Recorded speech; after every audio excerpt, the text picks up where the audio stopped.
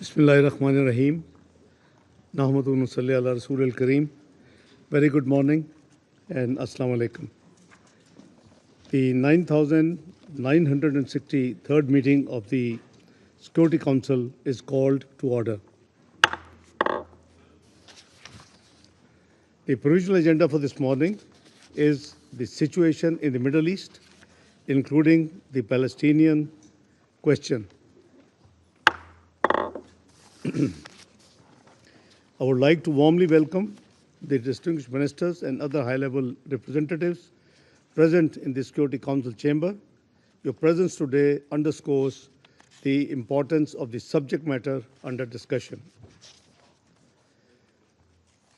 Before each of you is a list of speakers who have requested to participate in accordance with Rules 37 and 39 of the Council's Provisional Rules of Procedure, as well as the previous practice of the Council in this regard. We propose that they be invited to participate in this meeting. There being no objection, it is decided. The Security Council will now begin its consideration of item 2 of the agenda. Is Mr. Khiari here? Yes. Okay. I now give the floor to Mr. Khaled Khiari for briefing the Council.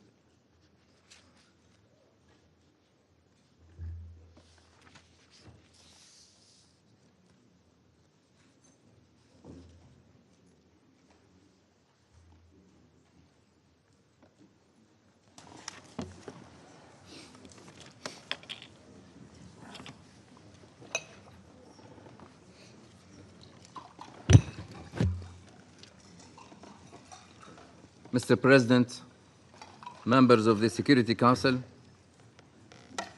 I brief you today as intensive talks continue over a potential Gaza ceasefire agreement and release of hostages. It is crucial that this leads to a permanent end to the war and the release of all hostages. It is long past time for the fighting to end, for hostages to return home, for adequate humanitarian aid to enter the Strip, and for recovery and reconstruction to begin in the context of a return to a political path towards a two-state solution. While talks are ongoing, the horrific situation in Gaza continues to deteriorate, with Israeli military operations and hostilities expanding throughout the Strip and the human toll mounting by the hour. This nightmare of historic proportions must end immediately. The intensive Israeli military operation in Deir al-Balah that has resulted in still further Palestinian displacements and direct strikes on 2 UN guest houses has further exacerbated the dire situation and impeded humanitarian operations. At least 1,891 Palestinians were killed in Gaza since my last briefing on 30 June, according to the Ministry of Health in Gaza. Some 294 were reportedly killed while attempting to collect aid, including in the vicinity of militarized aid distribution sites. Israeli forces continued to issue evacuation orders, causing the repeated displacement of the population. Food insecurity and the broader humanitarian situation continued to worsen despite the limited increase in the approval of entry of humanitarian supplies. According to Israeli sources, 50 hostages, including 1 woman, are still being held captive by Hamas and other Palestinian armed groups in Gaza, including 28 that are believed to be dead. Since 30 June, 13 IDF soldiers were killed in hostilities in Gaza. Palestinian militants also continue to sporadically and indiscriminately launch rockets towards Israel. The Secretary General has repeatedly condemned the continued holding of hostages by Hamas and other armed groups. Hostages must be released immediately and unconditionally.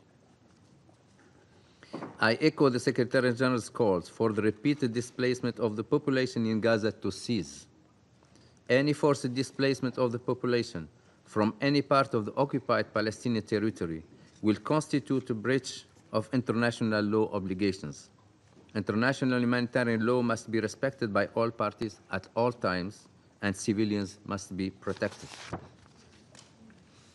On 17th of July, the Catholic Church of the Holy Family in Gaza City was hit by an Israeli strike, which killed 3 and injured several others. The Patriarchate of Jerusalem condemned what it said was a targeted strike on the church and said the extensive damage has forced the evacuation of some 600 Palestinians seeking shelter in the compound, including children and those with special needs. The Secretary General condemned the strike, stressing that attacks on places of worship are unacceptable. The incident also prompted widespread condemnation and calls for accountability from member states. The Israeli Prime Minister's office said that Israel deeply regrets that a stray ammunition hit the church and noted that Israel is investigating the incident. On 10th of July, EU High Representative Kallas announced that the EU and Israel has agreed on significant steps to improve the humanitarian situation in Gaza. Since then, Kallas has reiterated the need for implementing the agreement and that far more assistance is needed. Since 9th of July, following 130 days of a full blockade on fuel, Israeli authorities allow the entry of a small number of fuel trucks through the Kerem Shalom Karim Abu Salem crossing for medical facilities and other essential services. This amount is a fraction of what is required to run essential life-saving services in Gaza, where nearly every aspect of life depends on fuel. Mr. President, the situation in the occupied West Bank also remains deeply concerning, with high levels of violence driven by ongoing Israeli military operations, many involving civilian casualties and extensive damages to homes and infrastructure, attacks by settlers against Palestinians, and attacks by Palestinians against Israelis. On 1st of July, Israeli security forces shot and killed a 17-year-old Palestinian boy during an operation in Ramallah. He was reportedly shot from inside an armored vehicle while walking with a relative. On 10th of July, 2 Palestinians shot and killed an Israeli man in the Gush Etzion settlement. The Palestinian perpetrators were reportedly shot and killed by Israeli civilians at the scene. On 11th of July, Israeli settlers attacked and killed 2 Palestinians, one of them a visiting American citizen, near the village of Sinjil. One of them reportedly bled to death after being shot, and the other was beaten with bats and sticks. On 17th of July, U.S. Ambassador to Israel Huckabee condemned the attack as a terrorist act and said Israel must ensure accountability. Settlement advancement also continues, as numerous ministers and members of the Knesset intensify their calls on the government to formally annex the West Bank or parts of it. Further exacerbating the situation, the Palestinian Authority continues to face a dire fiscal crisis. The continued withholding of clearance revenues by Israel, amounting to $2.7 billion, has severely impacted the Palestinian Authority ability to meet its core obligation and sustain essential public services. Since May, the Palestinian Authority has been unable to pay civil servant salaries, including those of the security forces, or provide social support.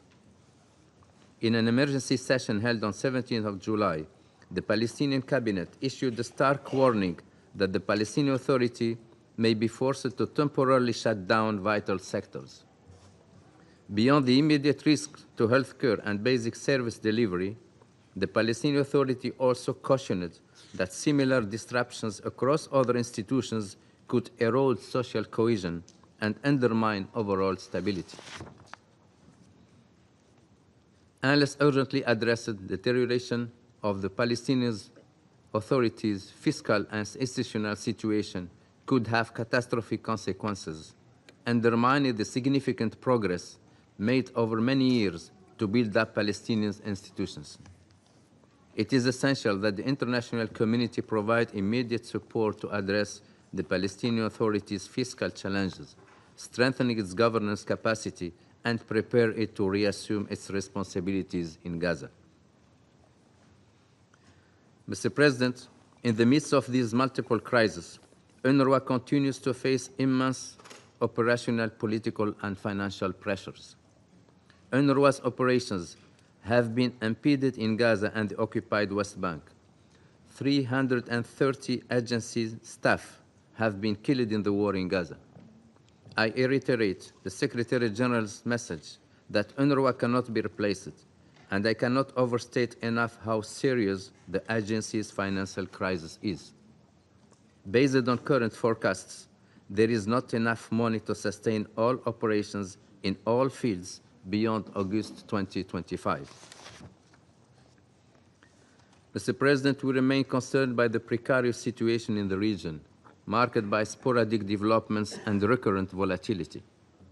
The situation along the Blue Line remains stable but fragile. The Israel Defense Forces maintain a presence north of the Blue Line, while unauthorized weapons belonging to non-state actors are still being uncovered in southern Lebanon by the Lebanese armed forces and UNIFIL. In this context, the Lebanese authorities have reiterated their commitment to bringing all arms under the exclusive control of the state. I urge both Lebanon and Israel to honor their obligations under the cessation of hostilities and to take concrete steps toward the full implementation of Resolution 1701, restoring and sustaining stability in the area.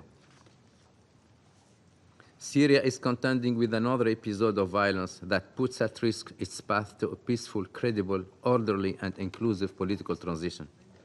Fighting in Suwaida has resulted in hundreds of casualties, including Druze and Bedouin civilians. I reiterate the Secretary General's unequivocal condemnation of all violence against civilians, including all acts that fan the flames of sectarian tensions and rob the people of Syria of their opportunity for peace and reconciliation after 14 years of brutal conflict. Against this backdrop, citing the violations against the Druze community and pledging to protect them, between 12 and 16 July, Israel resumed and intensified its airstrikes on Syrian territory. It is essential that both Israel and Syria uphold the terms of the 1974 Disengagement of Forces Agreement to preserve the ceasefire between both parties and refrain from any action that would further undermine it and the stability of the Golan region. Mr. President, repeated and increasingly desperate appeals for an urgent ceasefire in Gaza have been made in this Council. Today, the situation inside the Strip, especially for women and children, is more dire than at any time in this crisis. I implore the parties, first and foremost, to end this war, release all hostages, and allow the Palestinian population in Gaza to receive the humanitarian assistance they so desperately need. I urge all member states, including those in the Council, to take all possible steps to bring about this end. Urgent steps are needed to reverse the deeply concerning trajectory we see across the occupied Palestinian territory, including East Jerusalem. Addressing the high levels of violence, including stopping the escalating settler attacks in the occupied West Bank, alongside fiscal relief for the Palestinian Authority, are key priorities. There will be no lasting solution to this crisis without a political horizon to resolve the conflict and an end to the occupation. The upcoming ministerial meeting to support the two-state solution, co-hosted by France and Saudi Arabia, is key to highlight international consensus around these goals and reaffirm the principle sustaining the two-state solutions. It is also a crucial moment to express support for the Palestinian Authority, identify ways to strengthening and encourage further reforms in line with its commitments, and to demonstrate through tangible steps our unwavering commitment to the two-state solution. Our goal is clear: realizing the vision of two states, Israel and a viable and sovereign Palestinian state, of which Gaza is an integral part, living side by side in peace and security within secure and recognized borders on the basis of the pre-1967 lines, with Jerusalem as the capital of both states. Thank you. Thank you, Mr. Khaled Khiari, Assistant Secretary General for the Middle East, Asia, and the Pacific. Departments of Political and Peace-Building Affairs and Peace Operations. I would now give the floor to the permanent observer of the Observer State of Palestine. Mr. President, we thank Pakistan for elevating this open debate to a ministerial level, and in this connection, we welcome Your Excellency presiding over this very important meeting. I also would like to thank ASG, Mr. Khaled Khiari, for his briefing. Mr. President, 4-year-old Razan fought for as long as she could, but her body gave up and she died of malnutrition on Sunday. Yesterday, 6-year-old Yusuf died of starvation.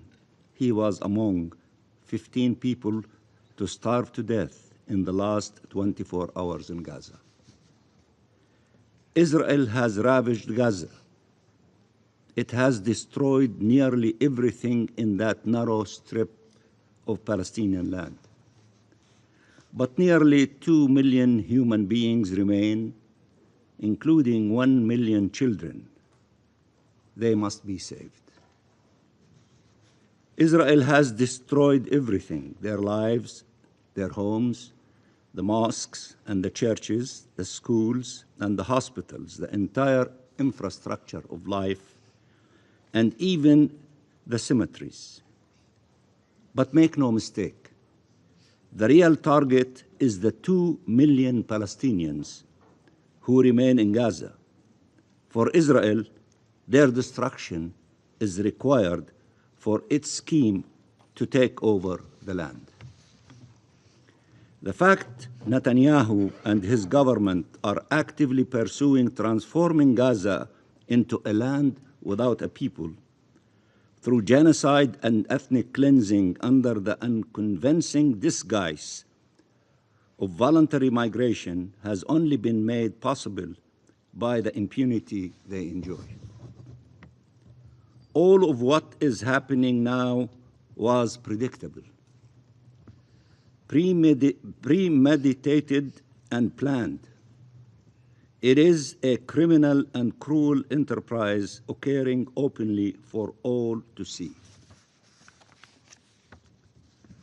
Do you know when was the first plan for so-called voluntary migration presented to the Israeli cabinet? 13th October 2023. Go back to what we said in this very chamber 20 months ago. We said this would be happening. It took tens of thousands of Palestinians killed for the world to acknowledge it. How many more need to die before getting the world to act to stop this genocide?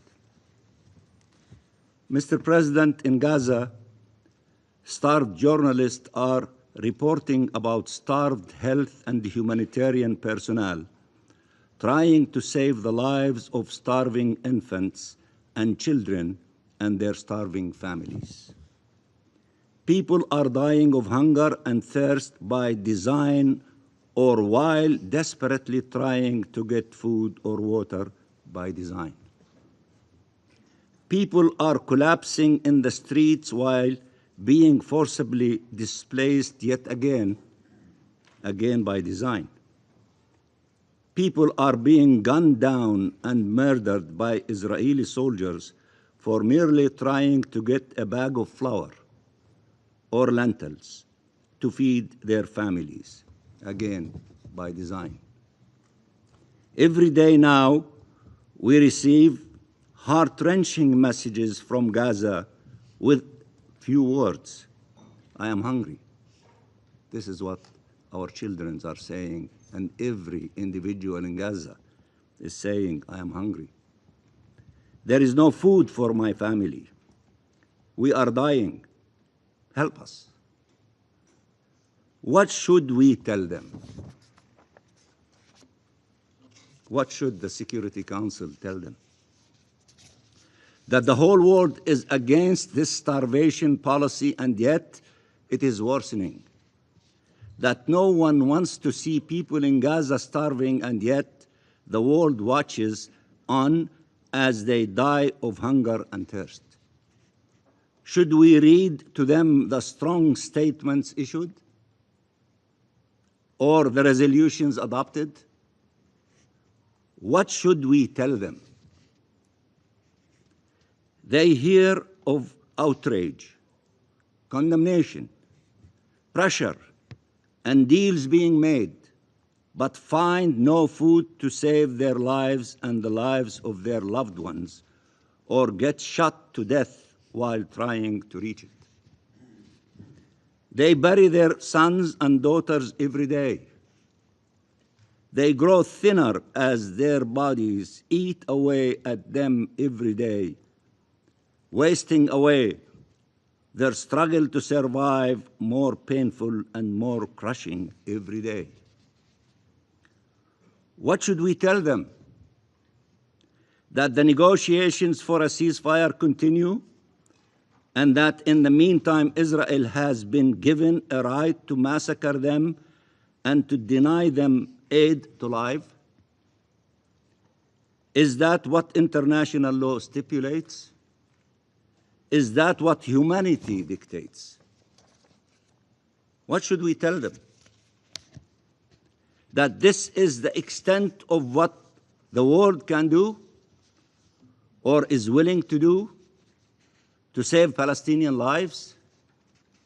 That the fact the perpetrators of these horrors are Israelis means they cannot be held to account? That there is aid at the borders and brave UN and humanitarian personnel ready to distribute this aid as they had done before, but we cannot get Israel to open the crossings and allow the aid to be distributed without killing those distributing it or those receiving it. What is our collective plan to actually save lives? What is being done now that could actually stop this horror? That is the only measure that matters. Are we doing what is necessary to save the millions of lives at risk? Are we upholding our legal, political, humanitarian, moral, and human obligations? And the answer is absolutely clear: we are not. So which one is it? Are Palestinian lives not worth saving? Or does Israeli supremacy extend as far as conferring upon Israel a right of life and death over the Palestinian people as a whole? Mr. President, it is now for every state to determine where it stands at this historical juncture. Every single country will be asked, what did you do during this genocide? Not what you said or what you considered doing, but what did you actually do? What did you do to stop it and stop the destruction of human life? There is no time to waste and no place for self-inflicted powerlessness. Countries have tools they need to use, nationally and collectively, to bring the genocide to an end. Ask yourselves, did we do everything possible? And I assure you, it is impossible to say yes. We call for a coalition of the willing to take every action necessary now to end the genocide, to uphold international law and save what is left of our humanity under the rubble in Gaza, and end the occupation and conflict.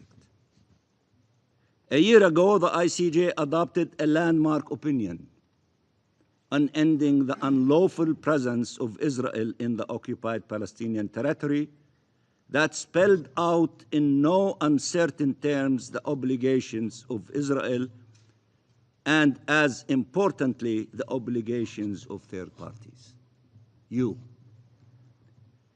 Any state claiming to be a law-abiding state must take action to comply with this opinion and ensure it moves away from complicity and contributes to accountability.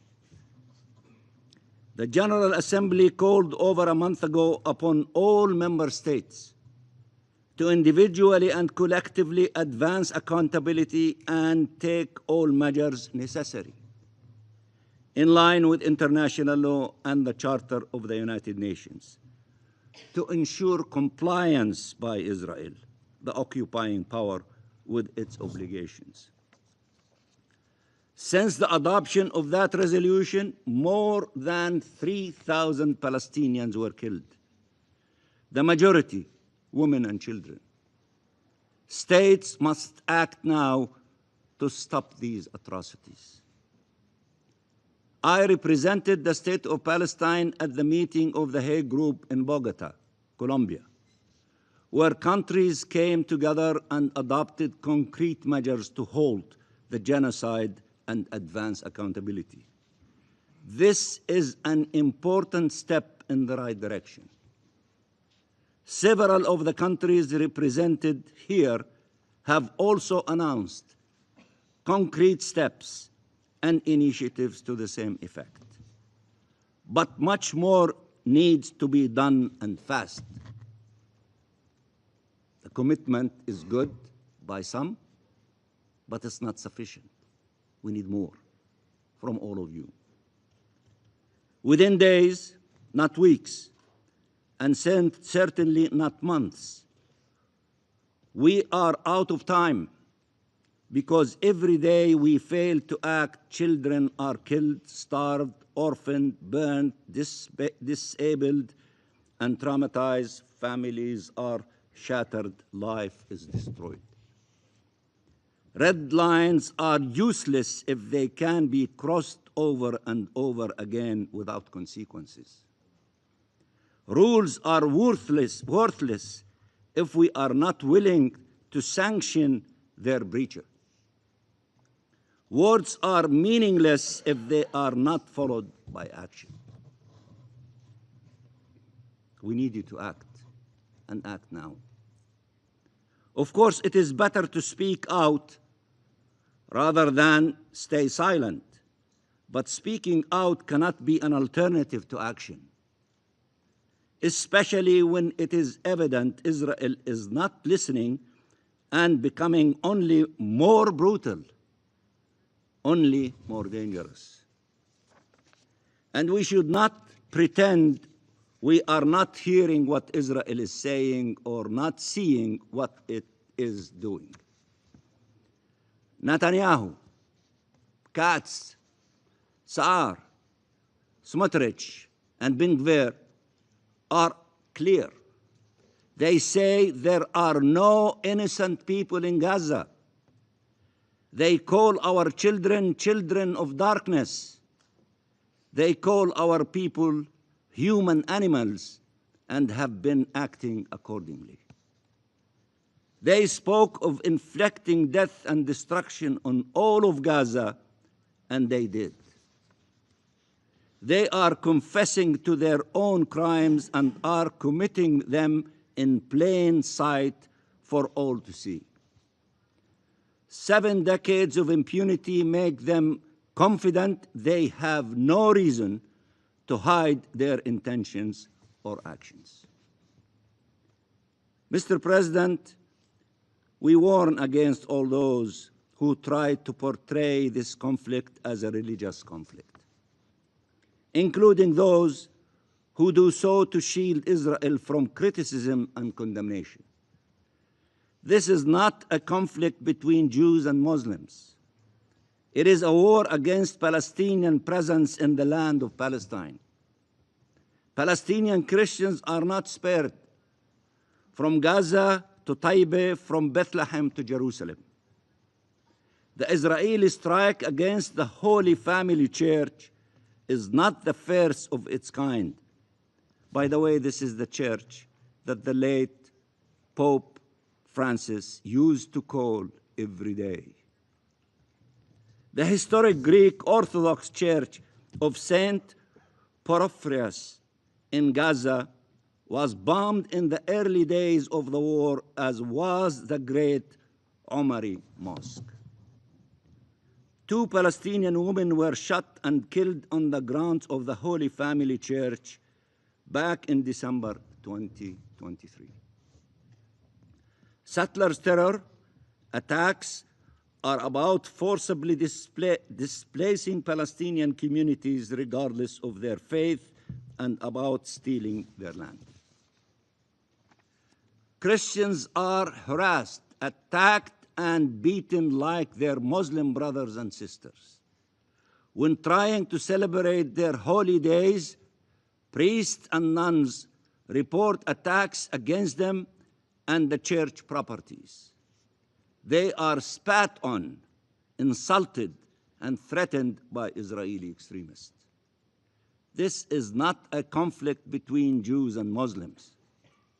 The diversity of our people reflects the diversity of this land and its rich history and its significance for all monotheistic religions. And the solidarity movement with Palestine is comprised of people of all nationalities and all faiths, coming together against injustice, against occupation and apartheid, against oppression and genocide. And it includes Israelis who care about justice, but also about Israel and its future. And they know that the path on which Israel has embarked, by which it thinks it can impose its will on the region through bullets and bombs and expects surrender than peace, is reckless and wrong and will lead to devastating effects for the region and the world. Mark my words, Israel's genocide in Gaza will redefine the region and our world for generations to come. And what we do next will determine in what way. Let me repeat that. Mark my words. Israel's genocide in Gaza will redefine the region and our world for generations to come. And what we do next will determine in what way. Mr. President, an alternative path is possible if we act now, where life is restored in Gaza, where freedom for the Palestinian people is achieved, where Palestinians and Israelis can live in shared space and security, and where the region as a whole can experience peace, stability, and prosperity. This path of just and lasting peace, upholding international law and based on the relevant UN resolutions and the fulfillment of the inalienable rights of the Palestinian people, including self-determination and the realization of their right to their independent state, and the implementation of the two-state solution, with Palestine and Israel living side by side in peace and security. This is the only path forward. It requires the mobilization of all states to advance freedom and justice leading to peace and security. The international conference to be convened by Saudi Arabia and France at the end of this month offers a unique opportunity to transform international law and the international consensus into an achievable plan and to demonstrate resolve to end the occupation and conflict once and for all, for the benefit of all peoples and of all the states of the region. That is the path that must be taken with courage and commitment and without delay. Mr. President, It all starts with Gaza, with the children of Gaza. For now, history will remember us all for the lives we failed to save. But many more lives remain to be saved. Let us not fail them. Thank you. Thank you, Mr. Permanent Observer of the Observer State of Palestine, for your statement. I will now give the floor to the representative of Israel. Thank you, Mr. President. I believe this chamber and the UN would benefit from something basic, a full and honest overview of the current state of our region. Let's begin in Gaza, where Hamas continues with its deprived tactics. 50 innocent people remain held hostage. Israel has been working tirelessly to bring them home. We have made compromise after compromise, crossing lines no other nation would consider. But Hamas has rejected each and every offer. Even as we speak, we receive rejections from Hamas. For Hamas, the suffering of its own people is their greatest weapon. The longer the misery continues, the longer they can feed it into their propaganda machine. I am sure that all of you will address the humanitarian situation. But I will remind you, you all must focus your pressure where it belongs, on Hamas. They are the ones who are saying no to the offer. If you don't believe me, you can ask the US, Qatar, Egypt, the ones who are trying to negotiate. They are rejecting every offer. In Lebanon, the new government has made promising statements about reform, and we are listening. But Hezbollah is busy attempting to rearm and reassert itself in southern Lebanon and Beirut. We have seen this movie before. We know how it ends. Israel will never allow this to happen. We will not permit Hezbollah to rebuild its terror infrastructure on our northern border. In Iran, the genocidal regime that spent 12 days launching missiles at Israeli civilians is trying to restart its nuclear program. Since today we have the so-called privilege of the presence of Deputy Foreign Minister Rabadbi here today, so let me ask him directly, what is your plan now? Will you continue with your murderous agenda? Will you keep running toward a nuclear bomb? Will you keep expanding your ballistic missiles for attacks on civilians? Will you keep pumping money into your terrorist proxies? You don't need to answer, because we already know it. Now is the time for action. Sanctions must not be lifted, they must be imposed now, on the regime's economy, on its terror network, on its ballistic missile program, and on the individual leaders who sit in Tehran and plot murder as their foreign policy. In Syria, jihadist forces have traveled south of Damascus to the Druze city of Suwaida, where they have committed unimaginable atrocities. Hundreds of innocent men, women, and children now lie dead. I have personally received hundreds of calls from my Druze friends from Israel, terrified and horrified by what is happening to their people. Their family ties cross the border. Their brothers and sisters live both in Suwaida and in Israel. For us, this is personal. It is Israel's sacred moral duty to stand by our Druze brothers and sisters in their time of need. We are guided by our unshakable moral compass. We will not stand idly by while innocent minorities are slaughtered, just kilometers away from their Israeli family members. So yes, the Middle East today is embroiled in chaos, but is also filled with opportunity. There is chaos for the innocent hostages still trapped in Hamas's tunnels, chaos for the civilians and minorities in Lebanon and Syria still facing terror, chaos for the entire region as Iran continues to push the world to the edge. But there is also opportunity, because the forces of darkness have been weakened. Hamas has lost much of its terror infrastructure and its senior leadership. Hezbollah was crippled by Israel's operations last year. Iran's nuclear and ballistic missile programs have been set back in ways that were once thought impossible. Israel is making the Middle East safer for everyone who values peace and calm.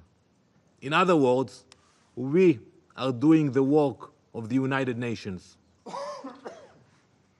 While Israel dismantles terror networks and protects innocent lives, what does the UN do?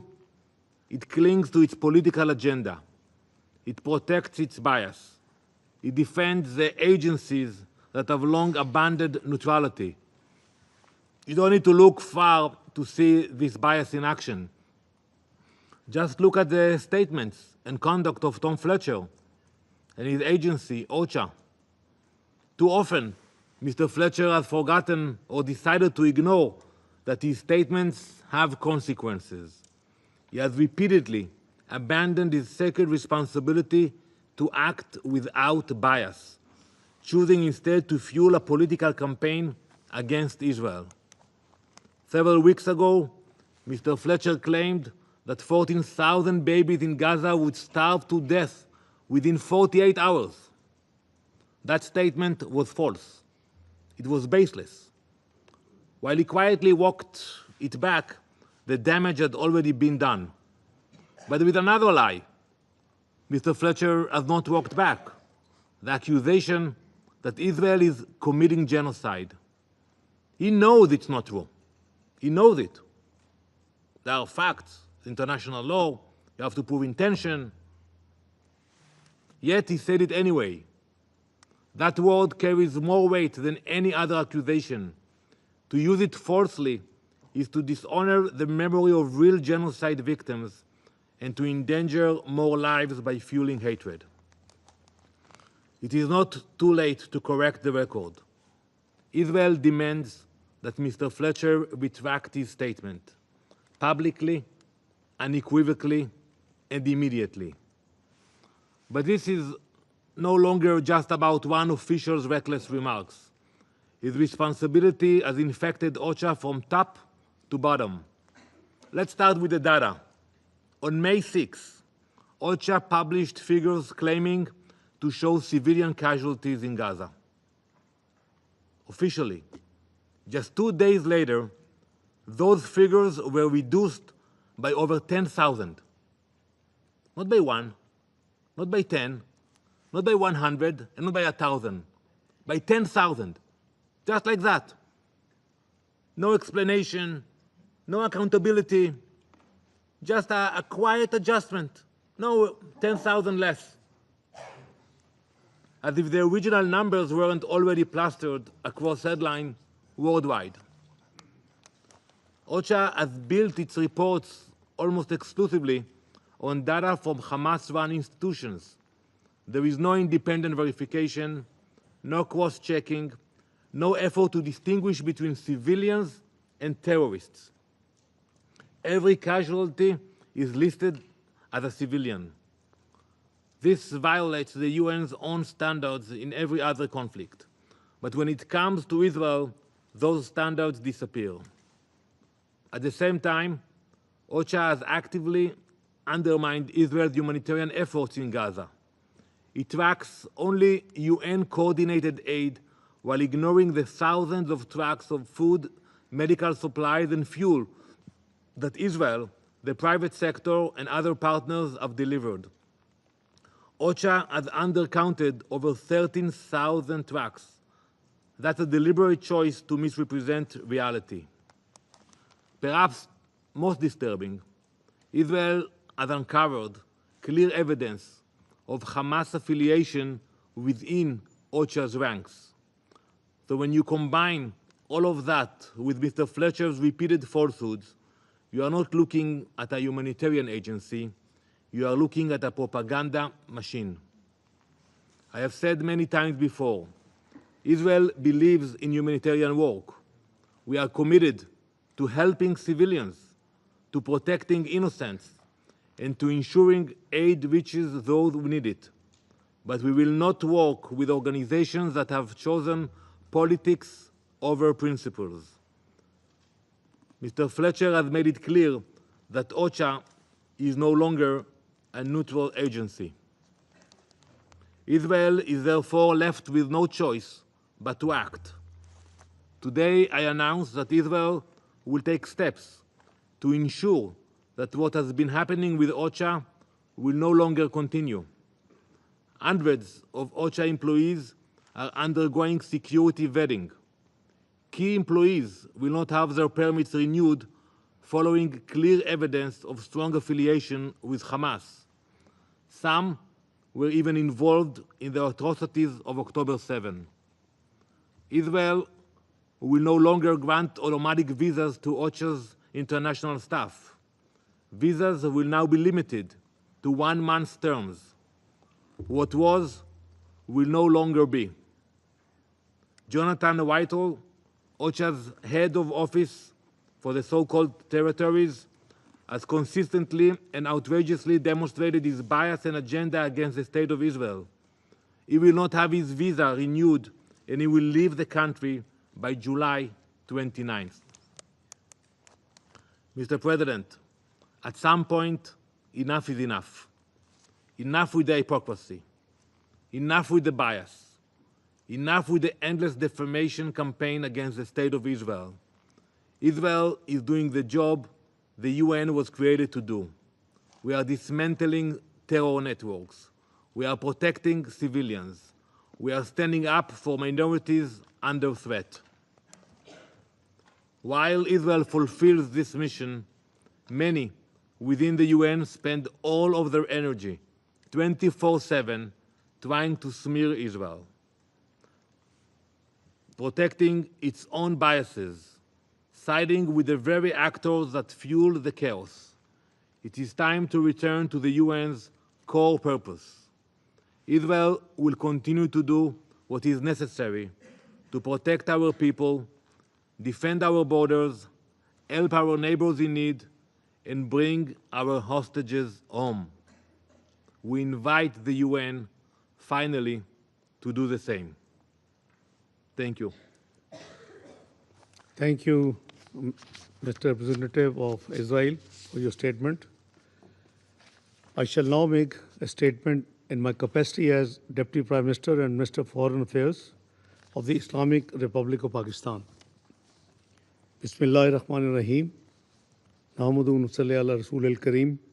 Excellencies, ladies and gentlemen, I am honored to preside over this important open debate on the Middle East, including the Palestinian question.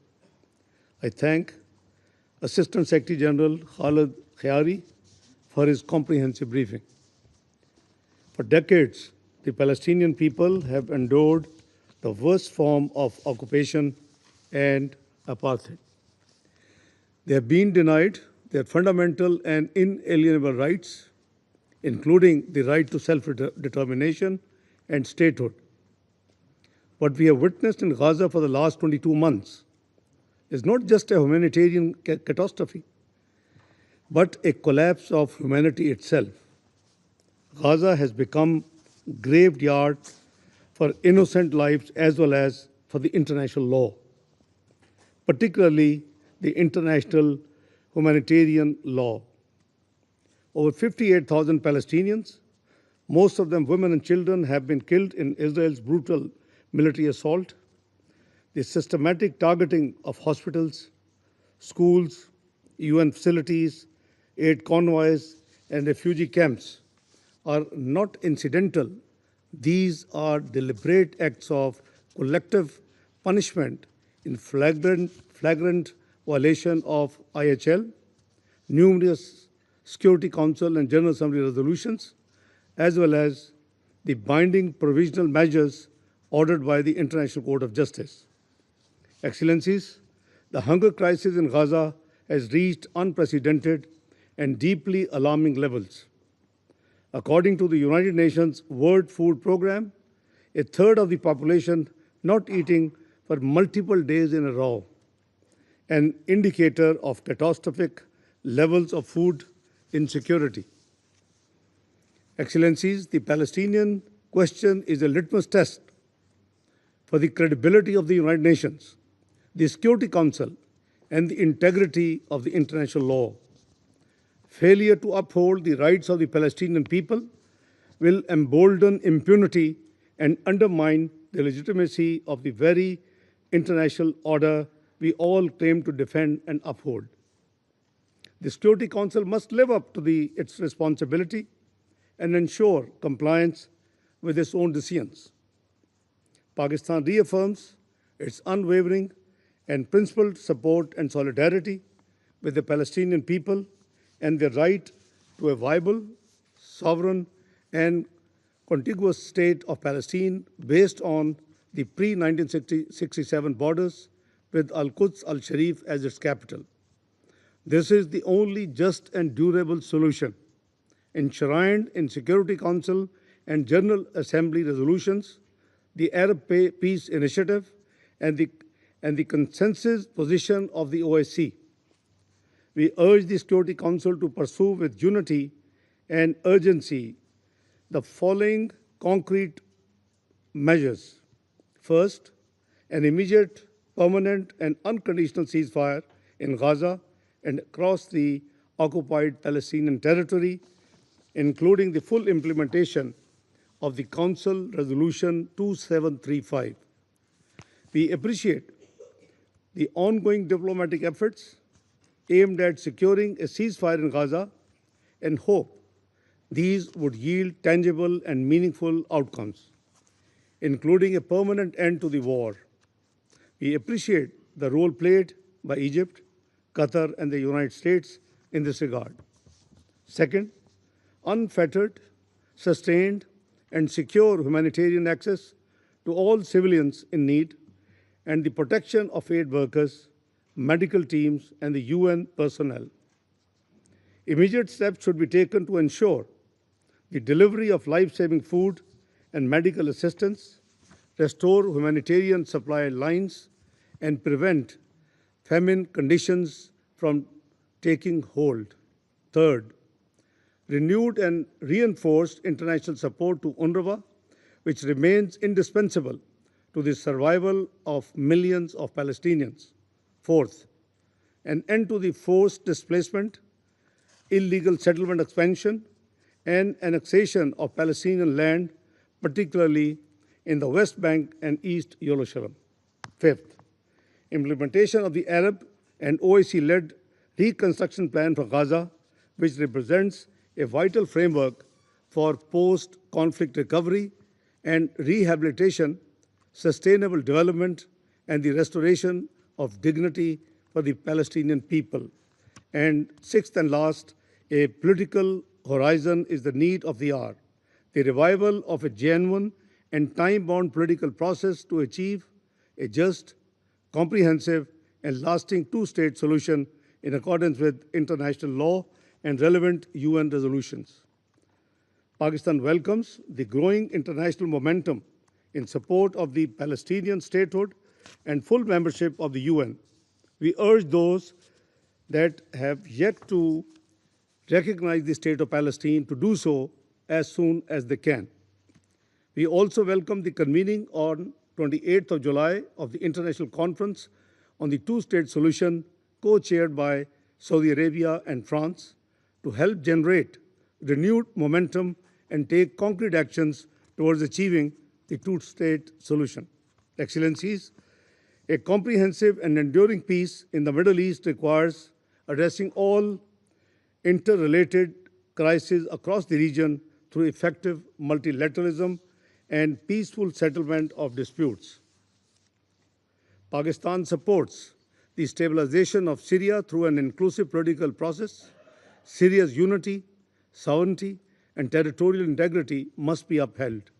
Israel must withdraw immediately from the separation zone established under the 1974 disengagement agreement and from the occupied Syrian Golan Heights in accordance with Security Council Resolutions 242, 338, and 497. In Lebanon, the ceasefire understanding and Resolution 1701 must be respected and the sovereignty and territorial integrity of Lebanon safeguarded.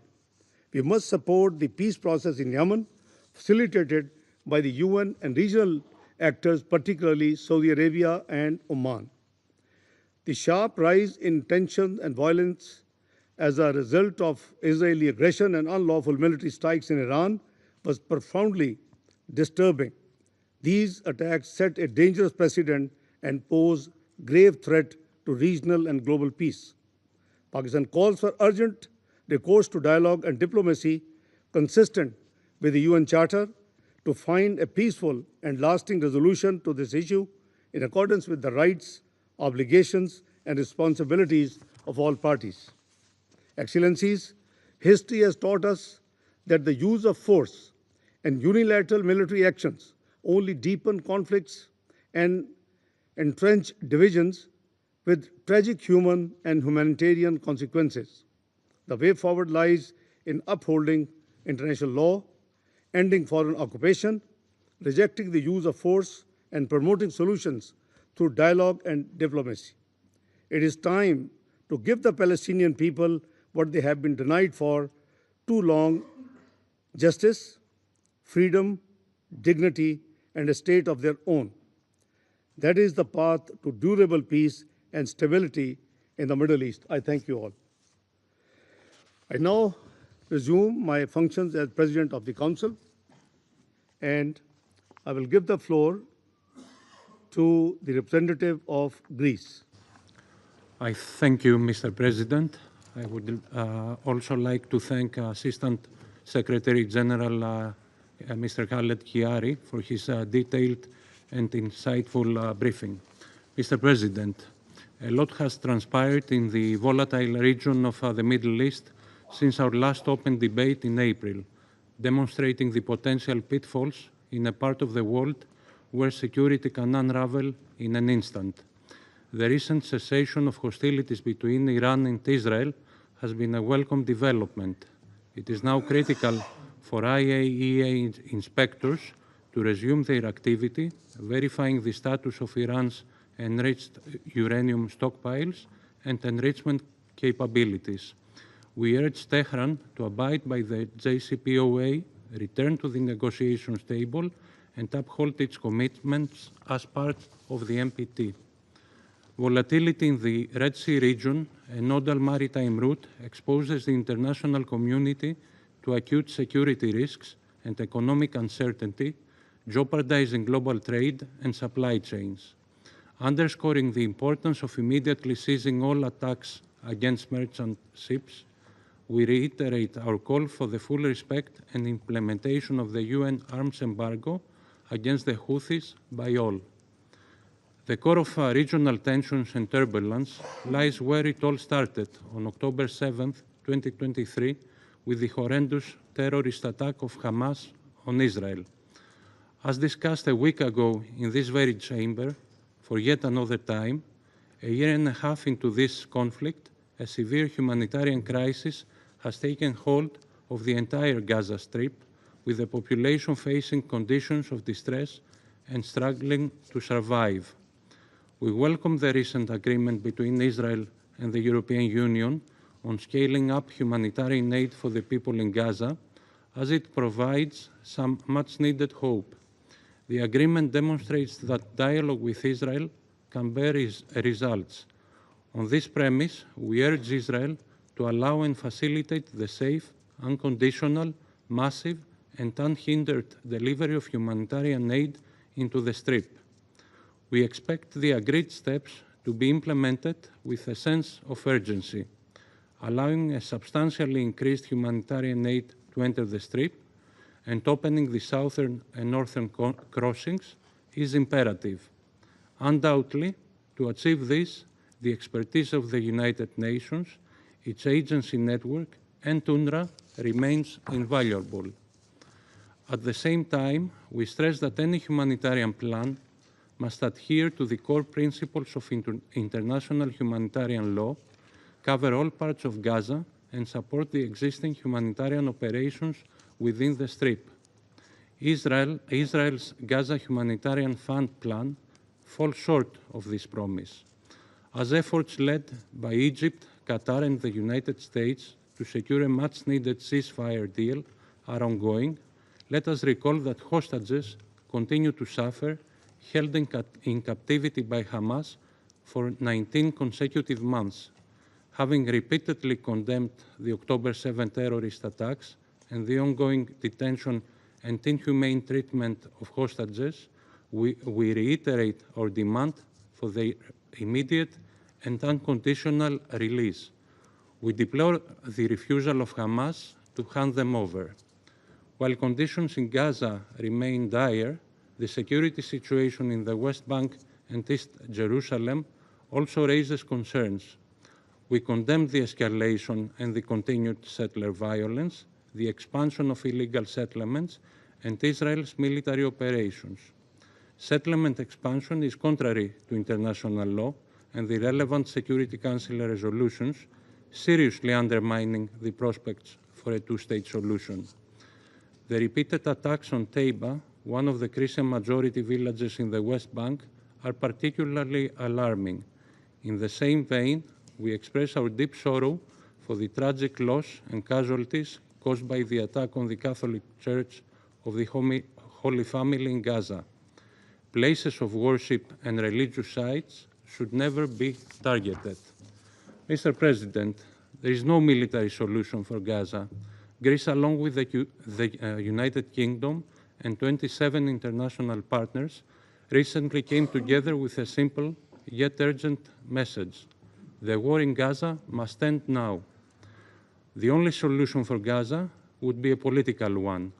We thus look forward to the upcoming high-level conference on the implementation of the two-state solution under the co-chairpersonship of France and Saudi Arabia, hoping it will bring new impetus to the political process. In this spirit, Greece is ready to engage to bring the Arab plan, as presented by Egypt, forward, developing it further where necessary. The plan constitutes a constructive proposal for the day after, when an empowered and reformed Palestinian Authority will be able to exert effective governance in Gaza and the West Bank, without any government or security role for Hamas, and definitely without any forced displacement of Palestinians. All sides must now harness the necessary political courage to agree to a ceasefire, end the war, and pave the way toward a political process towards two states living side by side in peace and security. Turning over to Syria, ahead of our monthly briefing next week, we echo the Secretary General's deep concern over the continued violence in the Druze majority area of Shueida, resulting in hundreds of casualties, including civilians, with reports also of summary executions. We condemn all acts of sectarian violence, echoing the Secretary General's plea towards the interim authorities and local leaders to de-escalate. We also echo the call towards the interim authorities to transparently and openly investigate the incidents, holding all those responsible into account. Finally, yet importantly, Lebanon seems to be staying the right course, albeit not without significant challenges. Aware of UNIFIL's importance in preserving the cessation of hostilities and thus for the maintenance of regional peace and security, Greece fully supports the mission's mandate renewal. All parties need to fully abide by Security Council Resolution 1701 and the provisions of the November ceasefire understanding, contributing to the security of both Israel and Lebanon. Reaffirming our commitment to the preservation of Lebanon's sovereignty and territorial integrity, we consider it imperative that we support the country's efforts to turn the page and the Lebanese government's efforts to extend its authority over the entire territory of Lebanon, while implementing much necessary reforms. We commend the progress of the Lebanese armed forces in the redeployment and bringing all weapons under state control, indicative of the Lebanese leadership's resolve in meeting its international obligations. Greece is steadfast in its commitment of support for the Lebanese institutions, including the LAAF. Mr. President, from Gaza and Syria to Lebanon and the Red Sea, the Middle East is being transformed before our very eyes. Greece will continue to support the role of the United Nations and this Council in monitoring the transformation of this volatile region, adding its voice in support of regional and international peace and security. I thank you. Thank you, Mr. Representative of Greece. I will now give the floor to the representative of Russian Federation. Thank you, Minister. We welcome your presidency of this quarterly open debate in the Security Council on the situation in the Middle East, including the Palestinian question. And we would like to thank the Assistant Secretary General Khaled Khiari for his detailed briefing. Today, in the Security Council chamber, once again, we are hearing very worrying assessments of the tragic developments in the Middle East. And this is both in the context of the Israeli-Palestinian conflict as well as within the context of broader regional developments. And the root cause for essentially all of the Middle East crises and collisions which create challenges for the security of many countries in the region is the fact that the Palestinian issue remains unresolved.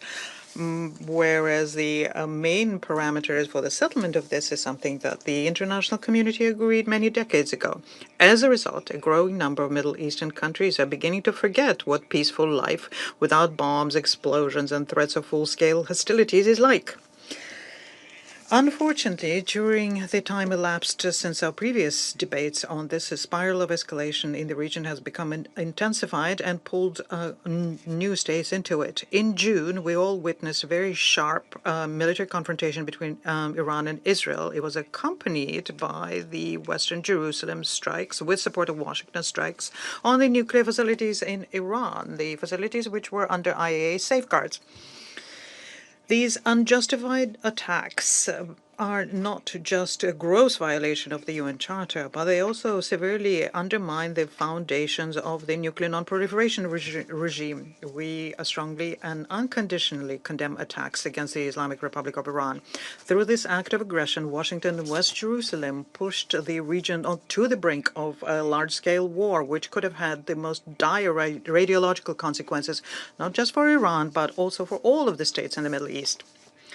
Despite the announcement made by the Trump administration there was a ceasefire between Iran and Israel, despite that, the situation remains very fragile. As a matter of principle, we do not share the concept of peace through strength, which is taken on by Washington. The long-standing issues in the regions cannot be resolved this way, and new waves of violence can only compound the difficulties. What is needed is looking for political and diplomatic solutions within the Middle East settlement, but also more broadly regarding all of the conflicts in the region. The attempts to cowboy-style put the squeeze on some actors and intimidate others create a short-term effect and cannot provide for a long-term balance of interest in this very difficult Middle East landscape. West Jerusalem should finally understand that it's impossible to change geography and that Israel would have to coexist with all of its neighbors. And for that, Israel needs to have at least a minimal level of trust between Israel and them. This cannot be done when there is a continued radical anti-Palestinian rhetoric, when there is a denial of the right of Palestinians to exist within their own state. But unfortunately, what we're witnessing now is exactly the opposite. We, for example, are very worried by what is being said by Israeli leaderships when they're announcing their intent to resolve the issue of OPT, in particular in Gaza, in one fell swoop. This is shored up by the provocative plans to fully annex the Strip, and this is also shored up by other provocative public steps. As recently as yesterday, in the Knesset, there was a conference entitled Riviera in Gaza, From Ideal to Reality. During that conference, the Minister of Finance, Smotrich, said that he discussed with the leadership of Tzahal the parameters of gradually absorbing the Strip through recreating illegal settlements in Gaza. In other words, we're talking about recolonization, reoccupation of Palestinian territory here. This is a monstrously cynical approach, which essentially dooms the Palestinians to either death or exile. The moral and political duty of the international community here is to make sure that these plans do not come to be. The very way of phrasing this issue this way is unconscionable, even hypothetically, because it implies that the Palestinians are second-class people and they're not masters of their own fate. For now, the IDF continues clearing up the strip regardless of the number of victims of the military operation. It's about 60,000 Palestinians who died, and regardless of the Palestinian infrastructure destruction. Daily we receive information about hundreds of new victims amongst the people in Gaza, including in food distribution places in the vicinity of the infamous Gaza Humanitarian Foundation, which is nothing else than a means of using humanitarian assistance as a weapon or for blackmail. For example, in the last 24 hours, 99 Palestinians died. 26 of them were lining up for rations. There are also indiscriminate strikes against religious facilities. On the 18th of July, there was an attack against the only Catholic Church of Holy Family in Gaza. According to the information we're getting, this was a direct hit against the church, as a result of which parishioners and the clergy were seriously wounded.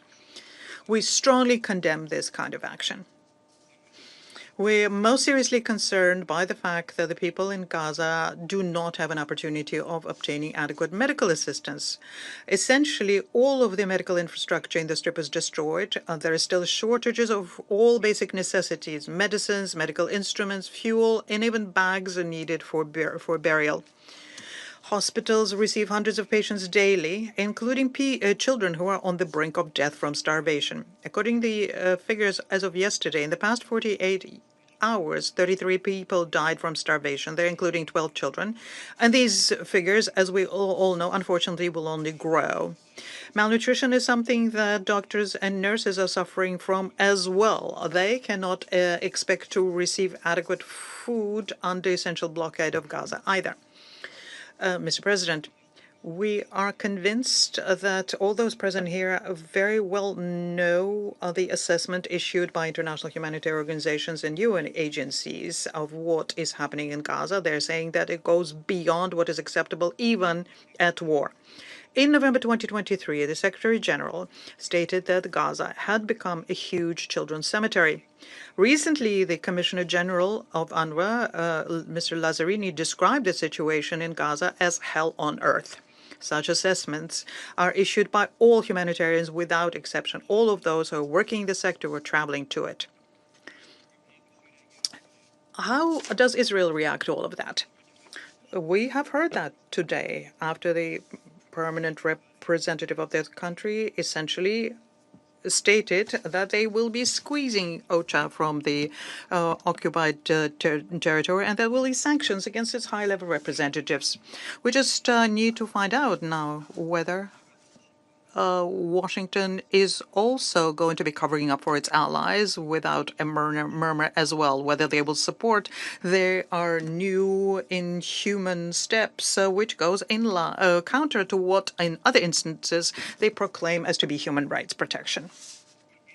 How much longer will this terrible situation continue, which not only humiliates the Palestinians, but also undermines our own faith in the humanitarian ideals, humankind, and justice?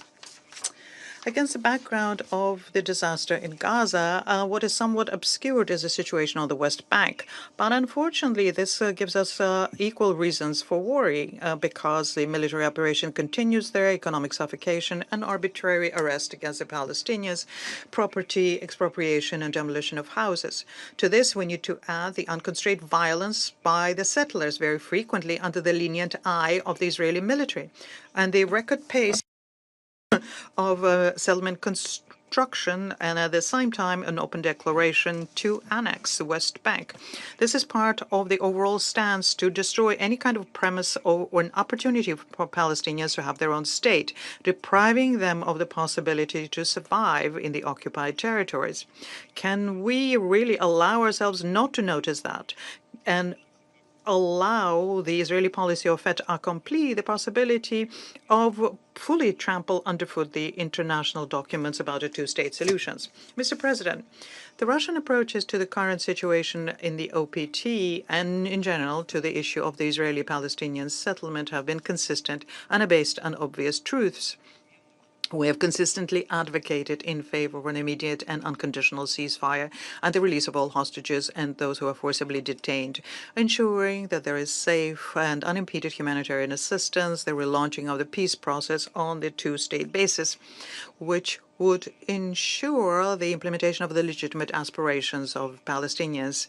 We need to always bear in mind the ultimate goal here, the creation of an independent Palestinian state and within the 1967 border with the capital in East Jerusalem, coexisting with Israel in peace and security. The attempts to put the Palestinian issue onto the back burner, including the issue of the historic injustice as regards the Palestinians' rights to self-determination and return, is one of the reasons there is a recurrence of violence not just in the Palestinian territories but in the region as a whole, as well as growth of extremism and terrorism. And the only way to overcome this is to consolidate the efforts of the international community on the basis of the universally acknowledged basis, with the main key element here two-state formula. Overall, the issues in the OPT and in the region have become so tangled that the international community needs, at a minimum, to have a very thoughtful and unblinkered discussion here on how to overcome that. What is particularly relevant in this situation is the International High-Level Conference in support of Palestine next week. We know the efforts made here by our French and Saudi co-presidencies to organize a conference, and it is our expectation that the conference will work out specific steps for the UN member states and international community, including steps to recognize Palestine and to protect the specialized humanitarian agencies, first and foremost, UNRWA. I thank you. Thank you, Mr. Representative of Russian Federation. I would now give the floor to the representative of Denmark. Thank you, Mr. President. And let me also thank Assistant Secretary General Khiari for his comprehensive briefing. Since our last open debate, the Middle East has continued to grapple with escalating conflict, humanitarian suffering, and tragic loss of life. From a devastating humanitarian situation in Gaza to the unprecedented military escalation between Israel and Iran in light of Iran's accelerated nuclear trajectory. From the resumption of Houthi attacks against commercial shipping in the Red Sea to their continuous attack against Israel and its subsequent responses. Most recently, the fighting in the Soweto province of Syria and Israel's strikes against Syrian territory. We must do all we can to prevent further escalation and a wider regional war. For stability to be restored in the Middle East, all parties must exercise utmost restraint and recommit to diplomacy. The situation is simply too fragile and too dangerous. Mr. President, we are convening today less than 1 week ahead of the high-level conference on the two-state solution, a conference that has the potential to advance concrete solutions for Israelis and Palestinians alike. It takes place against a backdrop of appalling levels of human suffering in Gaza, the continued agony of Israeli hostages and their families, and a further deterioration in the West Bank, including East Jerusalem. We deplore the catastrophic humanitarian situation in Gaza, where the population has been squeezed into less than 14% of the territory. Their reality is one of imminent death by hostilities, starvation, or disease. A daily specter of not knowing what to fear the most, dying from starvation or from seeking food. Most recently, civilians in northern Gaza were attacked while seeking aid from a coordinated WFP convoy. We strongly condemn all attacks on civilians seeking to obtain humanitarian aid. This needs to stop. Denmark's position is clear. Civilians, including humanitarians and UN personnel, as well as civilian infrastructure, must be protected in accordance with international law. We are deeply concerned by Israel's new evacuation orders encompassing the UN compound in Gaza, as well as the recent attacks on a warehouse and facilities sheltering WHO staff. All UN premises are inviolable and must be protected. Humanitarian aid must flow freely, safely, and at scale into Gaza, in line with international humanitarian law. We have heard time and time again that the UN and its partners are ready to deliver. They must be allowed to do so. And the UN, including OCHA, has our full support. The vilification of UN organizations and rejection of visas for senior UN staff are in no one's interest. And until a two-state solution is realized, UNRWA continues to be uniquely mandated by the General Assembly to deliver essential state-like services to Palestine refugees. Denmark continues to call for an immediate and lasting ceasefire and for the immediate, unconditional and dignified release of all hostages kept by Hamas. We reiterate that Hamas can never be allowed to play a role in the future of Gaza. Mr. President, developments in the West Bank, including East Jerusalem, are further jeopardizing the prospects of a two-state solution. They must not be ignored.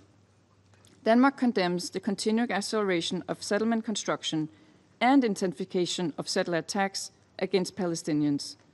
Just last month, Israeli settlers endured as many as 100 Palestinians, the highest monthly figure since OCHA began documenting casualties in 2005. We reiterate that all Israeli settlements are a clear violation of international law and call on the Israeli authorities to cease all further expansions and hold settlers accountable for their crimes.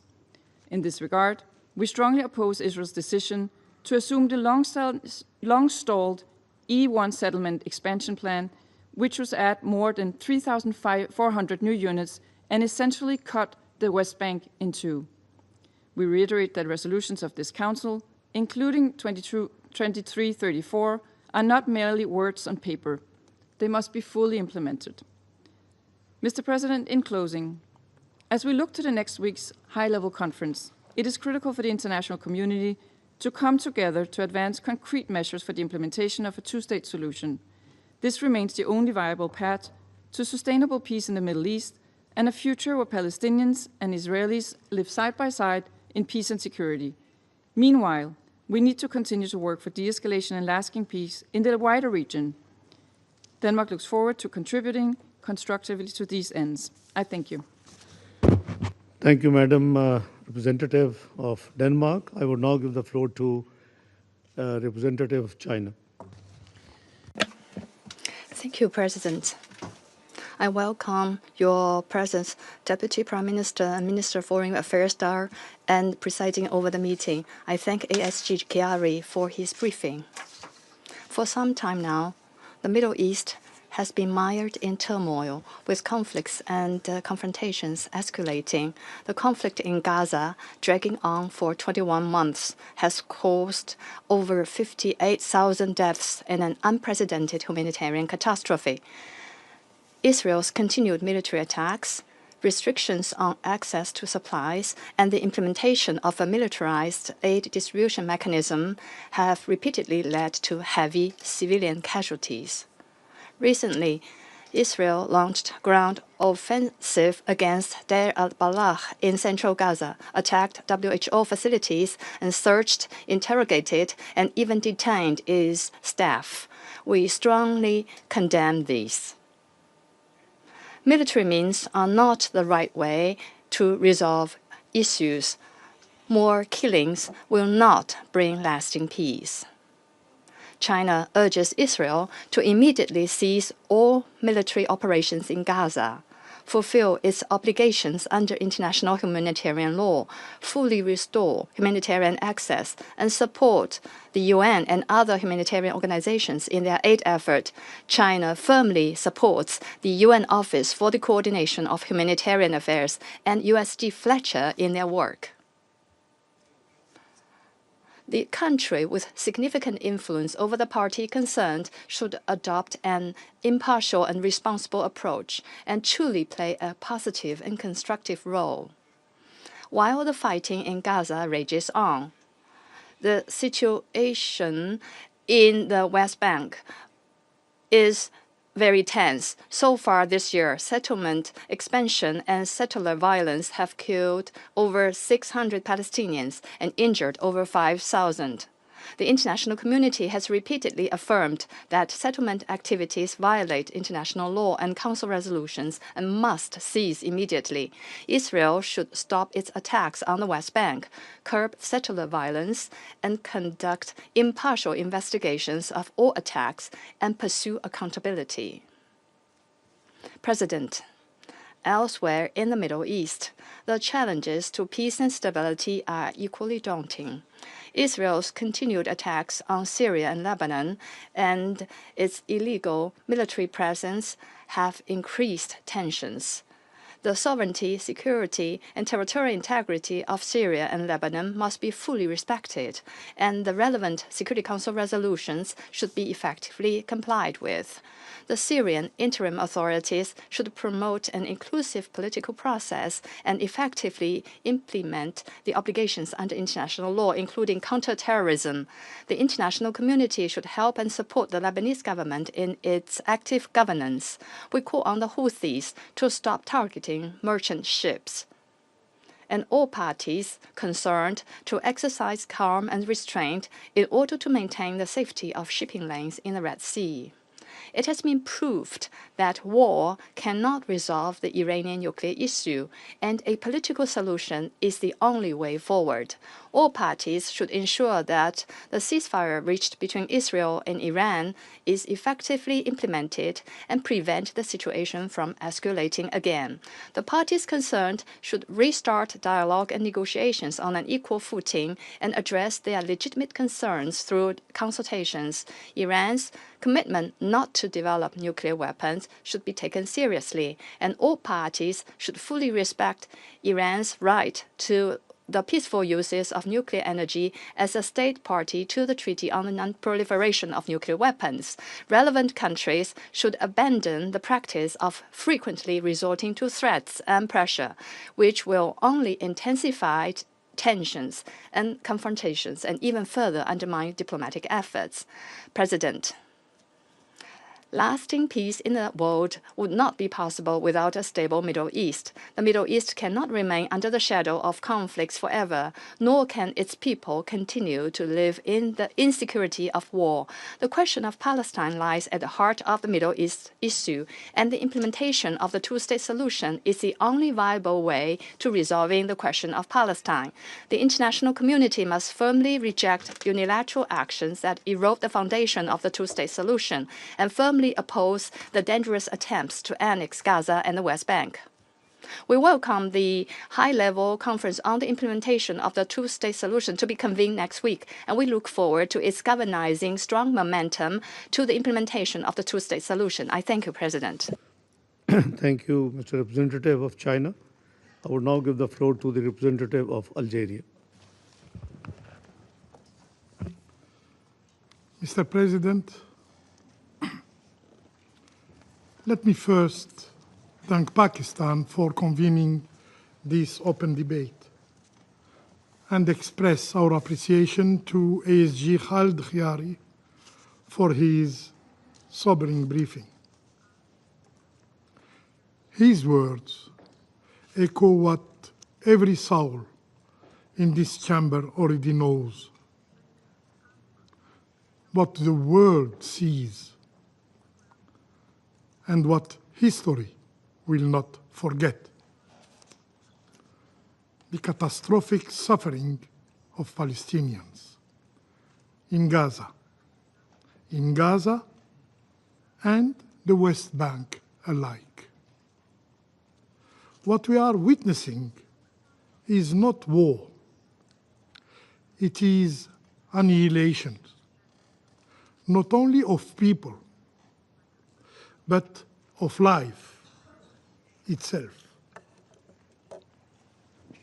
This is a plan, a cruel, a deliberate plan to erase a people, to wipe away their roots from their homeland.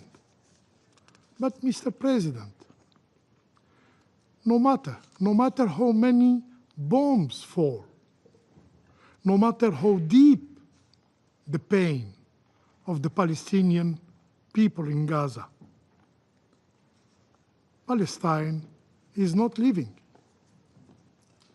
Palestinians are not leaving. They are the olive tree, burned, broken, but never, never uprooted. The Israeli occupation may seem powerful, militarily overwhelmingly powerful. But is it eternal? Justice, however, long delayed, always finds its way. And the day will come when this horrible occupation ends. Mr. President, humanity is bleeding in Gaza. In the last 600 days. But so too is the very idea of law, of morality, of justice, of conscience. International law is being trampled. Famine is being openly used as a weapon. Just yesterday, yes, just yesterday, 15 Palestinians died of hunger. The total is now 101, including 80 children. And these children are dying not from wounds, but from the silence of empty plates.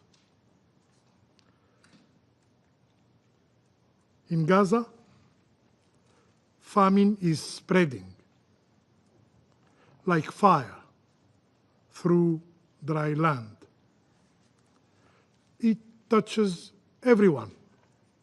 It affects everyone: doctors, nurses, journalists, humanitarian workers, UN staff.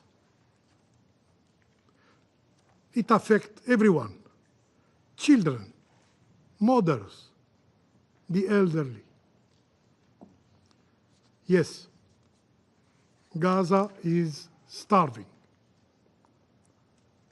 And the world, the international community, is only contemplating. And the Security Council is watching with no action.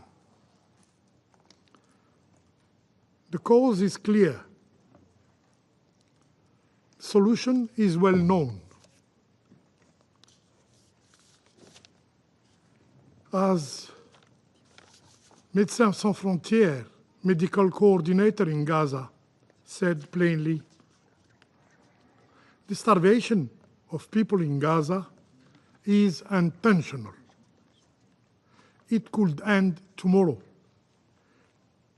if Israeli authority allow food in at scale. But instead, aid convoys are blocked. Humanitarian centers are attacked. And the so-called Gaza Humanitarian Foundation, I should say Gaza Hunger Foundation, has tragically become a death trap. A trap endangering the very lives of the starving Palestinians that it claims feeding. As one of 3 Gazans does not eat for days. Aid is no more a race for life. It has become a race to death. More than 1,000 people killed, over 6,500 injured, just for seeking help, just for seeking food, just for reaching out of bread. This is the blatant reality.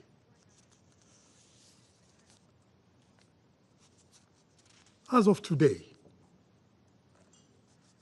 almost 60,000 Palestinians have been killed by the Israeli occupying forces, while more than 143,000 have been injured. We will not forget them.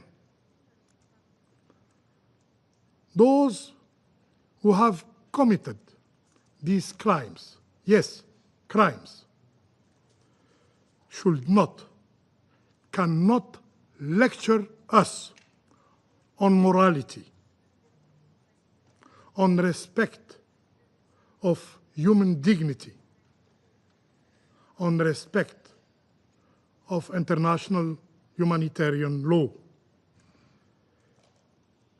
If they are keen to know the reality in the enclave, they should allow access, free access, in Gaza of journalists, human rights mandate holders, credible international NGOs, to investigate and to report to the world on the real situation in Gaza. And today, humanitarian organizations are attacked not only in the enclave, but also in this chamber. UNRWA, OCHA, WFP, ICRC, WHO. No flag protect them anymore. No UN flag, no cross, no crescent, no dove. Why? They tell the truth about the horrible situation in Gaza. They are the witness of a genocide. Mr. President, a ceasefire is long overdue. Yes, yet this Council remains bound by silence. We must not wait for permission to end the slaughter of dreams.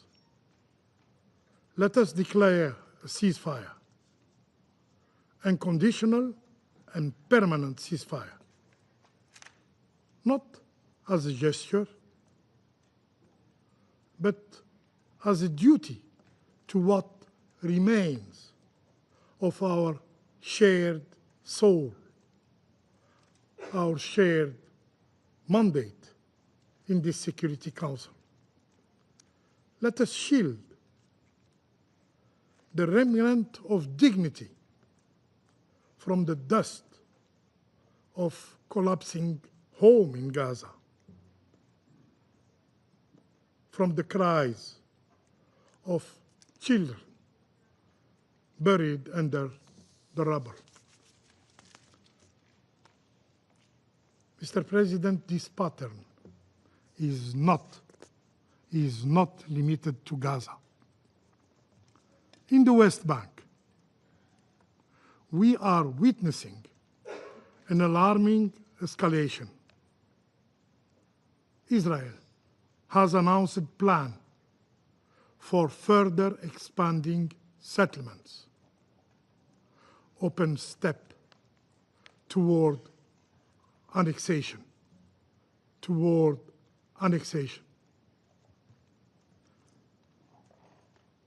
Settler terrorism has reached unprecedented levels.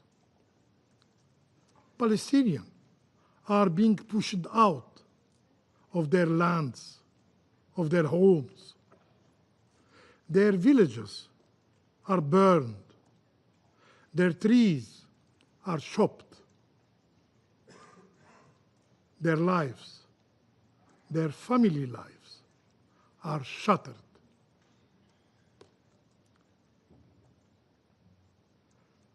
Even the sacred is not spared. Settlers repeatedly assault Al-Aqsa Mosque and attacks churches. Now, the famous Ibrahimi Mosque is under threat. Algeria condemns in the strongest terms these attacks and this violation of international law. And while we speak of Palestine, while we reaffirm the inalienable right of the Palestinian people to self-determination, to sovereignty over their land, while we advocate for the implementation of the two-state solution, the Knesset voted just today not for peace, not for justice, but to claim what is not theirs. They call occupation sovereignty, sovereignty over the West Bank. What will the international community, what will this Security Council say this time? Another statement? Another immoral silence. President, to this barbarity, our answer must be enforcing respect of human rights, enforcing respect for human dignity. To starvation, our answer must be enforcing lifeline aid. To injustice, our answer must be the supremacy of law, enforcing the supremacy of law. And to the attempt to erase a nation, a Palestinian nation, our answer must be the establishment of a Palestinian state with Al-Quds Sharif as its capital. I thank you. Thank you, Mr. Representative of Algeria. I now give the floor to Representative of Sri Lanka. Thank you, Mr. President. Sri Lanka thanks the Presidency for convening this important and timely debate. The protracted crisis in the Middle East continues to demand the Council's urgent attention, principled clarity, and resolute action. I thank Assistant Secretary General Khiari for his detailed briefing. Mr. President, across the region, fragility remains a defining feature. While recent de-escalations in Lebanon and between the Islamic Republic of Iran and the State of Israel offer some measure of relief, other theaters remain dangerously unstable. Nowhere is this more pronounced than in the Syrian Arab Republic, where the resurgence of violence has taken a devastating toll. We reiterate our call for full respect and implementation of the 1974 Disengagement of Forces Agreement between Israel and Syria. All parties must uphold the ceasefire, exercise maximum restraint, and refrain from actions that could further destabilize the region. In this regard, we recall the primary responsibility of the Syrian authorities to ensure the safety and protection of all civilians, including religious and ethnic minorities. This responsibility is not only a matter of national duty, but a legal obligation under international humanitarian and human rights law. Turning to the situation in the occupied Palestinian territory, the scale and depth of human suffering in Gaza over the past months defy comprehension.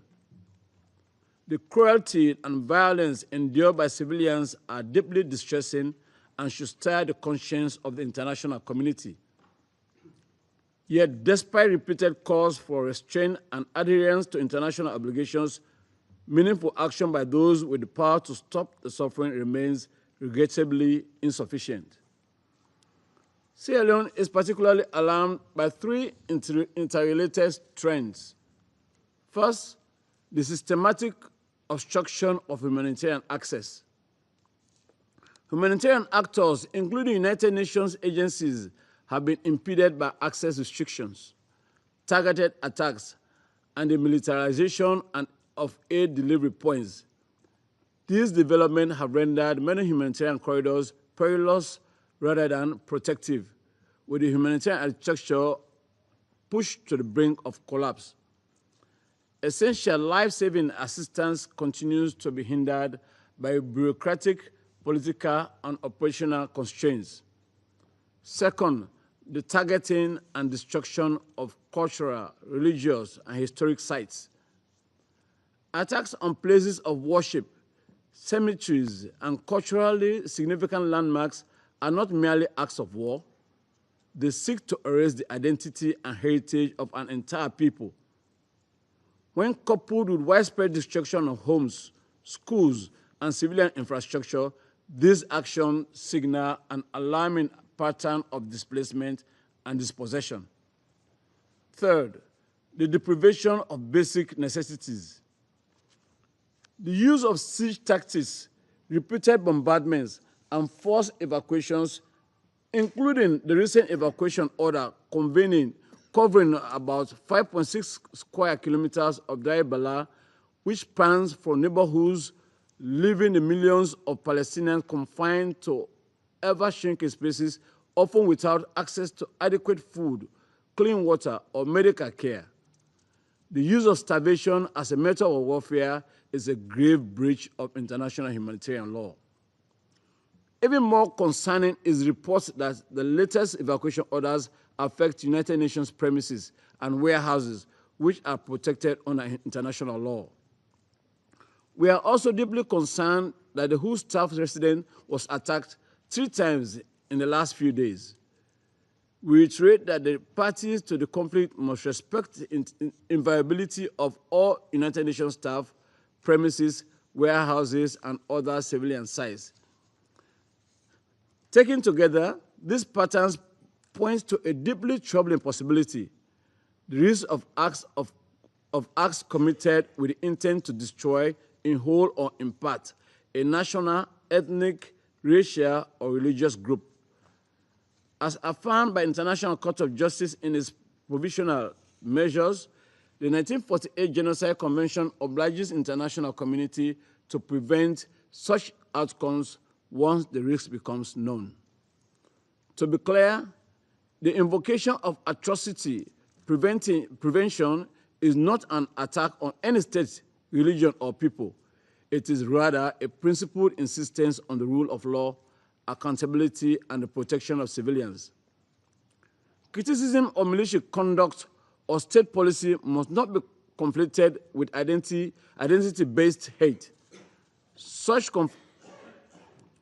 confliction only serves to erode efforts towards peace, justice, and reconciliation. Mr. President, Sierra Leone unequivocally condemns the attacks of 7 October 2023 perpetrated by Hamas and other armed groups. The deliberate targeting of civilians and taking of hostages are unacceptable and constitute serious violations of international law. These crimes must be addressed through lawful and accountable means. However, we maintain that one atrocity cannot justify another. The principles of proportionality, distinction, and necessity must be upheld at all times. We also express grave concern regarding developments in the West Bank, where increasing settler violence, forced evictions, and demolitions further erode the prospects of peace and violate established norms under the 4th Geneva Convention. These acts threaten to undermine not only the two-state solution, but also the long-term stability of the region. Accordingly, Sierra Leone calls for the following.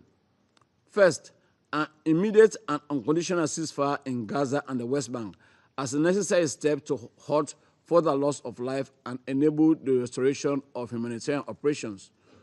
Second, the release of all hostages, both Israeli civilians unlawfully held by Hamas and Palestinian detainees held without due process.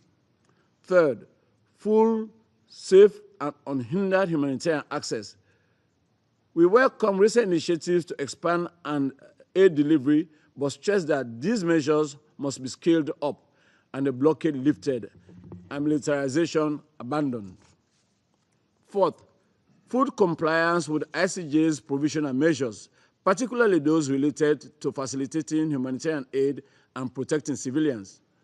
The work of UNRWA and other UN agencies on the ground must be preserved and strengthened. Fifth, the rejection of any effort towards permanent displacement of Palestinians. Those forcibly removed must be allowed to return home when conditions allow. The right to self-determination must be respected and upheld. Ultimately, there must be a credible return to the political track. A two-state solution based on the pre-1967 borders and with East Jerusalem as the capital of the state of Palestine remains the only viable and just path towards sustainable peace. In this context, we welcome the forthcoming international conference to be convened by France and the Kingdom of Saudi Arabia and all relevant parties to engage constructively. We also commend the mediation efforts led by Egypt, Qatar, and the United States, which have helped facilitate temporary humanitarian pauses. Mr. President, the Middle East stands at a critical crossroads.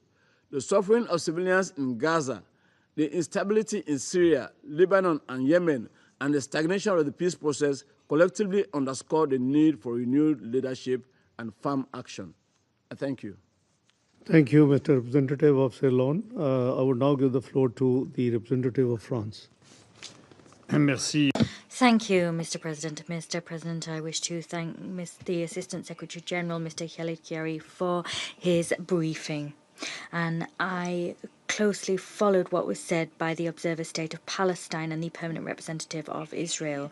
The priority in the Near East is to obtain a ceasefire, one that is permanent and immediate in Gaza. The immediate and unconditional release of all hostages that have been illegally detained by Hamas, and the unfettered at-scale delivery of humanitarian aid. France continues to work tirelessly to achieve that goal. and we welcome the efforts made by its partners in that connection. France firmly condemns the expansion of the Israeli offensive to the centre of Gaza. Their evacuation orders have prompted the displacement of tens of thousands of people in Deir el-Balah and have hampered the work of manifold UN agencies. UN agencies that France once again would like to state that we support and trust them. That begins with UNRWA and the BCHH. The people, their personnel pay a disproportionate price for this tragedy. This new operation is worsening the humanitarian situation at an ever quicker pace. That situation is marked by malnutrition and the risk of famine. This situation is the result of the blockade imposed by Israel.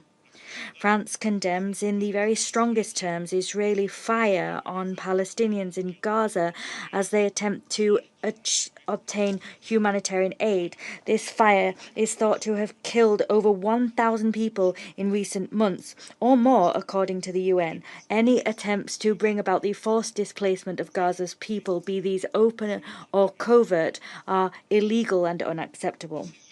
In the West Bank and in East Jerusalem, settlement activity must stop. It is a breach of international law. France staunchly opposes the resumption of the E1 settlement project. This project must not see the light of day. It is a violation of international law. It threats the prospect of the two-state solution. We must build an alternative to war in order to meet the legitimate aspirations of the Palestinians of having a state and to allow the Israelis and the Palestinians to live in peace and in security. The gravity of the situation in the Middle East must not distract the Council from what is happening in Lebanon, in Syria, and the Red Sea. In Lebanon, in spite of the manifold obstacles, we must continue our efforts to comprehensively implement Resolution 1701. That text has become all the more relevant following the ceasefire agreement of 26th of November 2024. The restoration of the Lebanese state's authority across its territory depends on implementing that resolution. They must retain the monopoly over the use of force across the full extent of Lebanese territory. To achieve that goal, renewing UNIFIL's mandate is vital if we are to support efforts taken in this connection on the part of Lebanese Authority and the LAF. In Syria, the ceasefire obtained last Saturday thanks to the US mediation efforts must be upheld. Humanitarian aid must be delivered in an unfettered fashion to Sueda, and civilians that wish to do so must be able to be evacuated in absolute safety. We call upon Israel to refrain from any and all unilateral actions likely to sow instability in Syria.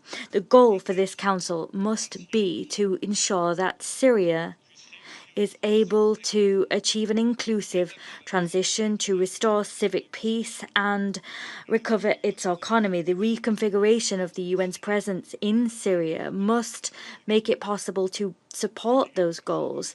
This is also the rationale behind France's efforts in support of the Syrian transitional authorities. In Yemen and the Red Sea, as in the rest of the region, the Houthis must put an end once and for all to their destabilizing actions in the Middle East. France calls for the resumption of the inter-Yemeni peace process under the aegis of the UN Special Envoy Hans Grunberg, who France fully supports. These efforts must allow us to fully implement the political, security and economic roadmap. Mr. President, a ceasefire agreement in Gaza could allow the Middle East to write a new chapter with the resumption of the Israeli-Palestinian peace process. France is doing all it can to achieve that goal. With that in mind, we will co-chair alongside Saudi Arabia a high-level conference between on the 28th and 29th of July. This conference aims to ensure that the two-state solution can reach fruition through concrete steps. The conference also aims to spark anew a broad dynamic in favor of a political solution which meets the legitimate security concerns of Israel and which ultimately guarantees the contiguity and viability of the Palestinian state. The conference will strive to foster the recognition of Palestine, the normalization of its relations with Israel, and regional integration, as well as the reform of Palestinian governance and the disarmament of Hamas. We call upon all member states to participate at that conference at the highest possible level. Thank you. Thank you, Mr. Representative of France. I would now give the floor to Representative of Panama. Thank you very much, Mr. President. We thank His Excellency Mohammed Sagdar Deputy Prime Minister and Minister for Foreign Affairs of Pakistan, for having convened this important meeting and for presiding over it. We also wish to thank Mr. Khaled Khiari, Assistant Secretary General for the Middle East, Asia and the Pacific, for his briefing. We welcome the ministers, senior officials and representatives from delegations. We thank them for their participation. The Middle East continues to be the epicenter of a growing conflict, the reach of which seems only to grow.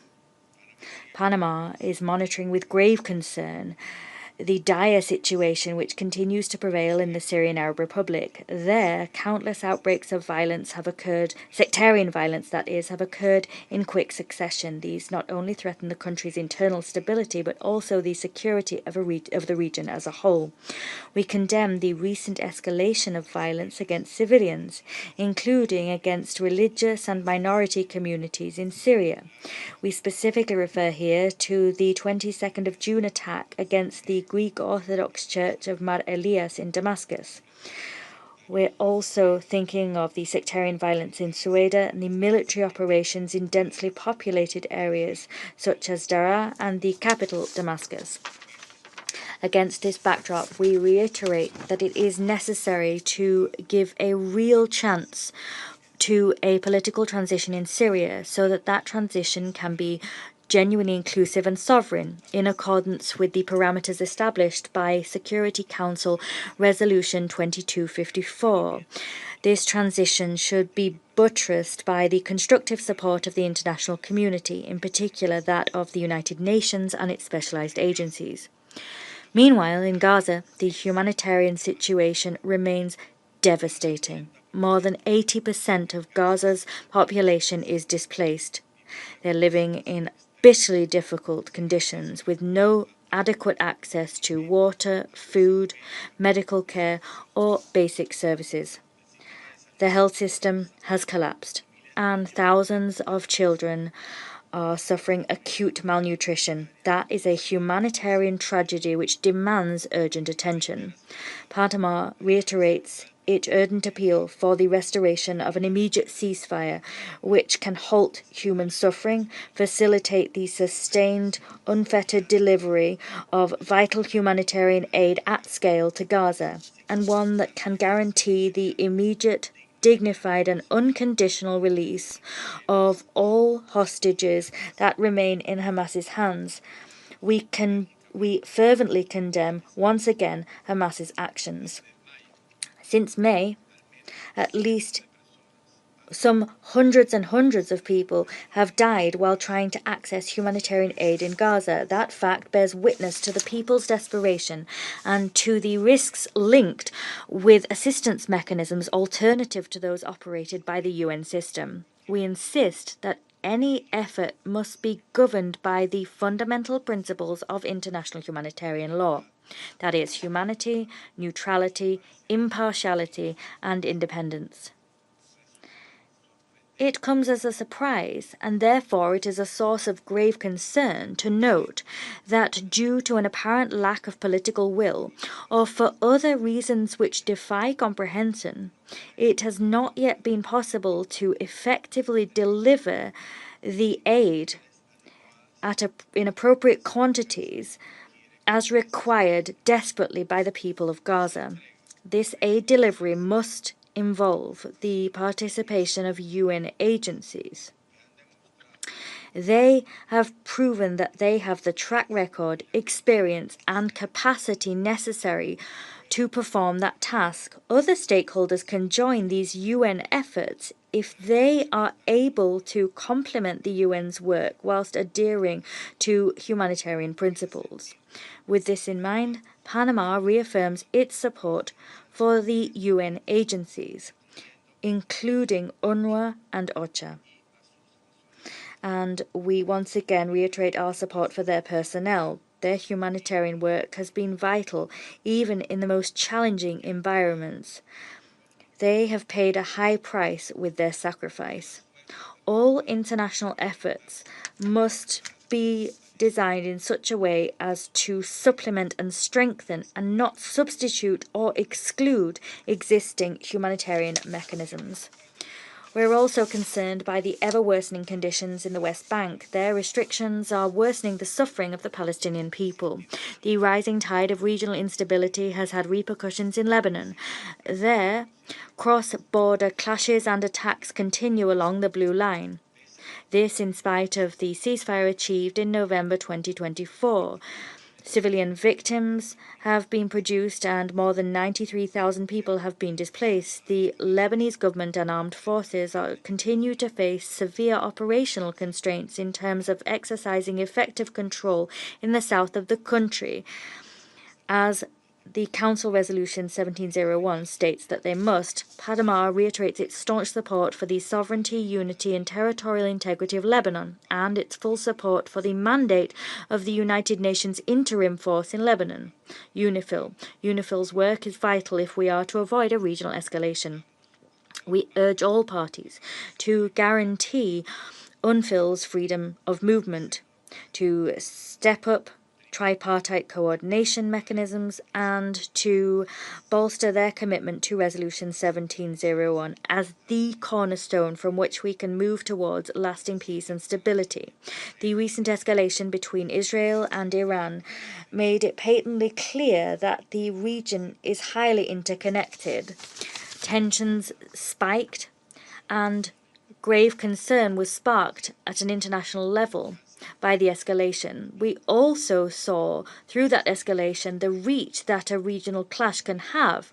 It can unleash a snowball effect which not only has an impact on the countries directly involved, but also an impact on their allies and neighbours, and is liable to further complicate the geopolitical landscape. In this connection, we note with particular attention and optimism the recent cessation of hostilities agreement reached between the parties. That is a crucial step forward. We reiterate our appeal for diplomatic dialogue as the only legitimate and sustainable path along which to achieve peaceful and lasting solutions to the conflicts affecting the region. Regrettably, we have noted the resumption of illegal and unjustified attacks against merchant and commercial vessels in the Red Sea, waged by the Houthis. These attacks threaten maritime security and the freedom of navigation for vessels, and they imperil human lives as well as gravely affecting global supply chains. These attacks also hamper the delivery of essential humanitarian aid across the region. In Yemen, more than 5.2 million people are experiencing emergency levels of acute food insecurity. 11.9 million are in a situation of crisis. That is a reflection of the colossal humanitarian challenges facing the region. Mr. President, all of the above makes it patently clear that no event in the Middle East occurs in isolation. Consequently, we must take immediate and coordinated action to support the region as a whole. Ours must be a holistic approach, one which prioritizes both security and humanitarian assistance. The people of the Middle East have suffered the consequences of conflicts which are often fueled, always fueled indeed, by external geopolitical dynamics. These dynamics have perpetuated the cycle of violence. As Security Council members, we have a moral and political duty to actively contribute to changing this status quo. Our commitment must also hold steadfast when it comes to rebuilding the region. We must not only rebuild its infrastructure but also its social fabric. If there is one truth that we must acknowledge about the Middle East, it is that this is a region comprising profoundly resilient people, each of which deserve a different now and a future full of hope. I thank you. Thank you, Mr. Representative of Panama. Now I give the floor to the representative of United Kingdom. Thank you, President. And I'd like to start by thanking Assistant Secretary-General Khiari for his briefing. President, my Foreign Secretary has been unequivocal. The war in Gaza must end now. Hamas and Israel must both commit to a ceasefire now. A ceasefire is within reach, and we urge all sides to make it a reality. to secure the release of the hostages who have been cruelly held by Hamas since the 7th of October, and to end the appalling suffering of Palestinian civilians. I'll make 3 points. First, the Israeli aid system is inhumane, ineffective, dangerous, and fueling instability. Reports and images this week of children dying from starvation are beyond horrific. The IDF is shooting at desperate Palestinian civilians on an almost daily basis. Hamas is exploiting this disorder. We call on Israel to end these attacks, hold those responsible to account, and to work with the UN to implement effective aid distribution in line with humanitarian principles and international humanitarian law. And let me reaffirm the UK's firm and unequivocal support for the UN and OCHA in their brave efforts to get aid into Gaza. We also condemn recent strikes on the WHO in Deir el-Balah. Humanitarians and civilians must be protected. Second, we condemn Defence Minister Katz's proposals of forced displacement to Rafah. Illegal settlement expansion in the West Bank continues at pace, as well as settler violence and even terrorism against Palestinians. This is an accelerating campaign to prevent a Palestinian state. We condemn these attacks and call for Israel to hold its citizens to account. We also oppose the reintroduction of the E1 settlement plan, which is a flagrant breach of international law. Third, we are clear that Hamas must play no future role in the governance of Gaza or be able to threaten Israel's security again. However, the organization which represents a credible alternative to Hamas, the Palestinian Authority, is being undermined by Israeli actions. Israel is withholding $2.6 billion in clearance revenues, crippling the Palestinian economy and pushing essential health and education services to the brink. This is not conducive to Israel's security. President, the United Kingdom is resolute in our commitment to a two-state solution, and my Foreign Secretary has been clear that we are prepared to take further action to prevent the forcible erosion of the only viable path to lasting peace. Next week's conference, co-chaired by France and Saudi Arabia, is a vital opportunity to demonstrate the strength of international resolve to secure a better future for Israelis, Palestinians, and the region. I thank you. Thank you, Madam Representative of the United Kingdom. I would now give the floor to Representative of Guyana. Your Excellency, Senator Mohammed Ishaq Dar, Deputy Prime Minister and Foreign Minister of Pakistan. At the outset, my delegation thanks you for convening today's open debate on the situation in the Middle East, including the Palestinian question. I also thank Assistant Secretary General Khaled Khiari for the important updates provided, particularly regarding the persistent and inhumane crisis being experienced by civilians in Gaza. Mr. President, Guyana remains deeply concerned at the ongoing volatile security situation in the Middle East, fueled primarily by the violation of international law and the resort to forceful measures in response to perceived or real security threats. Should this trend continue, the insecurity and instability in the Middle East could destabilize the entire international system.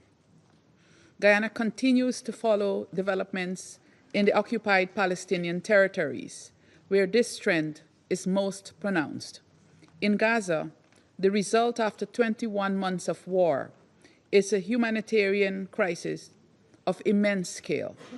Briefings by the United Nations over this period have highlighted massive and multiple instances of displacement of civilians, widespread food insecurity, with the risk of famine extremely high, and reports of even babies starving to death, and the inadequacy of the humanitarian response due to ongoing restrictions imposed by Israel. It is particularly striking, Mr. President, that an average of 28 children are killed daily in Gaza, as reported by UNICEF. Nothing can justify this crisis that has been deliberately created and foisted on Palestinian civilians. After witnessing the devastation in Gaza for almost 2 years, Guyana reiterates its call on Israel to comply with its obligations under international law, including those governing occupation and the conduct of war. Mr. President, Excellencies, evidence has shown that misinformation has been used as a weapon in this war. We have seen this in the allegations against UNRWA of being involved in terrorist activities, resulting in funding cuts to the agency last year, and ultimately to the Israeli government taking legislative action against it. This happened despite the lack of incontrovertible evidence to support the allegations. We are witnessing the same strategy at work regarding the operations of the Gaza Humanitarian Foundation, the GHF. Despite the evidence that the GHF is not operating in accordance with humanitarian principles, and the deliberate and daily killing and injury of civilians at GHF sites, we are told that the GHF is the best option to deliver aid to Palestinian civilians in need. The reports from the United Nations, however, tell a completely different story, which is also corroborated by reports from international NGOs and media sources privy to the situation in Gaza. It is important to counter all false narratives about what is happening in Gaza as a critical step towards addressing the impunity that has characterized actions there and for promoting accountability. We continue to rely on the UN and its partners in Gaza to this end. Mr. President, we continue to deplore the indiscriminate manner of Israel's strikes in Gaza, where it appears that virtually nothing is off limits. Targets have included people sheltering in schools and tents, people seeking food, water, nutrition supplies, or other assistance, medical and humanitarian relief personnel, and journalists. Following last week's strike on the Holy Family Church in Gaza, we took note of the explanation provided by the Israeli Defense Force, including its assertion that it directs its strikes solely at military targets. Guyana stresses that there should be no trivializing of the very serious consequences of Israel's war in Gaza, which has resulted in thousands of casualties.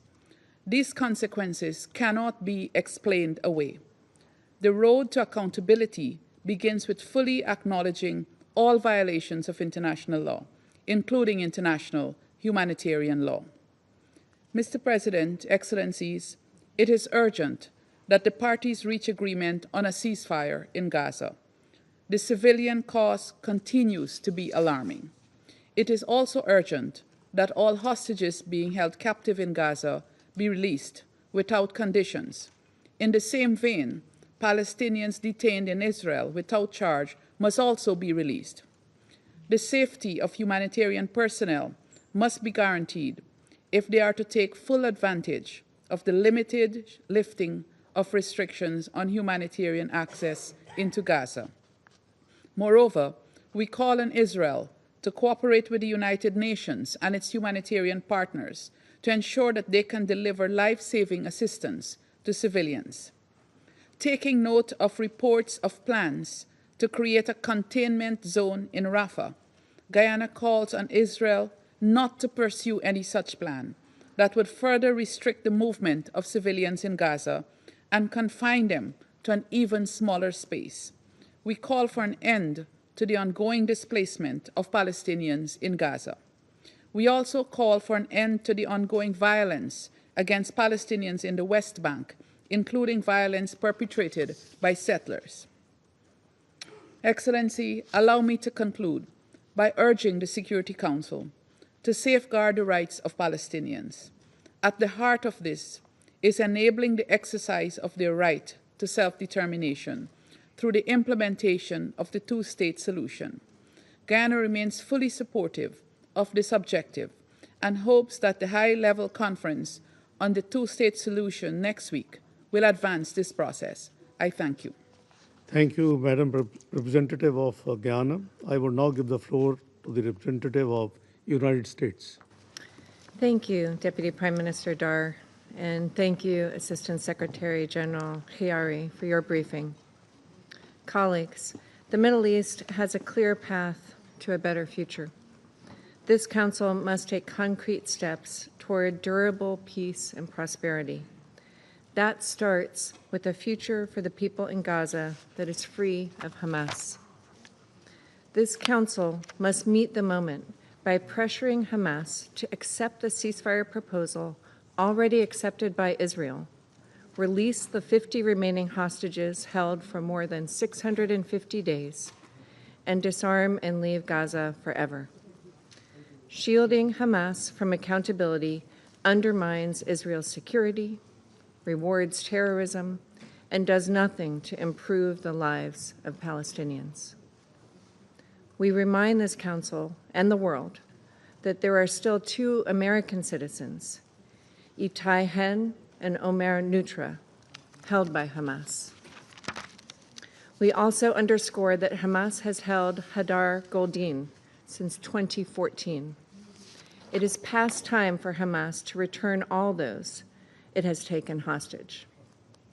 Hamas bears sole responsibility for the massacre it perpetrated on October 7th. It is likewise responsible for the resumption of hostilities in March, following Hamas's rejection of multiple ceasefire proposals. Mr. President, the representative of Israel has addressed allegations of genocide made by some in this room. I am also compelled to speak on this. These accusations are politically motivated and categorically false. They are part of a deliberate, cynical propaganda campaign as Hamas attempts to win symbolic victories to compensate for total defeat in war. The United States refutes these allegations entirely. America fully supports Israel's right to defend itself. Israel has taken numerous measures to limit harm to civilians and to address humanitarian needs. The loss of civilian life in Gaza is tragic, but the responsibility for this rests with Hamas, which could also stop the fighting today by agreeing to a ceasefire already accepted by Israel. I will also address allegations of Israel's plans to move Gazans to other countries. The United States does not support the forced displacement of Palestinians from Gaza. President Trump has said that nobody is expelling any Palestinians from Gaza. We also underscore, Mr. President, Hamas must accept the deal on the table. Anything short will only perpetuate the suffering of hostages in captivity, of their families desperate to unite with loved ones, and of Gazans who deserve to live free of Hamas's tyranny. Mr. President, with respect to the dire humanitarian situation, no one wants to see Palestinians in Gaza go hungry or thirsty. The United States supports getting assistance to civilians in Gaza. This should happen in a way that does not allow Hamas to benefit. We recognize the IDF's ongoing efforts to prevent civilian harm in Gaza. By contrast, Hamas's use of civilians as human shields is a deplorable violation of international humanitarian law. The United States stands for the protection of civilian lives during armed conflict in compliance with international humanitarian law. Mr. President, with respect to deaths of Palestinians while seeking aid, the United States mourns the loss of all innocent lives, and we agree that more assistance needs to safely reach those in need.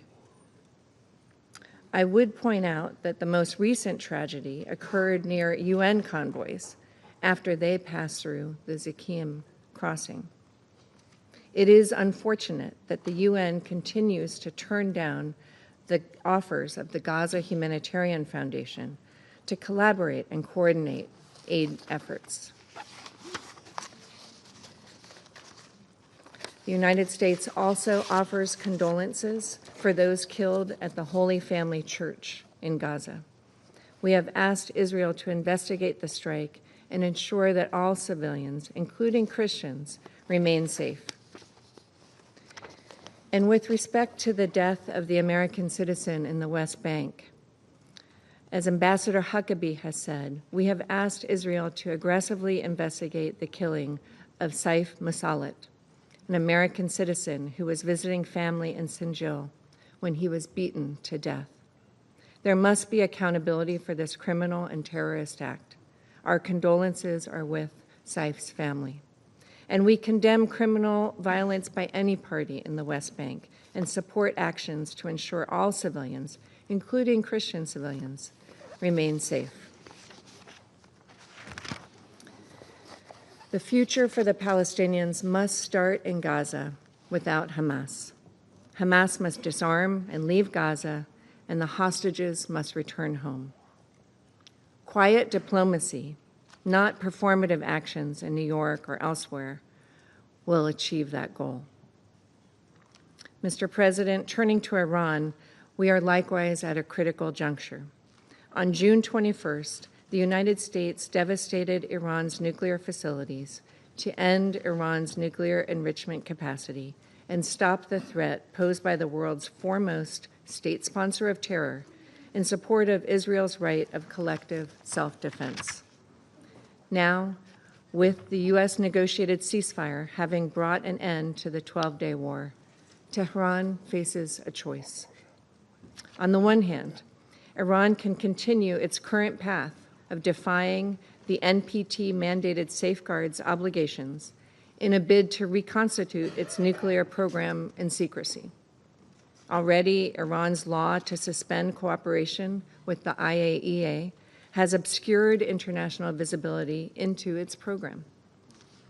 Iran can also continue to route vital state resources to a network of proxies and partners abroad to undermine regional security. Or, on the other hand, Iran can pursue a different course, ending its path to a nuclear weapon through meaningful, time-bound diplomacy. This track is the only means of realizing a durable peace, and with it, greater prosperity and global integration for Iran and its people. This path remains the preferred of the United States. We urge Iran to take it. In the absence of a deal, the United States continues to impose maximum diplomatic and economic pressure to constrain any activities, like the pursuit of a nuclear weapon, that would threaten the security of U.S. citizens, personnel, and partners in the region.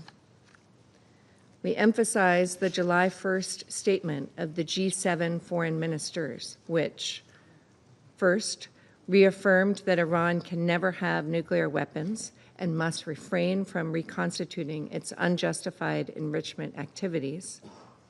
Second, called upon Iran to urgently resume full cooperation with the IAEA, including by providing verifiable information about all nuclear material in Iran and providing access to IAEA inspectors. And third, condemned the reprehensible calls in Iran for Director General Grossi's arrest and execution. Colleagues, The members of this council and the world must stand united in ensuring Iran never obtains or develops a nuclear weapon.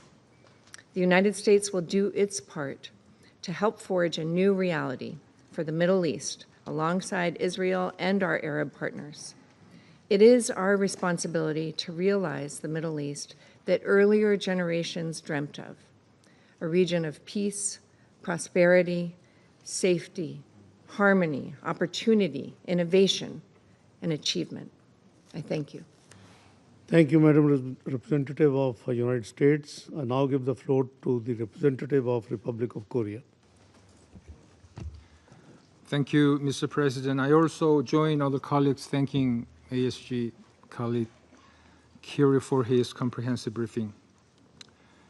Mr. President, for millennia, the Middle East has been a crossroad of civilization, with its abundant historical, cultural, and religious heritage.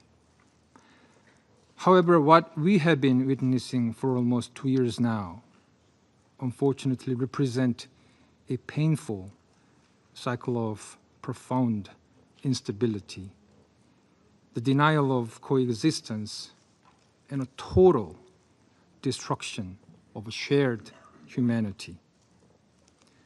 Hamas committed the worst terrorist attacks against Israel and still brutally holds 50 hostages.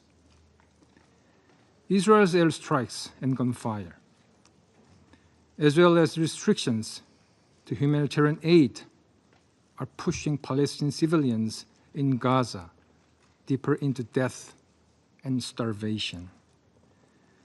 Not only in Gaza, but also in the West Bank, the Palestinian people's right to life, dignity, and coexistence is repeatedly being denied. In the wider Middle East region, sirens and airstrikes have become the new normal. Keeping in mind the pressing urgency in addressing these concerning realities, let me stress the following 3 points. First, we call on all parties in the region, notably Israel and Hamas, to recover common humanity. The horrific casualties, including 17,000 children killed in Gaza, the hunger, chaos, and killing in and around the GHF distribution sites, and the widespread destruction of civilian infrastructure, including religious, health, and UN sites, all elucidate staggering evidence of a loss of fundamental humanity. Meanwhile, we will not forget the terror and the shock that Hamas inflicted on Israel on October 7th, 2023. It is unconscionable that Hamas again still holds hostages and remains underneath tunnels regardless of the fear and despair of civilians in Gaza. As starvation surges, we call on Israel to end all restrictions on humanitarian assistance and allow the UN to deliver life-saving aid to those in need throughout Gaza. In this respect, we reaffirm our strong support for all humanitarian agencies of UN, including OCHA and UNRWA. Both parties must protect civilians and faithfully engage in talks to secure an immediate ceasefire and release of hostages. The war in Gaza must end now. Second, Israel and Palestinians, Jews, Muslims, and Christians must coexist in lasting peace and security. Any action that hinders this simple but clear proposition must immediately come to a halt. Violence by settlers in the West Bank, regardless of the nationality of the victims, is unacceptable. and thus all perpetrators must be held accountable in accordance with clear international standards. Israel must cease settlement activities in the occupied Palestinian territory, which are contrary to international law and Security Council resolutions. We oppose the announcement by Israel on the resumption of E1 settlements. This only will bifurcate a non-contiguous West Bank and further hamper future prospect for the two-state solutions. We also reject calls to forcibly relocate Palestinians in or outside of Gaza, such as the so-called humanitarian city plan, slated for the rubble where the city of Rafah once stood. We continue to extend our consistent support on efforts to revive the two-state solution. Third, all players must strive for de-escalation and stability throughout the region through diplomacy.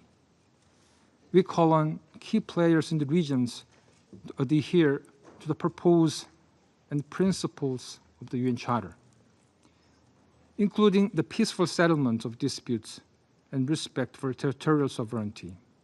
All actions that further aggravate insecurity, either on land or sea, must stop. Amid the endless spillover of violence in the region, we must seek ways to achieve peace through dialogue and diplomacy. In particular, ongoing talks in the region on non-proliferation now provide us with an important moment for diplomacy. We thus call on all parties in the region to seize any opportunity to secure regional peace and stability for the benefits of the people. I thank you, Mr. President. Thank you, Mr. Representative of Republic of Korea. I now give the floor to the representative of Somalia. Rais. Mr. President, at the outset, I express my country's appreciation for holding this open debate at a time when the challenges and accumulated crises facing the Middle East region are escalating without any bold and rooted solutions.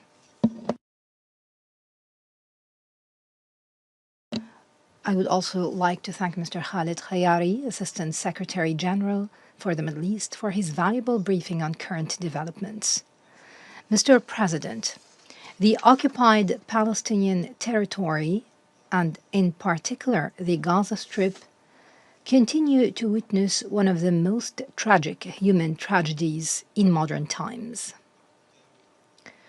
With the number of victims exceeding 56,000, most of them women and children, with unprecedented destruction of civilian infrastructure, and millions deprived of water, food, or health care, the moral and legal imperative demands urgent and decisive action by this Council. The situation in Gaza has entered the stage of a de facto famine, with daily cases of children and adults collapsing as a result of severe malnutrition, a number of civilians dying as a result of military action, and others died starving to death in a scene that embodies a collective moral and humanitarian failure. Civilians have been deprived of even a crumb of bread, a drop of water, in clear violation of the Geneva Conventions and all rules of international humanitarian law. Somalia reiterates its call for a comprehensive and immediate ceasefire, the lifting of the unjust blockade imposed on the Strip, and the unhindered and safe delivery of humanitarian aid. This in accordance with the principles of international humanitarian law. We also reaffirm our unwavering position in support of the inalienable right of the Palestinian people to self-determination and to the establishment of their independent state along the borders of the 4th of June 1967, with East Jerusalem as its capital, in line with relevant international resolutions. In this vein, we would welcome the initiative of France and the Kingdom of Saudi Arabia later this month to reiterate our support to the two-state solutions and stress our commitment for collective action to achieve that end. In the occupied West Bank, the situation is worsening day by day, with illegal settlement expansion, repeated military incursions, and daily attacks by settlers on Palestinian villagers, farmers, and property in direct defiance of international law and Security Council resolutions, especially Resolution 2334. We warn against the continuation of this trend, which directly undermines any prospects for a peace process, perpetuates a colonialist reality on the ground, and deepens the frustration and anger of entire generations of Palestinians. As far as Syria is concerned, Mr. President, the ongoing crisis continues to cast a heavy shadow over millions of civilians. Despite this grim reality, Somalia welcomes the ceasefire agreement in Suaida Governorate. We hope that it represents a stepping stone towards a broader pacification of the situation. However, we express our deep concern at the same time over the repeated attacks on Syrian territory, including the recent shelling of sites that reached Damascus and other sites in southern Syria. The exploitation of certain local shifts within the Syrian society does not in any way justify the violation of Syria's sovereignty. Such acts constitute a flagrant violation of the UN Charter and all international norms. It also jeopardizes the stability of Syria and the entire region. We reaffirm our support for a comprehensive, Syrian-led, Syrian-owned political solution in accordance with Resolution 2254. In Lebanon, the continued violations on the south necessitate the adherence to Resolution 1701, and we need the continued support of all Lebanese institutions, including the Lebanese army, to ensure the unity and stability of Lebanon. Mr. President, the escalation is no longer confined to a single arena. Over the past months, we have seen repeated aggression against Gaza, clashes in southern Lebanon, attacks on Syria, and a dangerous escalation between Israel and the Islamic Republic of Iran that lasted for 12 days. We warn of the grave consequences of this type of regional escalation, this multi-front escalation that threatens to widen the conflict in the entire region. It could make it a constant and central source of tension and destabilization in the Middle East. In conclusion, Mr. President, the stability and safety of the Middle East are intertwined with the stability of the international order at whole. The continued violations and turning a blind eye to their crises and their perpetrators undermine the legitimacy of the law-based international order. It only fosters double standards. It is high time for the Security Council to shoulder its historic responsibility and stand in the face of the violations that threaten regional and international security. It must empower just and sustained political solutions while protecting civilians.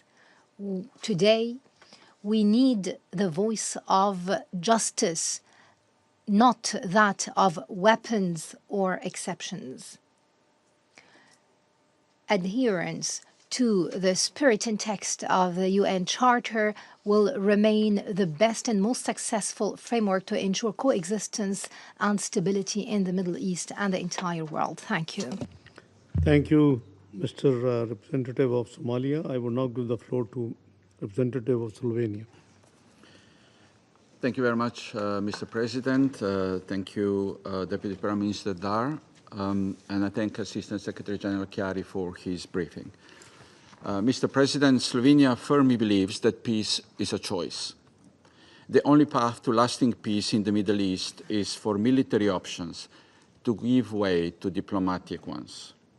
And strategy of zero-sum game and terror are replaced by acceptance of a shared future. Let me make 3 points today. Firstly, we remain heartbroken about the situation in Gaza. We reiterate our call for an immediate ceasefire. We demand the release of all hostages. We call for humanitarian aid to be delivered at scale across the Gaza Strip.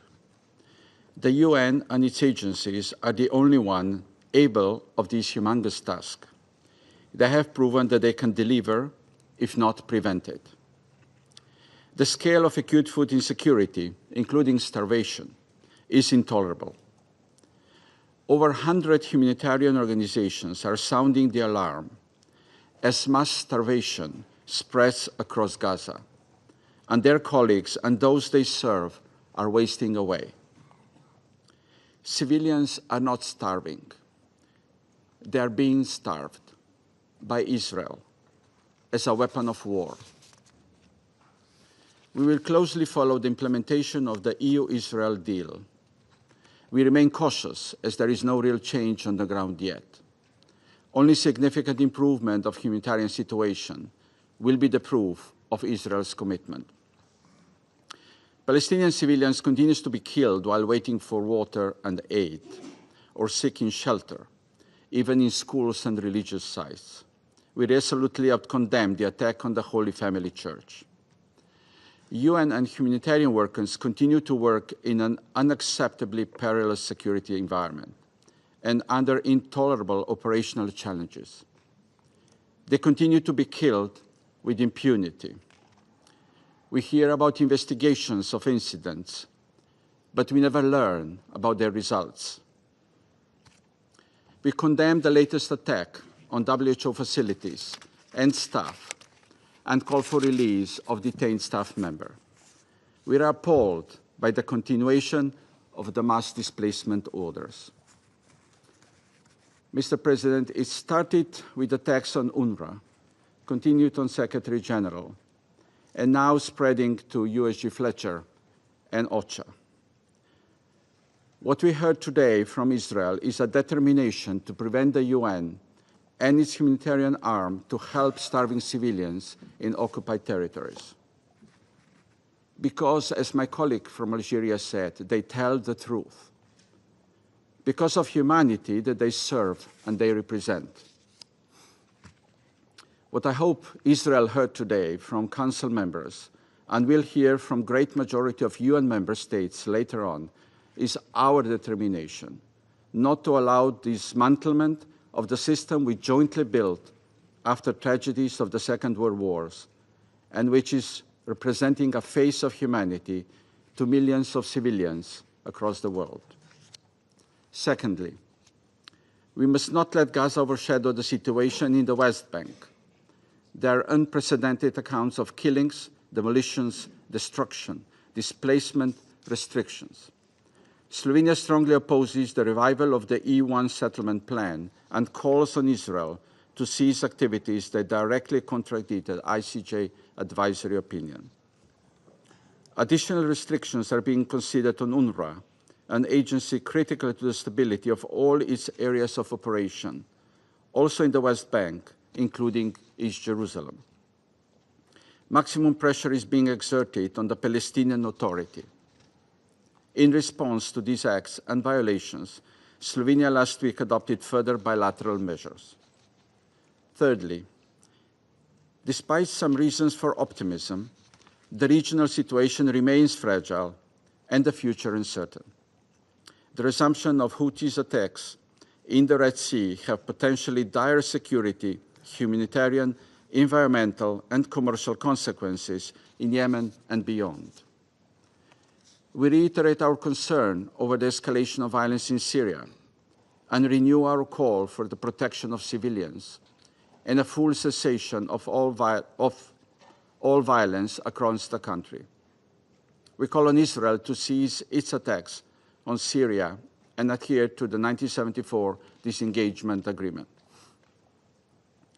We welcome the progress seen in Lebanon in the recent months. While challenges persist, the country needs continued support from the international community, including through the renewal of UNIFIL mandate. We underline the need to ensure safety and security and respect the freedom of movement of peacekeepers. Mr. President, a region marked by instability and conflict needs reasons for optimism. It needs the status quo of past decades to be broken. As stressed so many times before, it needs the international law, international humanitarian law, and human rights law to be fully respected. We welcome the convening of the Conference on Two-State Solution next week and reiterate our full support. We call for clear actions and clear commitments. Only through a two-state solution, where two democratic states, Israel and Palestine, accept to live side by side, can the long-lasting peace in the region become a reality. Thank you. Thank you, Mr. Representative of Slovenia. I now give the floor to His Excellency Mr. Peter Secreto, the Minister for Foreign Affairs and Trade of Hungary. You have the floor. Dear Minister, my dear friend, dear Mohammed, first of all, I'd like to express the gratitude on behalf of our government to the government of Pakistan and to you yourself to utilize your presidency in this council to urge all to refocus all the efforts on peaceful settlements of all the disputes which have been going on all around the world. We appreciate it and wish you all the best with the remaining time of your presidency and your presence here in the Security Council. You know, I'm representing a Central European country, and those who live there, we know very well that the security of Central Europe is very closely linked to the security of the Middle East. Therefore, and this is maybe a selfish approach, but we are very much interested in peace, stability and security to return to the Middle East region. We wholeheartedly support the establishment of a ceasefire and a hostage deal in Israel for two reasons. First, such an agreement could give back a very fundamental human right to the people living in the region, namely a safe and secure life without the threat of daily bombardments and the daily rocket attacks. And on the other hand, such an agreement could make it possible that the Hungarian hostage could be released by Hamas finally. We urge for the release of all hostages immediately and unconditionally. And we do hope that all the efforts aiming at giving back the freedom to all the hostages will be successful. We all know that many attempts have been made in the recent decades to bring back stability and security to the Middle East.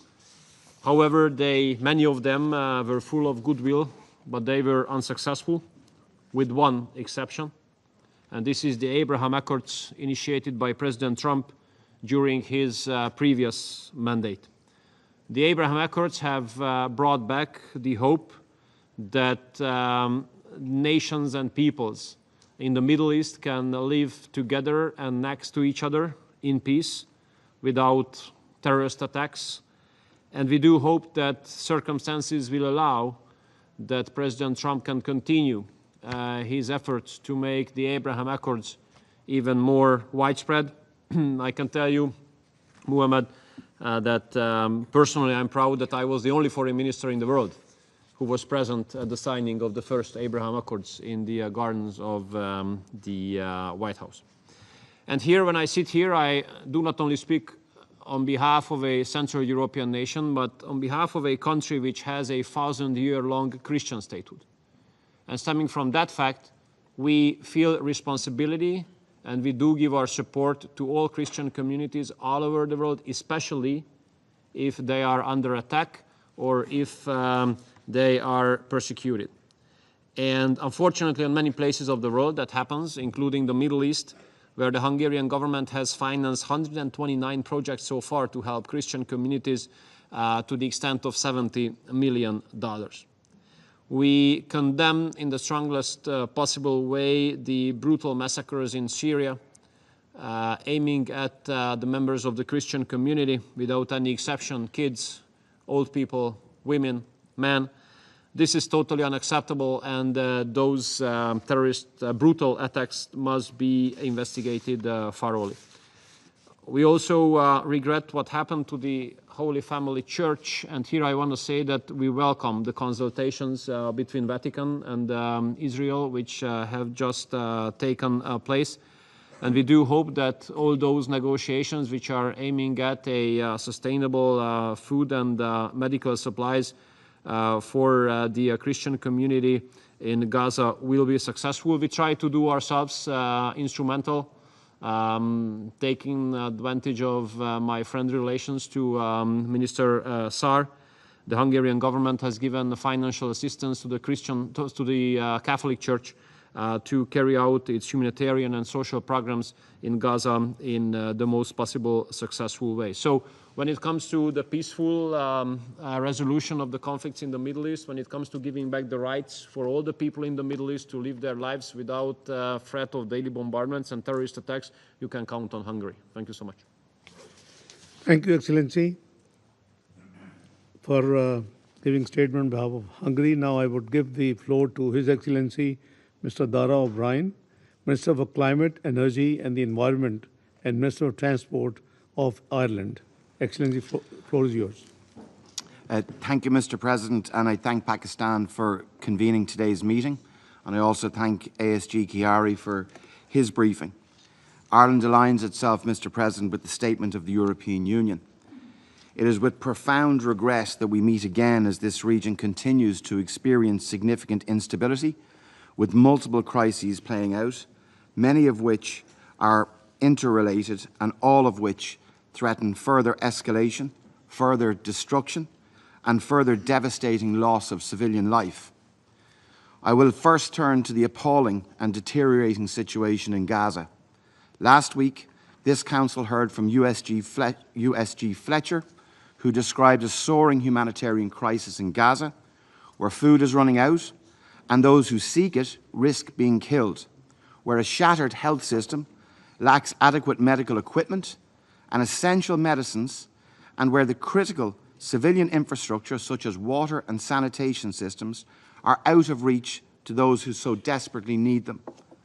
Since the beginning of the war, more than 56,000 people are reported killed and over 132,000 injured.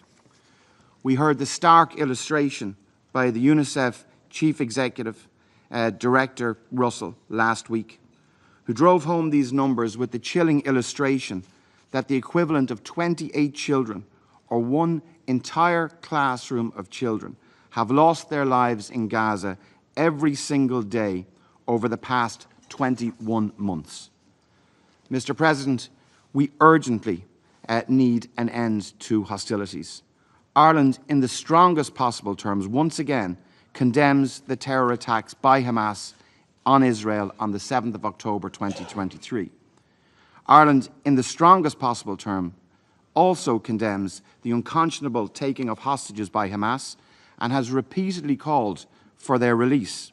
And I repeat that call again today. Ireland urges all parties to support efforts to reach agreement on a new ceasefire and hostage release deal. Humanitarian aid must be allowed into and throughout Gaza at scale. And Ireland calls on Israel, again in the strongest possible terms, to lift immediately the restrictions on the flow of aid and urgently enable the UN and humanitarian NGOs to do the life-saving work safely and effectively in line with humanitarian principles. The IPC Global Hunger Monitor in May reported that the entire population of Gaza is facing high levels of food insecurity, with 500,000 people facing starvation. 2 months have passed without adequate action. The humanitarian situation remains catastrophic. We continue to see mass casualty incidents at distribution centres which are run by private contractors under the new Israeli-approved model of aid delivery. It is horrifying that over 800 Palestinians have been killed while seeking aid. We must be clear. Life-saving aid must never, ever be weaponized. Humanitarian principles must be followed. Hospitals must never be militarized or must never be targeted. Mr. President, Ireland remains extremely concerned about the situation in the West Bank, where Israeli military operations continue.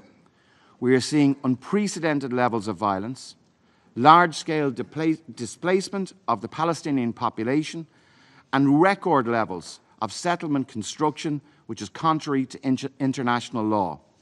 The scale, speed, and severity of this displacement is unprecedented. We strongly oppose any steps toward territorial or demographic change in the occupied Palestinian territories. Ireland remains convinced that the implementation of the two-state solution is the only way to establish lasting peace and stability and security for both Israel and for Palestine and the wider region. We welcome the reconvening of the high-level conference on the two-state solution in New York next week, which will be co-chaired by France and Saudi Arabia. We hope that the conference will be a decisive moment for the international community to express commitment to preserving the two-state solution. Mr. President, Ireland is deeply concerned about the situation in Syria and the disturbing intercommunal violence and killing of civilians in the southwest of the country. We urge all those involved to uphold the ceasefire. The safety and human rights of all Syrians must be upheld, irrespective of their faith or ethnicity. We continue to be concerned about the overall security situation in the region, and it is imperative that the Lebanese armed forces are supported to provide security across Lebanon, including in the south, and UNIFIL will continue to play an important role in this regard. Ireland welcomes reports that Iran will engage with the EU High Representative and the E3 on its nuclear programme, and it is our hope that a negotiated solution can be found to address the legitimate concerns of the international community. Iran can and should contribute to regional security by clearly ceasing its support for non-state armed militant groups in the region. Mr. President, it is clear that the military responses will not bring lasting solutions to any of the conflicts that afflict the region or achieve the peace and security that the peoples of the region crave and deserve. Ireland calls on the international community to come together to do all in its power to bring about a lasting and sustainable peace across the Middle East. Thank you. Thank you, Excellency Mr. O'Brien, for your statement. I now give the floor to His Excellency Mr. Kazim Gharib Abadi, Deputy Foreign Minister for Legal and International Affairs of Islamic Republic of Iran.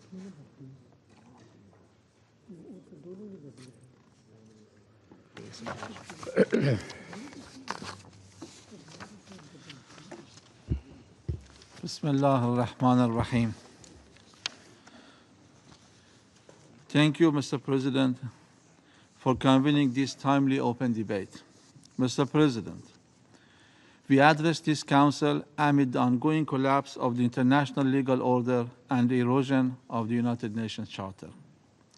Over the past 2 years, the world has witnessed, with growing outrage, the brutality of the Israeli regime against the people of Palestine. Tens of thousands killed or maimed, hospitals and schools bombed, UN staff and humanitarian workers murdered, millions displaced, and starvation weaponized against an entire population.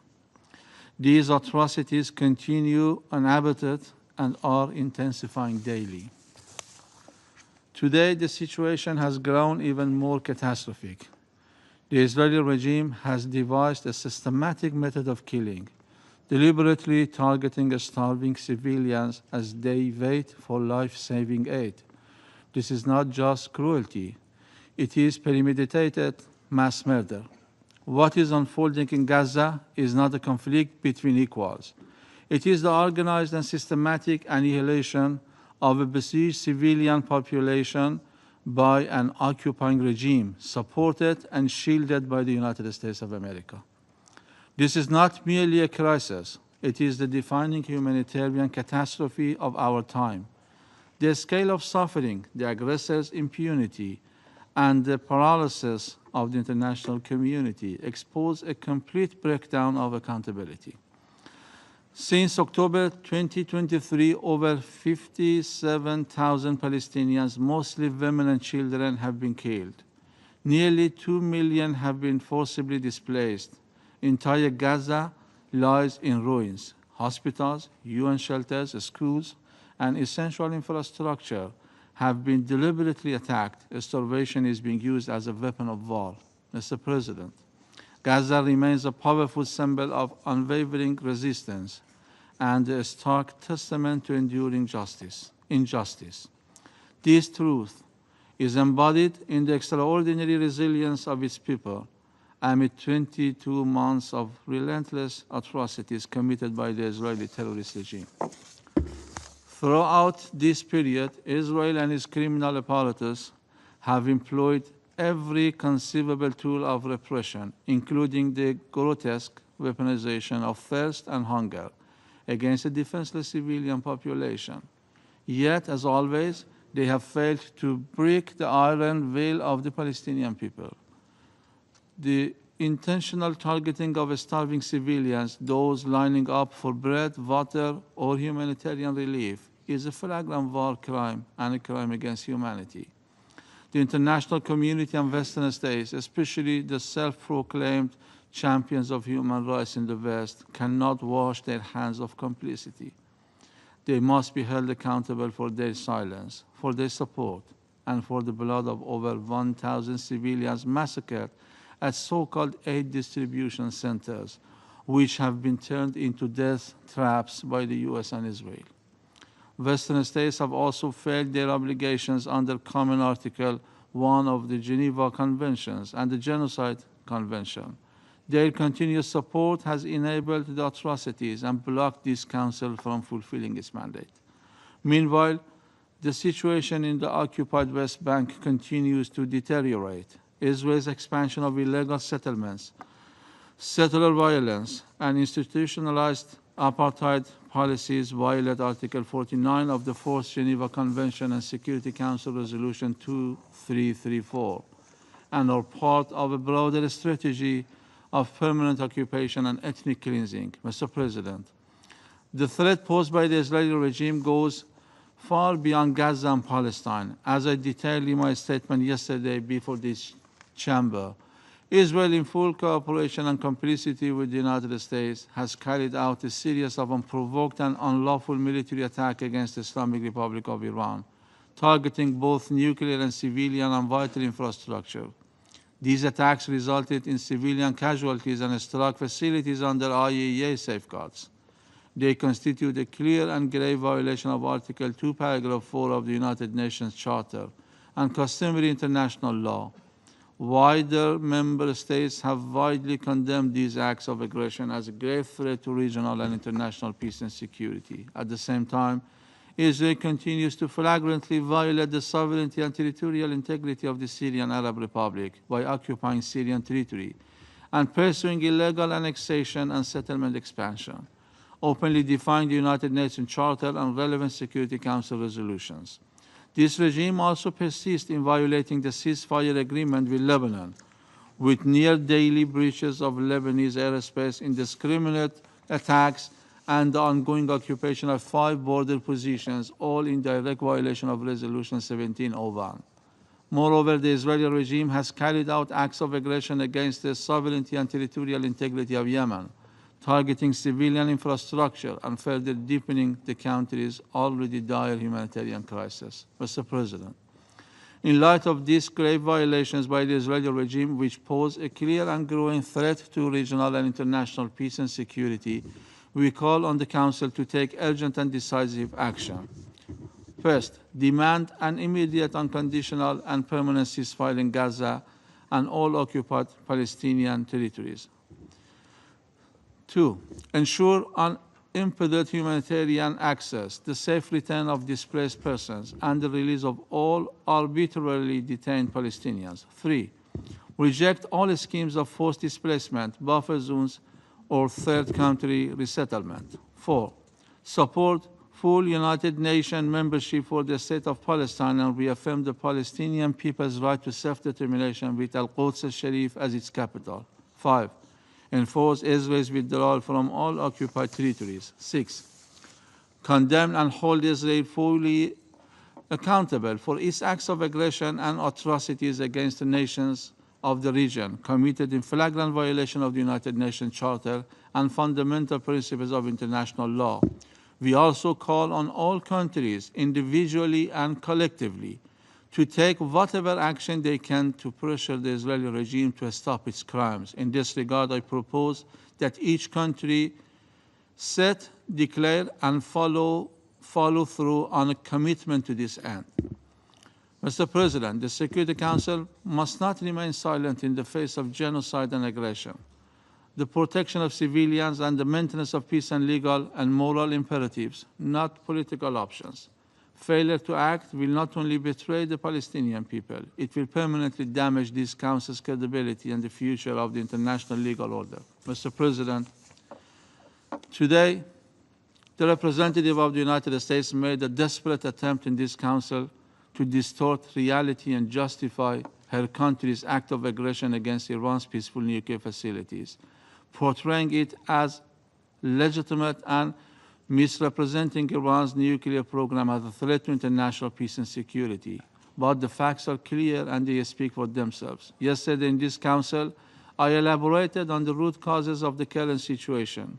The United States attack on Iran's peaceful nuclear facilities was a blatant violation of the United Nations Charter, international law, Resolution 2231, and IAEA resolutions. It also dealt a serious blow to the global non-proliferation regime. Furthermore, the United States, alongside the Israeli regime, is currently the main source of instability and insecurity in the region and a major threat to international peace and security. The U.S. representative is therefore in no moral, political, or legal position to lecture or blame Iran. I thank you, Mr. President. Thank you, Excellency Mr. Kazim Gharib Hawadi, for your statement.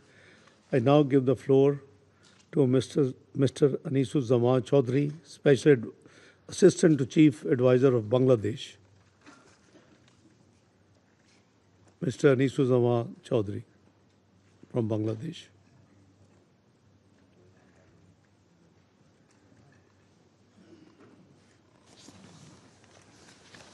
Mr. President, we thank the Pakistan Presidency for convening this quarterly open debate. Bangladesh is deeply concerned at the escalation of violence and the immense suffering of innocent civilians in Gaza.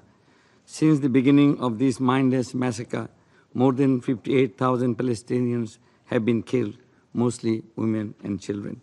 Israel has been using forced starvation and displacement to continue ethnic cleansing of the Palestinian people by design. Much of the territory now lies devastated with complete destruction of infrastructure to sustain life. We strongly condemn this genocidal killing and settler violence in the occupied West Bank, defying the repeated appeals by the international community. We also strongly oppose Israel's plan to drive the starved and thirsty Gazans to the so-called humanitarian city, who is the former Prime Minister of Israel, Mr. Ehud Olmert, condemned as nothing but a concentration camp. We also call for strengthening UNRWA to ensure unimpeded delivery of humanitarian aid to Gaza. The international community must implement the order of the ICJ to take all necessary measures to prevent genocide in Gaza. Mr. President, Bangladesh will continue its advocacy for establishing an independent viable and sovereign state of Palestine based on the pre-1967 borders with East Jerusalem as its capital. We firmly believe that this is the only sustainable solution to the crisis in the Middle East. We also urge the Security Council to take immediate actions to recommend the admission of Palestine as a full member of the United Nations. Mr. President, we endorse the Global Alliance for the Implementation of the Two-State Solution. We remain steadfast and unequivocal in our call on the global community to work towards a two-state solution of the Palestinian issue based on international law, ICJ's advisory opinion, United Nations resolutions, and the Palestinians' aspiration for peace, dignity, and justice. To this end, we condemn Israeli parliament's decision to oppose the creation of an independent state of Palestine. We also welcome the convening of the high-level international conference next week under the co-chairmanship of Saudi Arabia and France, aiming to accelerate the process of implementing the two-state solution. Mr. President, Bangladesh strongly believes that the sovereignty and territorial integrity of any state is inviolable. We reiterate our condemnation of the recent unprovoked bombings in Syria, Iran, and Lebanon. Israel must also end its illegal occupation in Syria and Lebanon. Bangladesh reiterates its long-standing position in favor of peaceful resolution of conflicts through dialogue and diplomacy. In conclusion, Mr. President, Bangladesh calls upon the United Nations and the international community to engage proactively in efforts to de-escalate the tension and promote peace and stability in the Middle East. We once again, in this Council, urge all to stop all forms of armed hostilities and violent repressions against the Palestinian people and the other nations. Otherwise, the future generation will never forgive us. Let us reaffirm our commitment to peace and say never again to violence, war, and genocide. I thank you all. Thank you, Excellency Mr. Chaudhary, for the statement. There are still a number of speakers remaining on my list for this meeting. I intend, with the concurrence of members of the Council, to suspend the meeting until 3 p.m. The meeting stands suspended.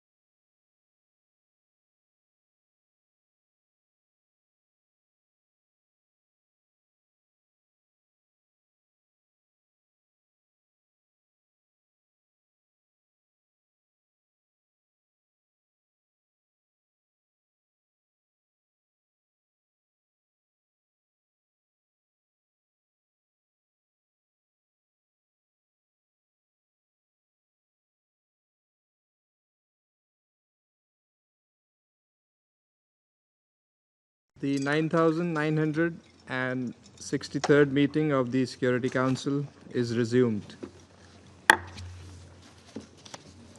I wish to remind all speakers to limit their statements to no more than 3 minutes in order to enable the Council to carry out its work expeditiously. The flashing light on the microphone will prompt speakers to bring their remarks to a close after 3 minutes. I now give the floor to the representative of Egypt.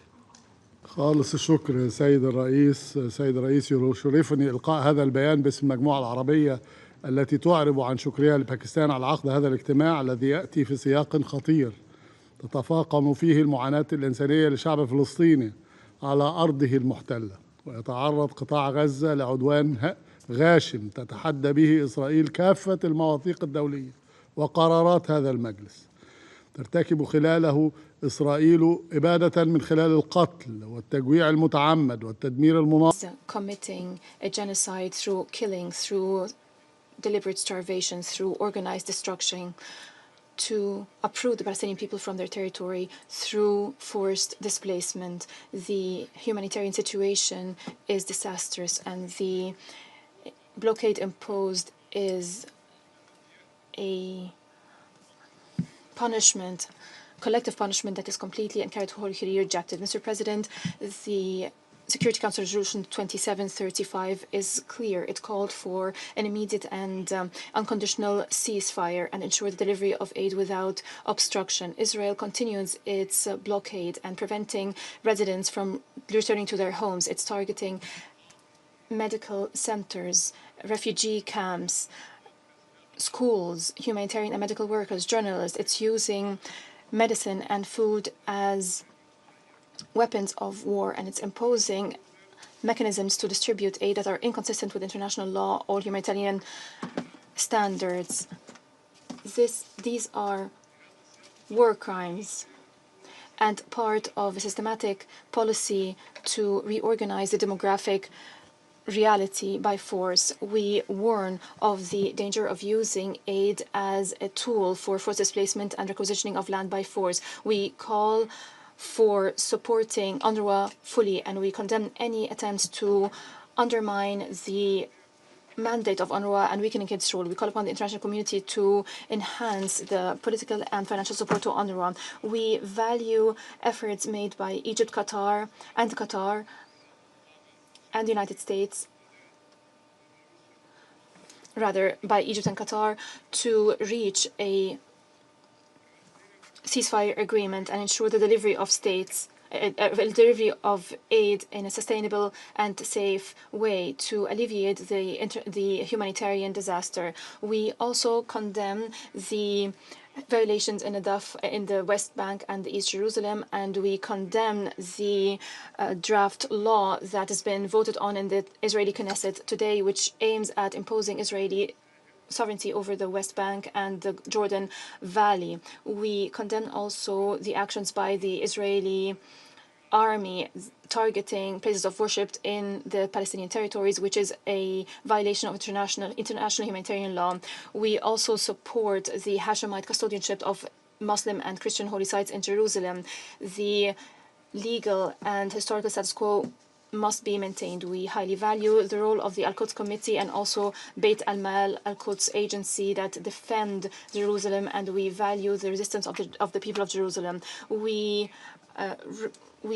welcome the adoption of GA resolution at the emergency special session on the 12th of June 2025. We call upon the Security Council to implement this resolution fully to end the occupation and stop the massacres and ensure the protection of civilians. We call upon the international community to bear its responsibility to end the aggression and lift the blockade on Gaza and all the Palestinian territories and provide protection to the people and ensure accountability to restore decent life in Gaza. We also call for supporting the early recovery plan and reconstruction plan that has been adopted by the League of Arab States and the OIC. We call for active participation in the conference that Cairo is going to host to mobilize support and mobilize financing, which is the basis for a new future in the Gaza Strip under the rule and administration of the Palestinian Authority.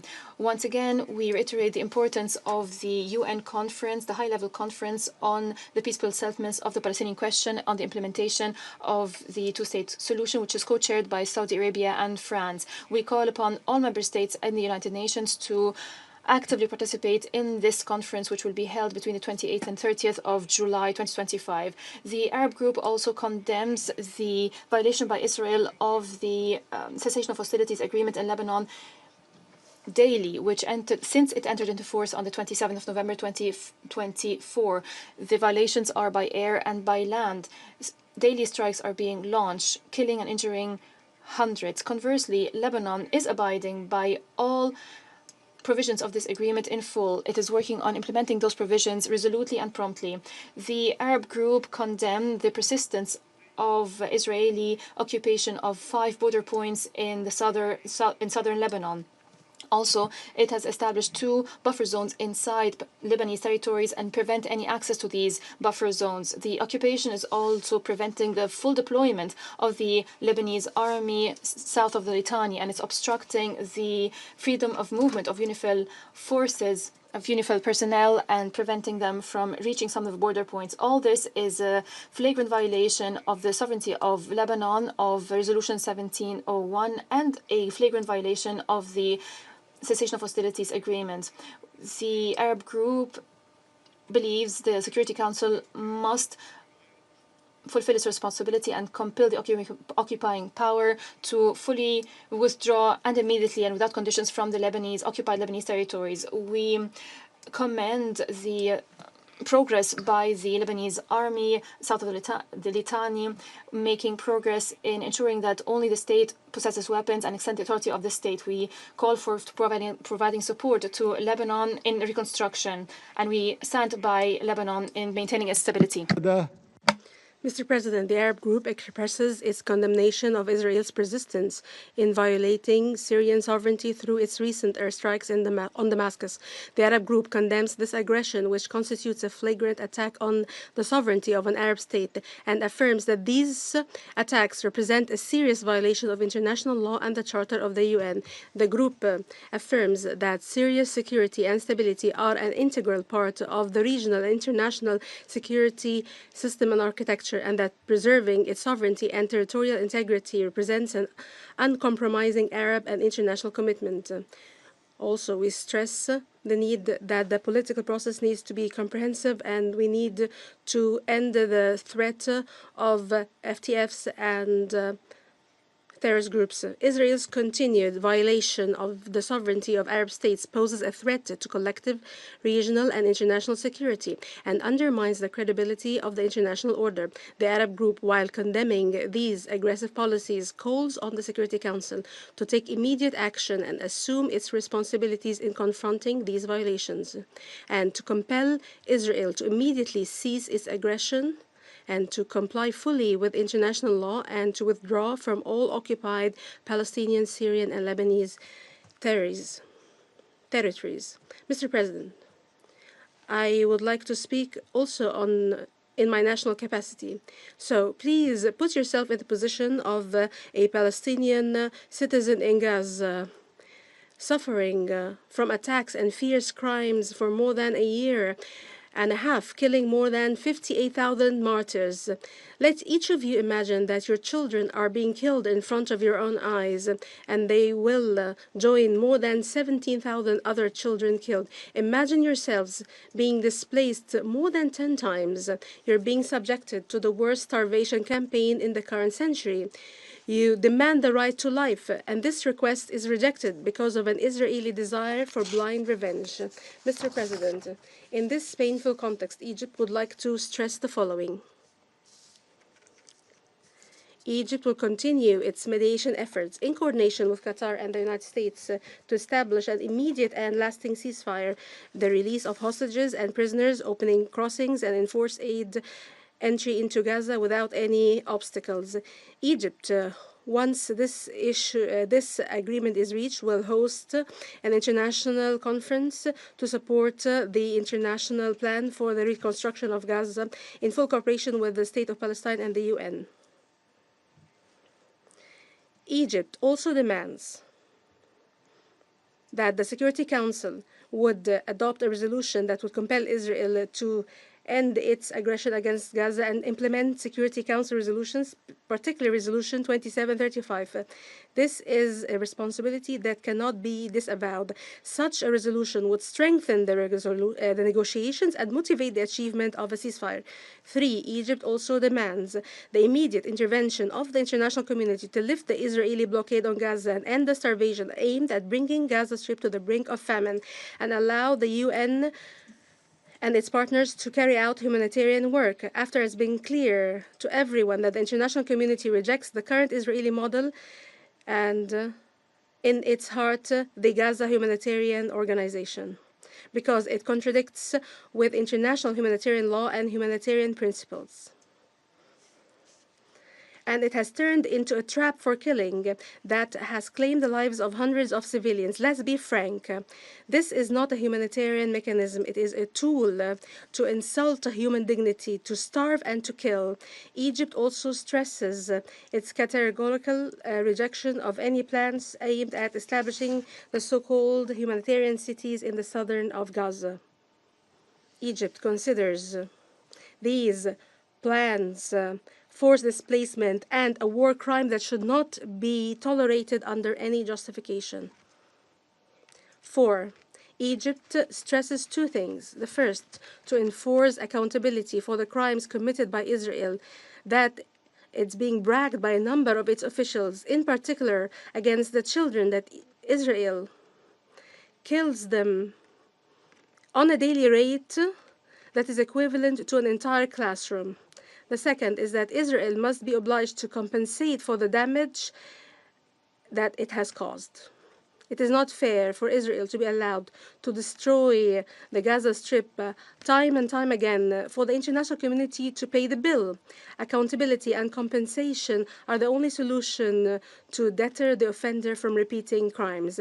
5. Egypt hopes that the Security Council will not lose sight of the critical situation in the West Bank and East Jerusalem in light of the Israeli military operations, the escalation of settler crimes and the construction of settlements, the increasing demolition of Palestinian homes and facilities, the displacement of Palestinians from their areas of residence and preventing UNRWA from working, and the repeated storming of holy sites in Jerusalem and the violation of its legal and historical status, especially Al-Aqsa Mosque. In closing, if the goal of the Israeli extreme right is to terrorize the Palestinian people to abandon their cause, then all the crimes since Deir Yassin and afterwards have not succeeded in liquidating their case and their cause. On the contrary, it has increased the Palestinian people's determination to uphold their rights. Israel and its supporters and sponsors must understand that stability and peace in the Middle East can only be achieved through a just and comprehensive peaceful settlement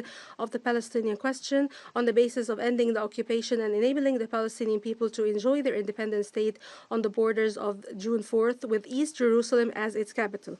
This is the only solution that the Palestinian and Arab peoples will accept. I thank you, Mr. President, and I apologize for speaking at length. Thank you. I thank the distinguished permanent representative of Egypt for the statements in the national capacity and on behalf of the Arab group. I now give the floor to His Excellency Maged Abdulaziz, permanent observer of the League of Arab States to the United Nations. شكرا سيد الرئيس.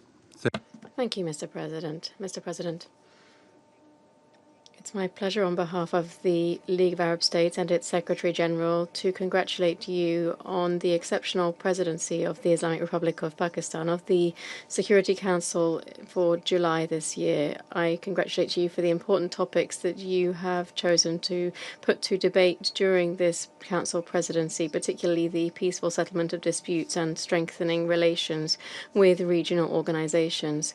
This reflects Pakistan's full support for the multilateral international system, the collective security framework, international law, and international humanitarian law. It enshrines your cooperation with the League of Arab States, the Organization of Islamic Cooperation, and others. I would like to thank the Vice Prime Minister for his presidency of the Council. Mr. President, the crisis in the Middle East is currently experiencing one of its most dangerous phases since the establishment of the League and the UN 80 years ago, particularly in terms of the international handling and the failure of the international handling of the Palestinian issues. The brutal Israeli attacks are being pursued in Gaza in breach of violations objected by the Council and the truce previously agreed. Added to that, we see inhuman restrictions imposed by Israel on the entry of aid into Gaza, the catastrophic repercussions of which have been highlighted and are particularly clear in the precious briefings that were made by the Assistant Secretary General for Humanitarian Affairs and the Executive Director of UNICEF during the meeting held by the Council, initiated by European countries with the support of the Arab League and its representative to the Council, that is, the distinguished representative of Algeria, last week. This in addition to the precious briefing given by Mr. Khiari, the ASG, this morning. This meeting, as with previous meetings, have once again underscored the worsening humanitarian tragedy faced by the Palestinian people across the occupied Palestinian territories, particularly in the Gaza Strip. This is after Israel has deliberately targeted all relief agencies, particularly UNRWA, and has deliberately obstructed the entry of foodstuffs, fuel, and all essential supplies. This as part of a brutal campaign to use starvation aimed at forcibly displacing Gaza's population. Israel has imposed a mechanism for a so-called mechanism for aid distribution. Since May 2025, these illegal activities have caused the death of around 800 innocent Palestinian civilians who were simply seeking food so that they would not die of hunger. Even more cynically, Israel is attempting to establish what it calls a humanitarian city in southern Gaza, while all of these practices and violations are contrary to the very antithesis of humanity. They cannot be they meet the definitions of genocide and crimes against humanity from a legal perspective. Despite the advisory opinion handed down by the International Court of Justice in July 2024 and several provisional measures handed down to halt these crimes on the ground, Israel continues to refuse to apply these. Likewise, with regard to all resolutions adopted by the Security Council to impose a ceasefire, Israel also refuses to ensure the large-scale entry of humanitarian aid and relentlessly pursues the forced displacement of Palestinians from Gaza under the pretext of eliminating the Hamas movement. Israel continues to refuse to recognize the independent state of Palestine and, along with its allies, to obstruct its full membership to the United Nations. Israel continues in its blatant aggression against Islamic and Christian holy sites in all of their denominations across the occupied Palestinian territories, particularly the Al-Aqsa Mosque, the Latin Church, and others. Therefore, the League of Arab States calls on international judicial bodies to play a more effective and forceful role. The International Court of Justice must assess Israel's compliance with the provisional measures issued in the genocide case brought by South Africa and other countries, and this as soon as possible. The court should issue firmer stronger provisional measures that should be binding in nature under Chapter 7 of the UN Charter. The League also urges the ICJ to expedite the publication of its advisory opinion requested by the General Assembly based on a Norwegian initiative regarding Israel's obligations under the UN Convention on Privileges and Immunities, particularly in relation to its ban on UNRWA activities, which is the only UN agency able to effectively deliver aid to Palestinian refugees living in all 5 areas of operation. Similarly, the International Criminal Court must step up its efforts to enforce arrest warrants against Prime Minister Netanyahu and former Defense Minister Gallant. It's essential to include in the arrest warrants other members of the extremist Israeli government whose hands are also stained with blood and to bring them to justice. In a few days, the International Conference for the Implementation of the Two-State Solution will be held.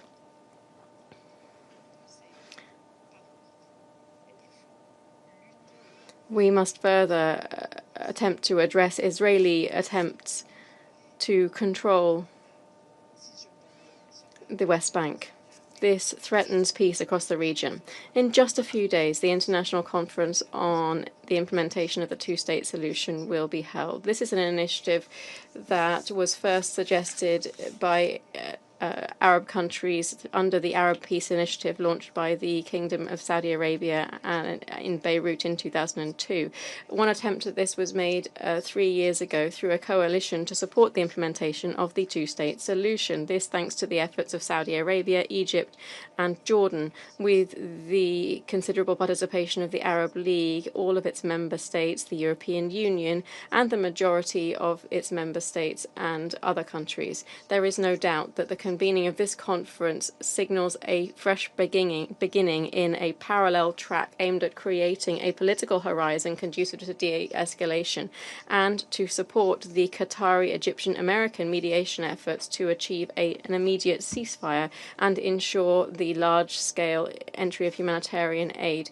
Further, a recovery and reconstruction plan must be implemented as adopted by the Arab Summit in Cairo and endorsed by the OIC, the EU, and other organizations. This is in line with the messages sent out by other important international conferences, for instance, the Dakar Conference on Jerusalem, the Hague Group Conference in Colombia, and the joint statement issued by 28 countries, 21 of them are EU members, along with the UK, Canada, Australia, Switzerland, Japan, Norway, and New Zealand.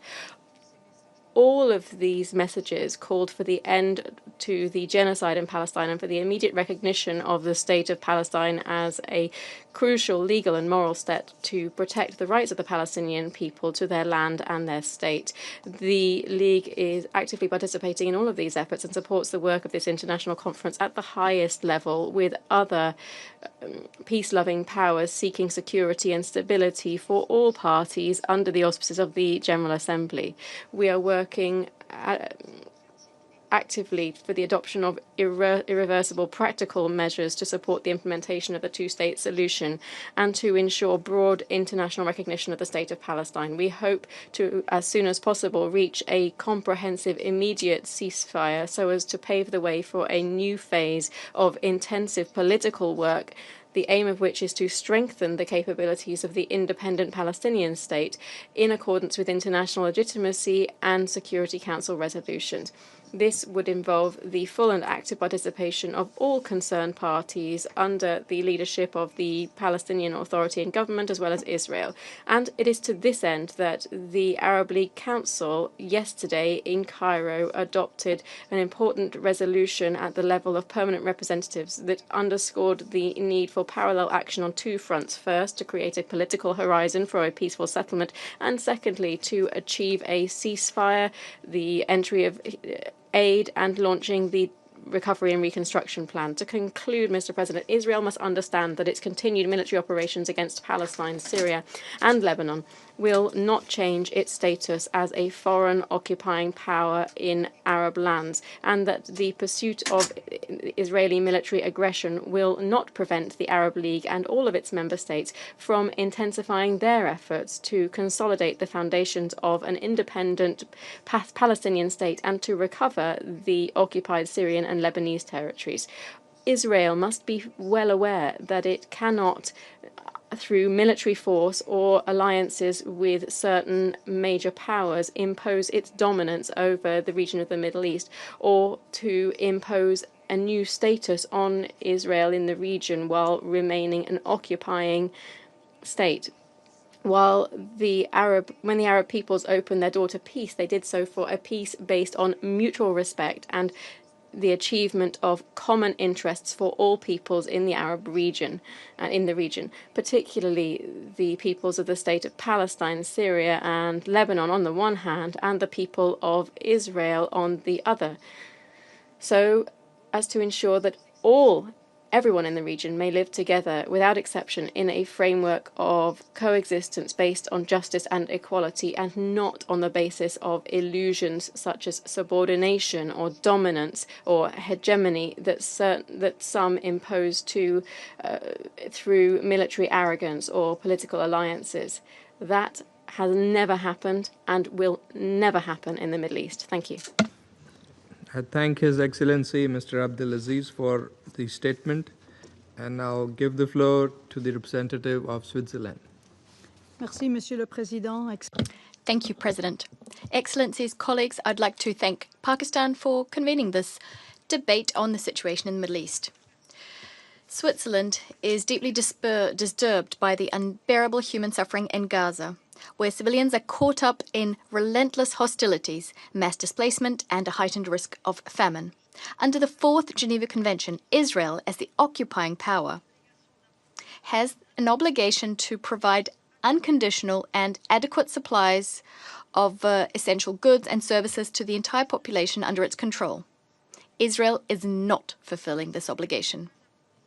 When the population is not adequately supplied, the parties to the conflict have an obligation to allow and facilitate the rapid, safe, and unimpeded passage of humanitarian assistance to all persons in need. This obligation is results-based. It's not merely an obligation of means.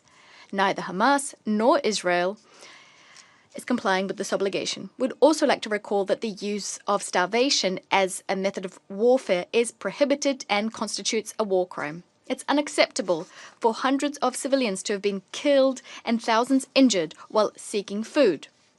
This also occurred near distribution centers operated by the Gaza Humanitarian Foundation. We demand that independent investigations be conducted into these incidents. The militarization of aid seriously undermines humanitarian principles as well as international norms. Switzerland supports humanitarian actors who respect the principles of humanity, neutrality, impartiality, and independence, in particular UN agencies and their partners. The Gaza Humanitarian Foundation clearly does not meet the aforementioned criteria. Worse still, its activities are giving rise to serious violations of international humanitarian law. We call on the Israeli government to immediately lift all restrictions, including those imposed on civil society, so that international organizations, NGOs, and the media can conduct their work safely and effectively. We are deeply disquieted by the expansion of hostilities by Israel, now also to Deir al-Balah. This has disastrous consequences for civilians and humanitarian operations and infrastructure. Any attacks against these, as like those reported in particular in Deir al-Balah, are contrary to international humanitarian law. Furthermore, we are concerned by Israel's announcement that it will be establishing a so-called humanitarian city in southern Gaza. We'd like to recall that the forcible transfer of populations is strictly prohibited under international humanitarian law and constitutes a war crime.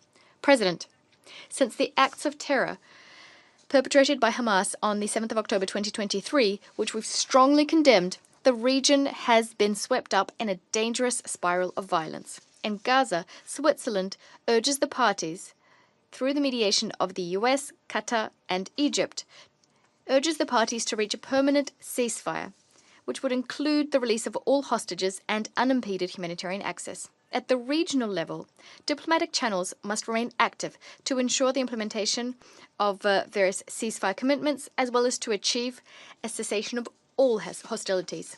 Switzerland's good offices are at the parties' disposal with a view to de-escalation. However, the escalation of violence in Syria and also between Syria and Israel only serves to exacerbate regional instability. Against this backdrop, Switzerland would like to condemn all recent violations of international law. International humanitarian law requires for civilians to be afforded protection at all times. In accordance with the UN Charter, the sovereignty, territorial integrity, and independence of all countries in the region must be painstakingly respected. Finally, all obstacles to peace in the Middle East conflict must be lifted one by one. Switzerland condemns the repeated decisions taken by the Israeli government to expand settlements and outposts in the West Bank, including East Jerusalem, and this against a backdrop of military escalation and rising violence perpetrated by Israeli settlers with impunity. The Israeli occupation, including the settlements, are illegal. This has been confirmed by the ICJ. This must end. The occupation is an obstacle to the Security Council's vision of a region comprised of two democratic states, Israel and Palestine, living side by side in peace and within secure and mutually recognized borders. Switzerland supports this vision and urges all parties to commit to a political solution. Switzerland will actively participate in the international conference for the peaceful settlement of the question of Palestine, as well as the implementation of the two-state solution, organized by France and the Kingdom of Saudi Arabia under the auspices of the United Nations here in New York next week. I thank you. Thanking the representative of Switzerland for this statement, I now give the floor to the representative of Jordan.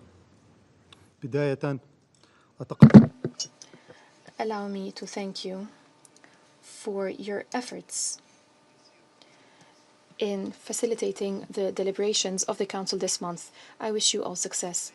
Mr. President, stopping the Israeli aggression on Gaza is a humanitarian, moral, and political priority. The situation in Gaza is an unprecedented disaster, manifested in the starvation of 2 million people. They're deprived of food, water, medicine, and the most basic necessities of life. This is a flagrant violation of international humanitarian law and the orders issued by the ICJ. UN reports have documented the magnitude of the tragedy and the considerable destruction inflicted upon the Gaza Strip. We're witnessing a complete collapse of basic and humanitarian services. Jordan calls for an immediate and complete cessation of the Israeli aggression on Gaza. Humanitarian aid must enter Gaza immediately and in sufficient quantities and must be distributed all around the Strip. UN humanitarian organizations must be allowed to deliver aid to address the catastrophic humanitarian situation in this Strip. Medicine and food are running out. The rates of hunger and malnutrition among children are reaching unprecedented levels. The health sector is being destroyed at a large scale. 17 out of 37 hospitals are operating only partially. 70% of basic medicine is not available. Since the 1st of July to date, the Kingdom has sent 3 humanitarian convoys to the Gaza Strip through the Jordanian humanitarian corridor.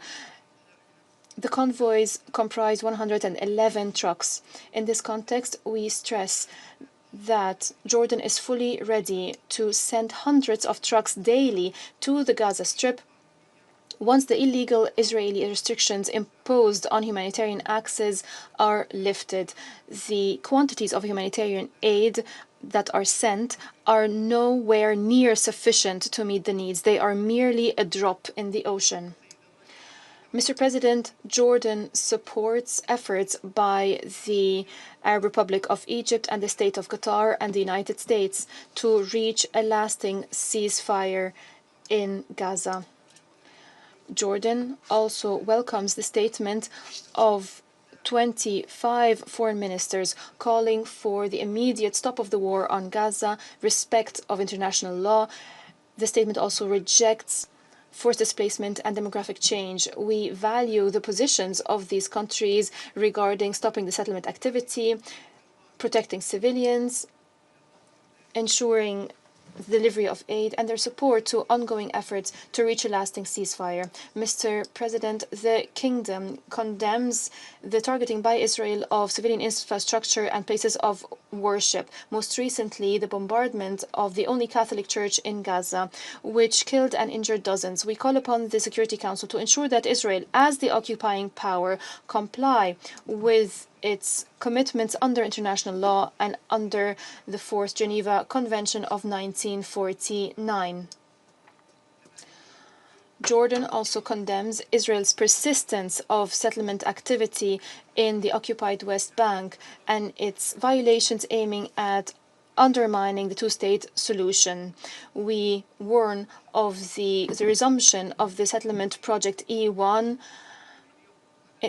east of Jerusalem. We also condemn the decision by Israeli Knesset to impose Israeli sovereignty over the Jordan Valley and Jerusalem. This is inconsistent with international law and inconsistent with the parameters calling for the establishment of the Palestinian state along the lines of the 4th of June 1967 with East Jerusalem as its capital.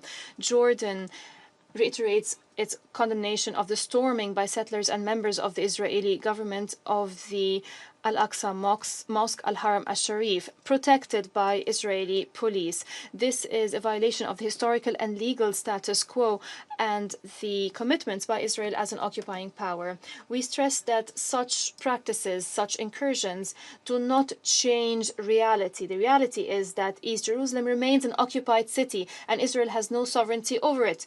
Jordan, in this context, reiterates the historical role of the Hashemite custodianship as we defend Muslim and Christian holy sites in Jerusalem and we preserve their Arab identity. Mr. President, Jordan calls upon the international community to provide the necessary financial and political support to UNRWA to allow it to undertake its vital tasks in the West Bank, East Jerusalem, the Gaza Strip, and all 5 areas of operation. According to the UN mandate, it is important to address all Israeli measures aiming at undermining the agency and liquidating it. In closing, Jordan calls upon the international community to bear its responsibility in protecting Palestinian civilians, in ending the occupation, and in launching a serious, effective political track based on international parameters that would lead to the implementation of the two-state solution, which would ensure that the Palestinian people is granted their legitimate rights according to UN resolutions. We stress that the Palestinian question is the central question, and just and lasting peace will only be achieved when a sovereign, independent state of Palestine is established along the lines of the 4th of June 1967 with East Jerusalem as its capital. I thank you. I thank the representative of Jordan and now give the floor to the permanent representative of Qatar. Thank you, Mr. President. At the outset, we welcome the presence of His Excellency Senator Mohammed Ishaq Dar, Deputy Prime Minister and Minister of Foreign Affairs of the Islamic Republic of Pakistan.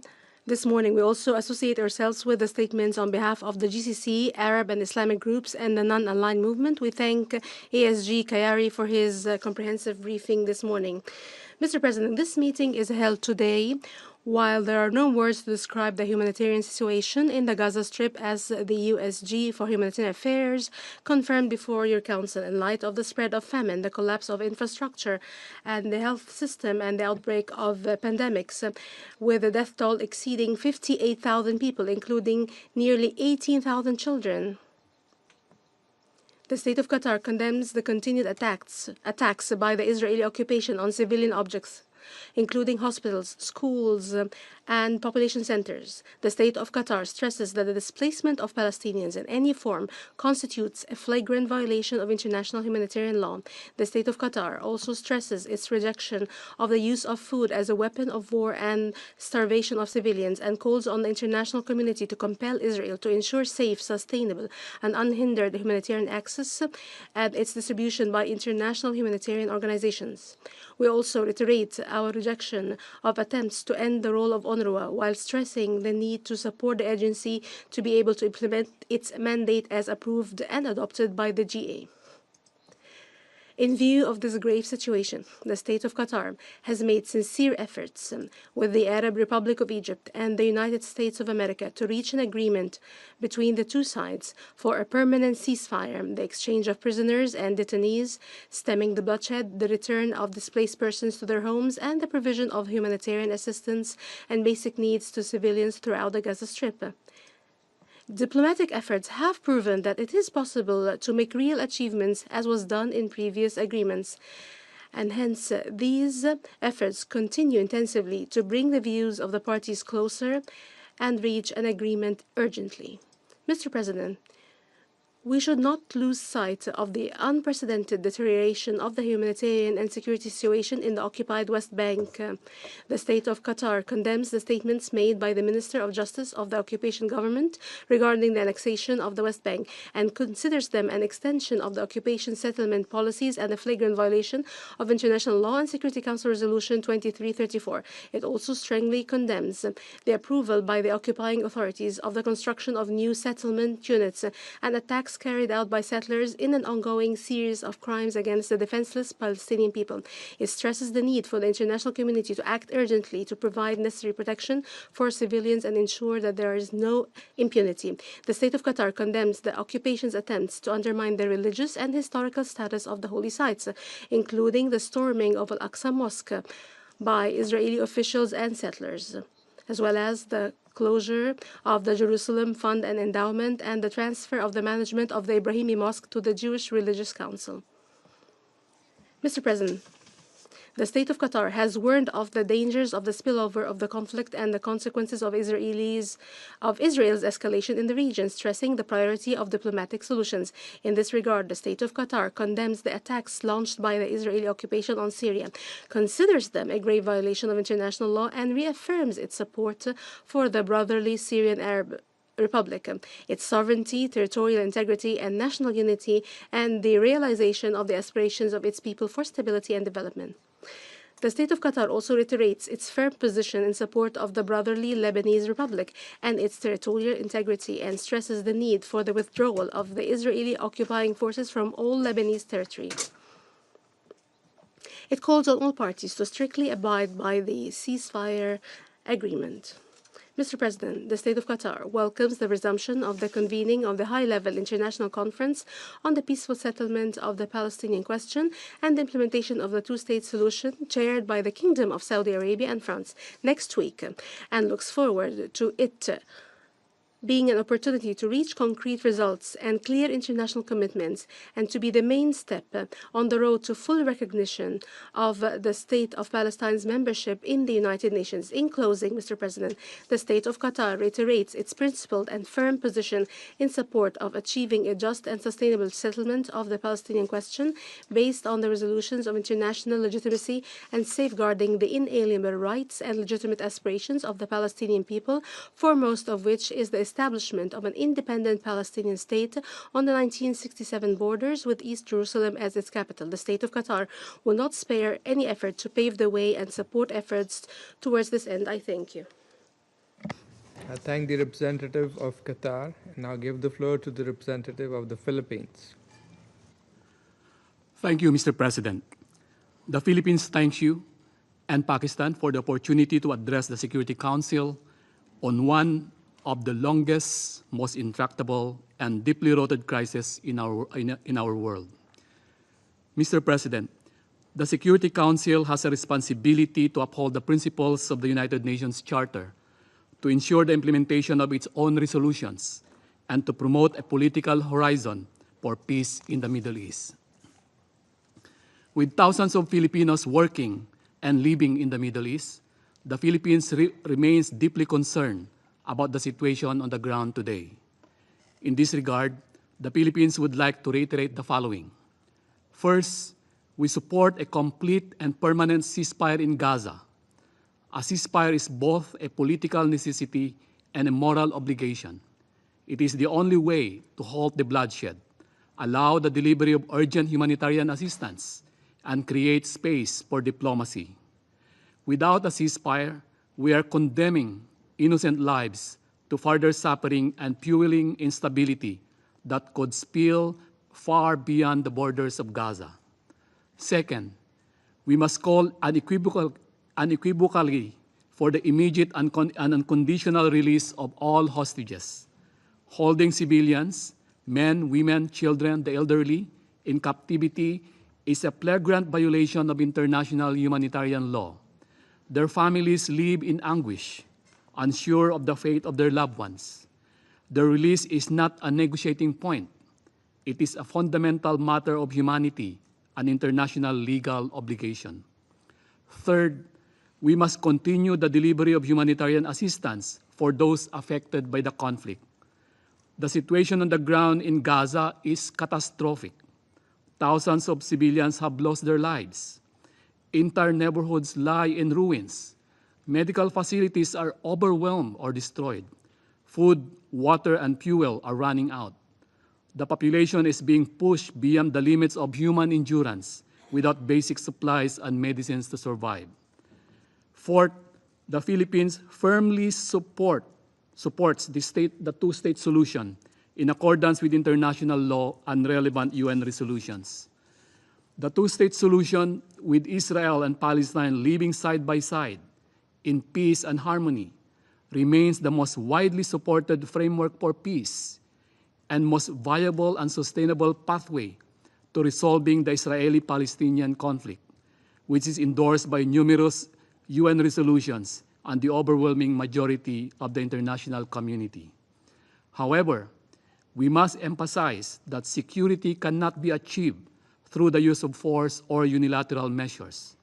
It can only be realized through a just and comprehensive resolution to the conflict. The path forward must be based on dialogue, not violence, on international law, not unilateral actions, on dignity, not despair. Fifth, we firmly support the acceptance of Palestine as a member of the United Nations. Mr. President, we continue to support the intensification and acceleration of international and regional diplomatic efforts aimed at achieving without delay a comprehensive, just, and lasting peace in the Middle East. We therefore commend and support the efforts by Saudi Arabia, Norway, and the European Union for spearheading the global alliance for the implementation of a Palestinian state and a two-state solution.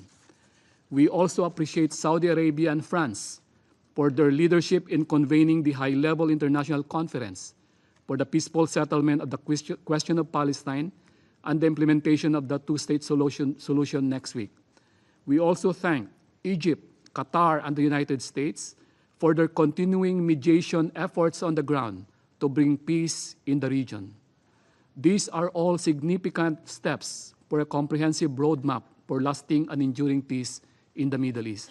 Thank you, Mr. President. I thank the representative of the Philippines for the statement and now give the floor to the permanent representative of Brazil.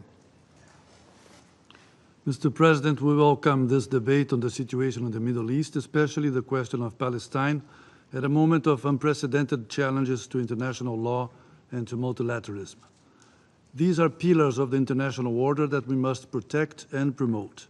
Without them, the world faces the real and serious risk of spiraling into chaos. The situation in Gaza is the most tragic example of such chaos.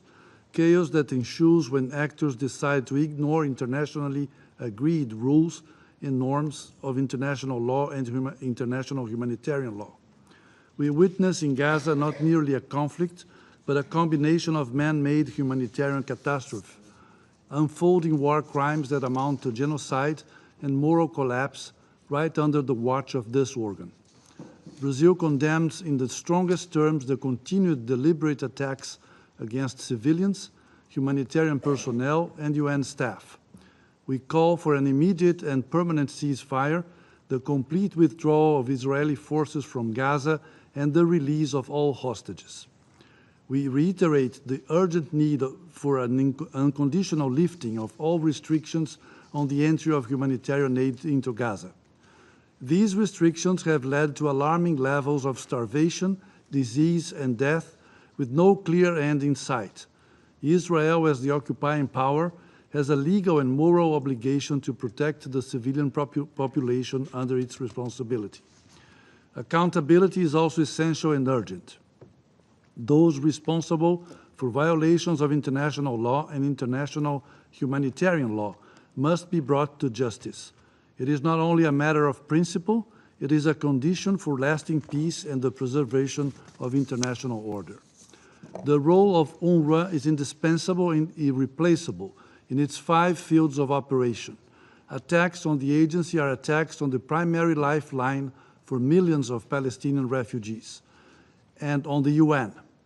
On July 1st, Brazil assumed the presidency of UNRWA's Advisory Commission. In such capacity, we are committed to upholding the agency's mandate as well as advocating for continued political and financial support for its activities. The ICJ reaffirmed last year that Israel's occupation of Palestinian territory is unlawful and must be brought to an end. This was not a mere statement of fact and of law, but a strong call for action by all of us.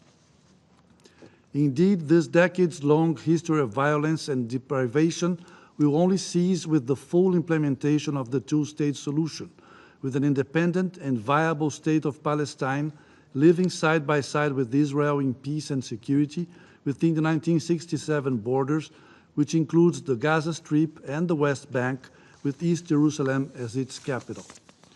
The high-level international conference on the two-state solution can be a key step in that direction.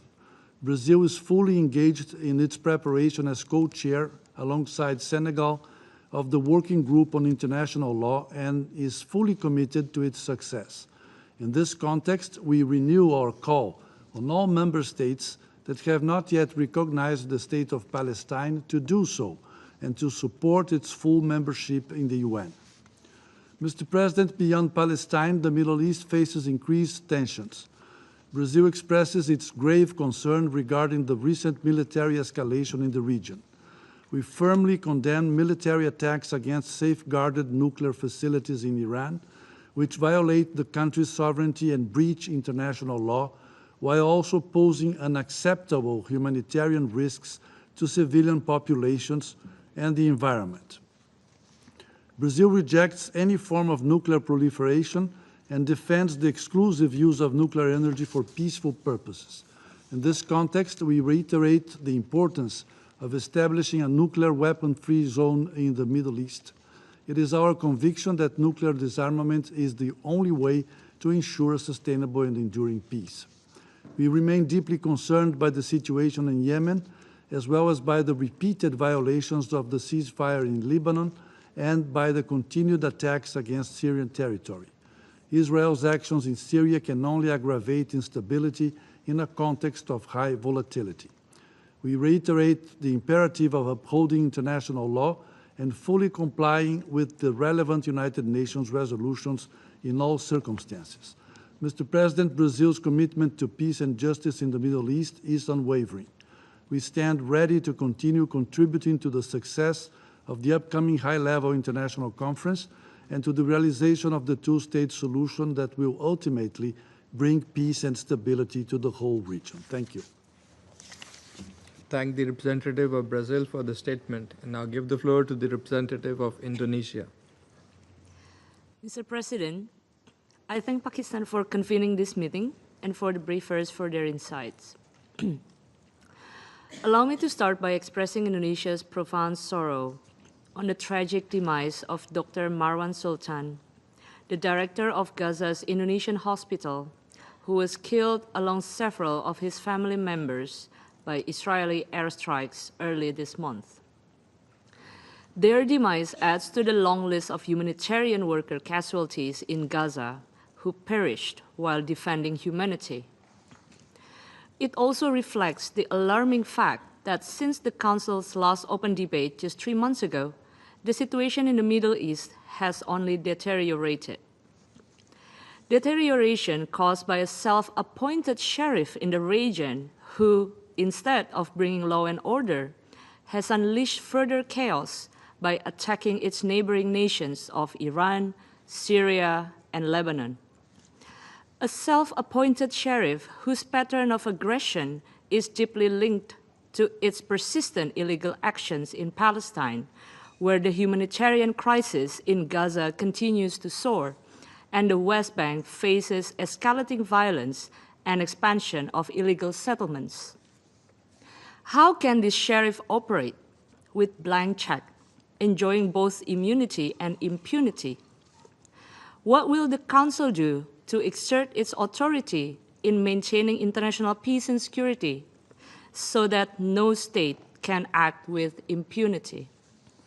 Indonesia calls for 3 urgent actions. First, expectations are high that the Council can bring back multilateralism to the table. Just yesterday, the Council held an open debate that made it clear how most countries wanted to see the revival of multilateralism to end the might is right. The forthcoming high-level conference on the two-state solutions, convened under the auspices of the General Assembly, represents a watershed moment to bring back multilateralism in peaceful settlements of dispute. Indonesia looks forward to the successful convening of the high-level conference and is proud to serve as one of the working group co-chairs.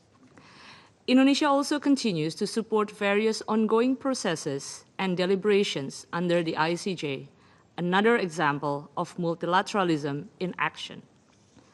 With the General Assembly and ICJ actively engaged, the Council must not continue to stand in paralysis. Second, expectations are high that the Council's deliberation and decisions reflect the global conscience. The dire situation in Gaza is not only grossly inhumane, it is also a primary driver of escalating tensions across the Middle East. The Council must assert its control over the situation by bringing immediate, unconditional, and permanent ceasefire in Palestine. The indiscriminate violence, including mass casualties among aid seekers attempting to access food and supplies, must end now. Humanitarian aid must reach those in need without obstruction. Humanitarian workers must be able to operate in safety. UNRWA remains our sole legitimate hope. Its role is simply indispensable. Third, expectations are high that the Council can restore the sanctity of international law. The continued Israeli occupation of Palestine, its recent attacks on Iran and airstrikes in Syria are consequences of a collective failure to uphold the international law, perpetuating impunity and double standards. International law also forms the foundation of the two-state solution, which remains the only viable and internationally agreed framework that is critical for broader regional peace and stability. Amid the climate of stagnation, ensuring that legal instruments serve their intended purpose is key to restore the Council's credibility. Mr. President, the ongoing failure to address the escalating regional situation starkly highlights the breakdown of the multilateral system. It should compel us to acknowledge that reform is not only necessary, but must be undertaken without delay. Indonesia is committed to contribute to this crucial effort towards a Security Council that rises to the challenge of its own mandate. I thank you, Mr. President. Thank the representative of Indonesia for the statement, and now give the floor to the permanent representative of Portugal. Thank you, Mr. President. Since the last open debate and amidst the grim picture of the situation in Gaza and the West Bank, some important developments have taken place in the Middle East. Starting with some positive news, let me highlight the cessation of hostilities between Israel and Iran and the lifting of sanctions on Syria by the European Union and other important international actors. However, last week we have seen a worrying situation in Syria. We call on all parties to implement the ceasefire, avoid escalation, and to work constructively towards the stabilization of Syria with full respect for the rights of every community and of every state.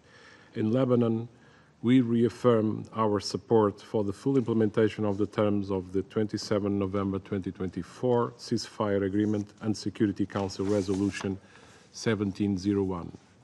Both Lebanese and Syrian peoples deserve peace and respect for their country's territorial integrity, unity, and sovereignty.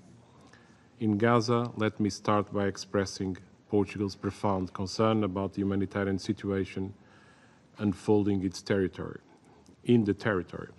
Starvation rates among children hit their highest levels in June.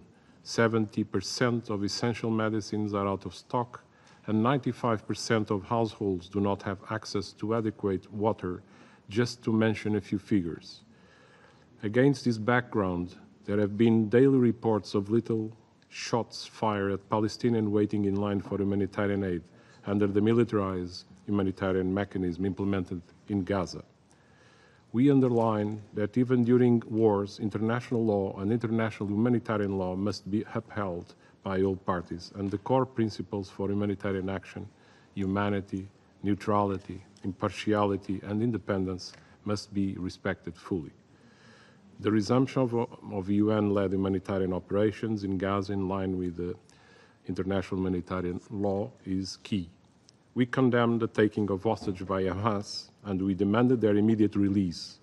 We also condemn the indiscriminate bombing of civilians and religious targets and infrastructures by Israel, including UN facilities. Protection of civilians is not optional, and we stress that as an occupying power, Israel has the obligation to ensure the safety of the occupied population. Mr. President, the war in Gaza aggravates the suffering of innocent Palestinian civilians and contributes for negative political context in the West Bank, including East Jerusalem, where Israel has been expanding military operations amid reports of settler violence and killing, expansion of illegal settlements, and demolition of Palestinian properties. Once again, Portugal reiterates its support to UNRWA and its role in stabilizing the situation on the ground. We welcome the report issued by the head of the strategic assessment of the agency, Ian Martin. UNRWA represents part and parcel of the international community's commitment to the two-state solution, and its mandate remains valid. Therefore, Portugal joins 27 states appealing this week, calling for an immediate and permanent ceasefire in the Gaza Strip, to get hostages out, to resume unimpeded entry and distribution of humanitarian aid, and to break the cycle of violence. We reaffirm this appeal today before this Council. We reiterate our support of the mediators' efforts, namely Qatar, Egypt, and the United States, in facilitating the negotiation between the parties. Mr. President, now, more than ever, we need to revive a political process to implement the two-state solution with an independent and sovereignty state of Palestine living side by side with Israel in peace and security. That is the reason why Portugal welcomes the resumption of the high-level international conference for the peaceful settlement of the question of Palestine and the implementation of the two-state solution next week under the auspices of the GA. Portugal remains committed to the rule of law and international order based on rules, with the United Nations at the center. We will keep our consistent positions on every front, and will continue to strive for a just and peaceful solution to the Palestinian question, anchored on the relevant resolutions of the United Nations. I thank you. I thank the representative of Portugal and give the floor to the representative of Uganda. Mr. President, I'm honored to deliver this statement on behalf of the 121 member states of the non-aligned movement. Now, I congratulate the Islamic Republic of Pakistan upon its accession to the presidency of the Security Council this month, and express appreciation for granting NAM the opportunity to present its position on the question of Palestine. NAM reaffirms its long-standing, common, and principled position on the question of Palestine, and is deeply concerned about the implications of this ongoing injustice, most critically, the devastating conflict and unprecedented humanitarian catastrophe in Gaza on the Palestinian people. NAM calls for a just solution to this historic injustice and for peace and security in the region. There has been no reprieve to the grave situation in Palestine, and the conflict continues to intensify, worsening the catastrophic humanitarian situation not only in Gaza but also throughout the rest of the occupied Palestinian territory, including East Jerusalem, where Israeli military raids and settler violence and terror have dramatically risen. The member states of the United Nations conferred on the Security Council the primary responsibility for the maintenance of international peace and security in accordance with Article 12 and 24 of the Charter.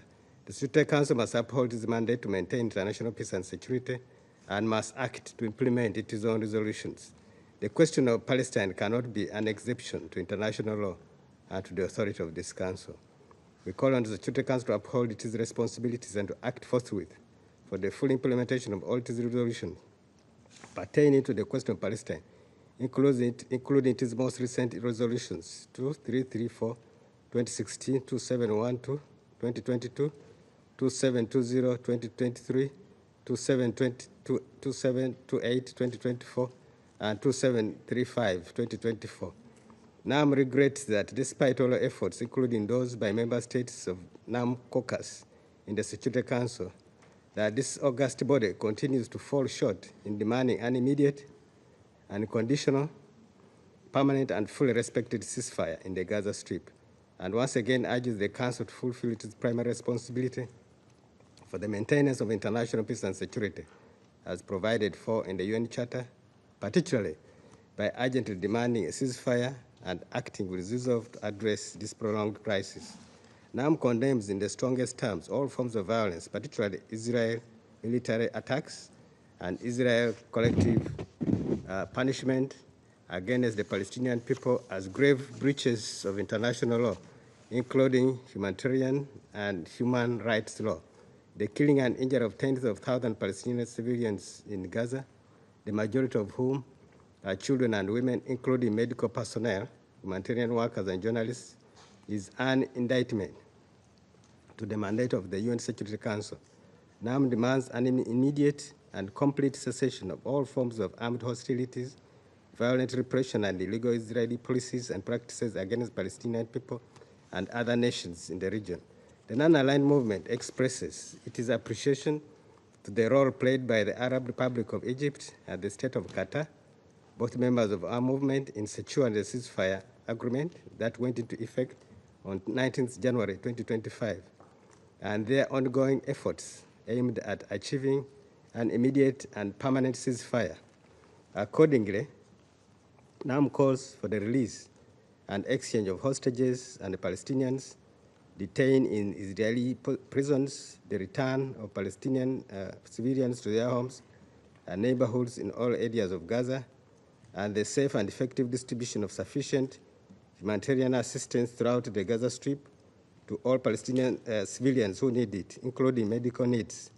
NAM members also condemn the ongoing forced starvation and repeated forced displacement of the civilian population throughout Gaza, and demands a halt to all such illegal and inhuman actions, and calls for protection of the Palestinian people in accordance with international humanitarian law. NAM expresses its strong support for the Arab Islamic plan for early recovery, reconstruction, and development of Gaza, which was presented by the Arab Republic of Egypt in full coordination with the State of Palestine and endorsed by both Arab League and Organization of Islamic Cooperation.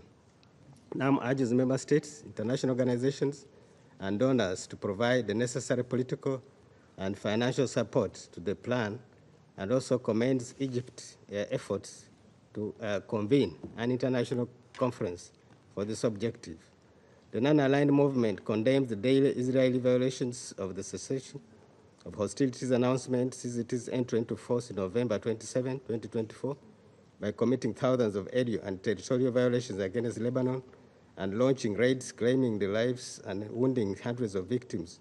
NAM condemns the continued Israeli occupation of 5 border positions in southern Lebanon, in addition to the establishment of 2 buffer zones within the Lebanese territory, which prevents the full deployment of the Lebanese army south of the Litani River and restricts the freedom of movement of UNIFIL peacekeepers and deny their access to some of their border positions, which constitutes a flagrant violation of Lebanon's sovereignty and of Resolution 1701, 2016, and a blatant breach of the cessation of hostilities announcement. NAM calls on the Security Council to assume its responsibilities and to force Israel to withdraw from all Lebanese occupied territories immediately, fully, and unconditionally. Furthermore, NAM commends the progressing deployment of the Lebanese armed forces in the southern Litani region and the significant progress achieved in confining weapons and expanding state authority in this region and across Lebanon. NAM calls on the friendly nations to provide the necessary support to enhance the capabilities of Lebanese security forces and to assist in the reconstruction efforts. NAM reaffirms its full support for Lebanon's security, stability, and sovereignty. NAM stresses that establishing peace in the Middle East requires Israel's withdrawal from all occupied Arab territories, including occupied Syrian Arab Golan, and implementing relevant United Nations resolutions, most notably Security Council Resolution 242 of 1967 and 338, 1973, and 497, 1981, which reaffirm that the acquisition of territory by force is inadmissible in accordance with the Charter of the United Nations and the principles of international law, and that the Israeli decision to impose its laws, jurisdiction, and administration in the occupied Syrian Golan is null and void and without international legal effect. NAM condemns the Israeli incursions that took place in the Syrian territories since 8 December 2024 in a flagrant violation of international law, UN Charter and 1974 disengagement agreement, and calls on the Security Council to exert pressure on Israel to fully withdraw from all Syrian territories. NAM condemns the repeated Israeli attacks against the Syrian Arab Republic as they constitute a clear aggression against a sovereign state and a flagrant violation of the provisions of international law and the Charter of the United Nations. The non-aligned movement, Mr. President, once again condemns and denounces in the strongest possible terms the wanton and provoked and premeditated attacks started on 13th June 2025 against the sovereign and territorial integrity of the Islamic Republic of Iran, in particular those that targeted peaceful nuclear facilities under IAEA safeguards, resulted in damage that posed significant risks of radioactivity material release, constituting grave threats to civilian populations and the environment. In addition, strikes launched by Israel against several locations in Israel, including densely populated civilian areas, reportedly caused the death of approximately 1,000 individuals, injured thousands more, including women and children, and damaged civilian infrastructure. NAM stresses that these acts of aggression represent flagrant violations of international law and the Charter of the United Nations, particularly Article 2.4, which prohibits the threat or use of force against territorial integrity of any state. The non-aligned movement welcomes the reconvening of the postponed high-level international conference on the two-state solution as a reaffirmation of the unwavering international commitment to a just and peaceful settlement of the question of Palestine. The movement calls for the necessary coordination and cooperation among all states to advance the conference's objectives, to mobilize international efforts at the political, economic, financial, and security levels, and to foster momentum by building on a national, regional, and international initiatives aimed at achieving a just, lasting, and comprehensive peace for the Palestinian people. The non-aligned movement calls on the United Nations Security Council to urgently recommend the admission of Palestine as a full member of the United Nations in respect of the right of the Palestinian people to self-determination and relevant United Nations resolutions as a bold and long overdue commitment to lasting peace in the Middle East. NAM also calls on the Council to act forthwith to implement its many resolutions, demanding a halt to Israel's illegal settlement campaign in the occupied Palestinian territory, including East Jerusalem, by which Israel continues to colonize the Palestinian land and to destroy the two-state solution. Now, member states once again reiterate their call for the continued provision of the needed humanitarian and socio-economic assistance to the Palestinian people, including the Palestine refugees. The movement reaffirms the continued indispensability of the United Nations Relief and Works Agency for Palestine Refugees, the Near East, UNRWA, along with the other UN agencies and international organizations in the provision of urgently needed humanitarian assistance in line with international standards, and urges the international community to support the agency in all ways, including sufficient and predictable funding. NAM rejects all attempts by Israel to undermine UNRWA by creating illegitimate parallel agencies as a threat to multilateralism and UN General Assembly mandate to provide humanitarian assistance. Mr. President, in conclusion, the movement seizes its opportunity to reiterate its call for collective international efforts to uphold international law, to bring an end to this historic and grave injustice.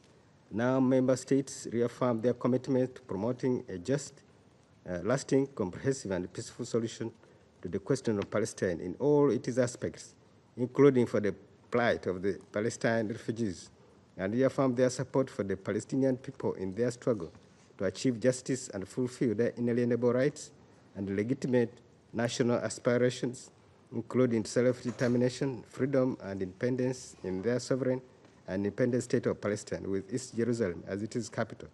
NAM calls on all member states to uphold the obligations in accordance with international law, the relevant resolutions and the rulings of the International Court of Justice, ICJ, and to undertake tangible actions, including urgent measures of accountability to bring an end to this prolonged and tragic injustice, to end the illegal Israeli occupation, and to assist the Palestinian people to finally realize their rights. Thank you, Mr. President.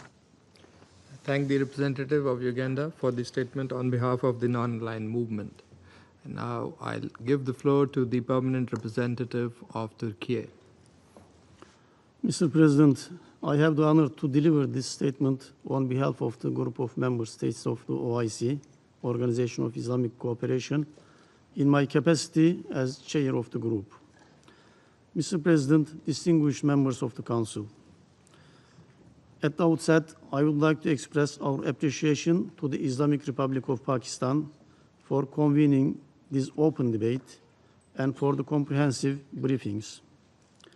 It is regrettable that the glimmers of hope which followed the recent negotiations and proximity talks on a permanent ceasefire in Gaza have not produced immediate results, thereby leaving the Palestinian people, especially in Gaza, to face the continuing horrors of this illegal occupation, including the most excruciating pains of starvation and deprivation.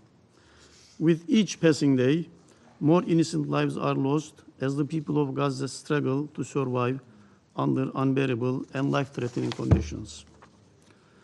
Records show that the death toll among the civilian population in Gaza, in Palestine, has continued to rise, numbering above 58,000 children, women, and men killed by Israel, the occupying power in Gaza, while more than 142,000 persons have been injured, most of them suffering lifelong disabilities, and more than 1,000 Palestinians killed and over 10,000 injured in the West Bank, including East Jerusalem, by the Israeli occupying forces and settlers.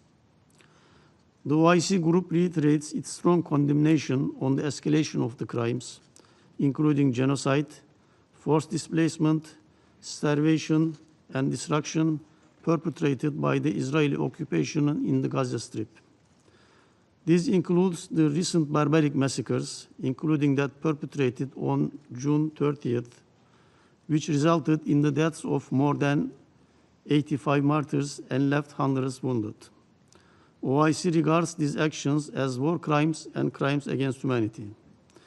This is in addition to attacks by the Israeli occupation forces on UNRWA schools and tent encampments sheltering the displaced, medical centers, and on humanitarian and medical personnel and journalists, in which civilians, including children, continue to be ruthlessly targeted, killed, and injured.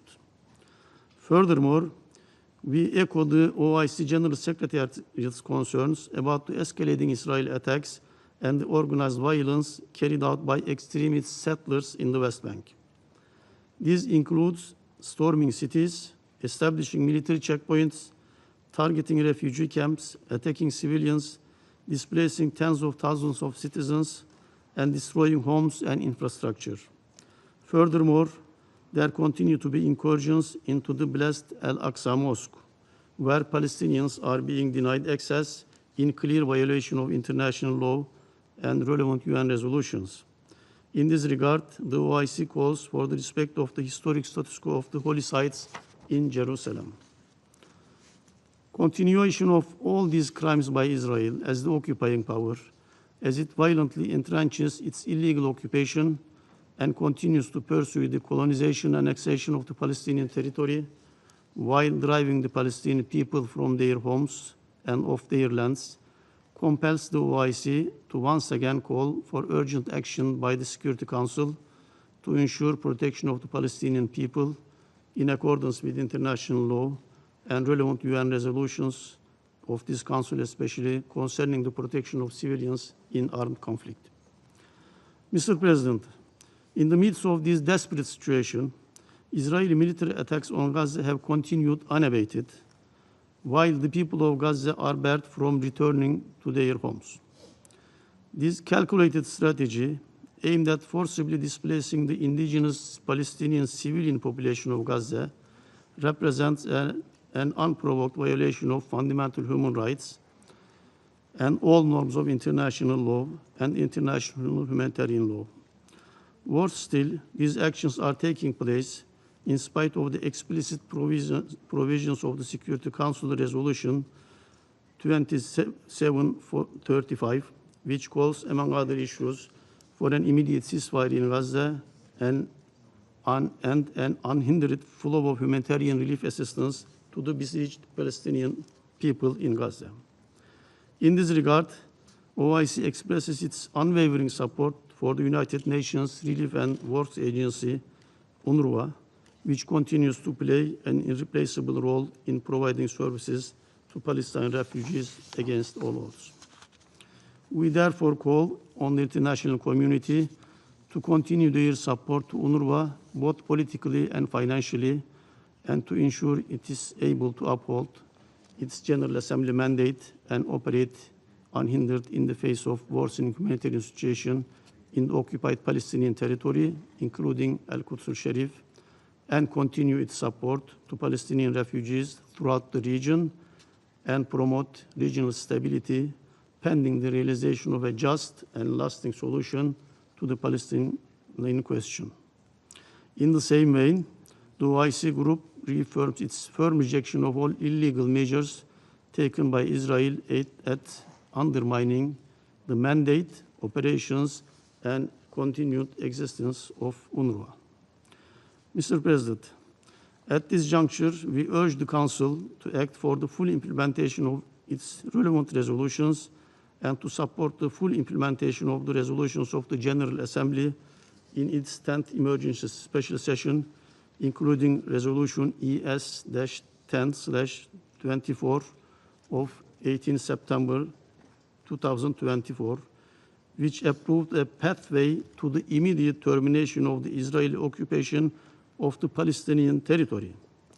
It is our fervent hope that this Council will draw inspiration from the historic advisory opinion of the International Court of Justice of 19 July 2024 by pronouncing on all issues, including the definitive halt to the ongoing carnage in Gaza and elsewhere in the occupied Palestinian territory, and an end to the illegal Israeli occupation in its entirety. To this end, the Council is once again invited to assume its primary responsibility for the maintenance of international peace and security at this very crucial period in the history of the protracted Middle East crisis. Furthermore, OIC encourages and commends the continuous efforts of the governments of Egypt, Qatar, and the United States to ensure that the ceasefire in Gaza, which entered into force on 19 January this year, is restored and leads to a permanent ceasefire. The OIC group calls on this Council to support the ongoing negotiations for restoration of the ceasefire and implementation of all its phases towards a permanent ceasefire. To this end, we reaffirm the importance of the forthcoming convening of the United Nations High-Level Conference on the peaceful settlement of the question of Palestine and the implementation of the two-state solution and relevant UN resolutions under the co-chairmanship of the Kingdom of Saudi Arabia and the Republic of France. We support as well rescheduled resumption of the various working groups established pursuant to the conference and call all UN member states to participate actively in the rescheduled conference on 28 to 30 July next week to ensure full international mobilization in support of the conference's urgent objectives.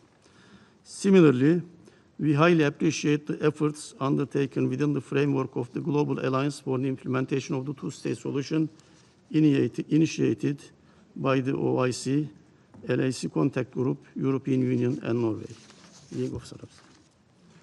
In this regard, OIC Group expresses its support to the Arab Islamic Plan for early recovery, reconstruction, and development in Gaza.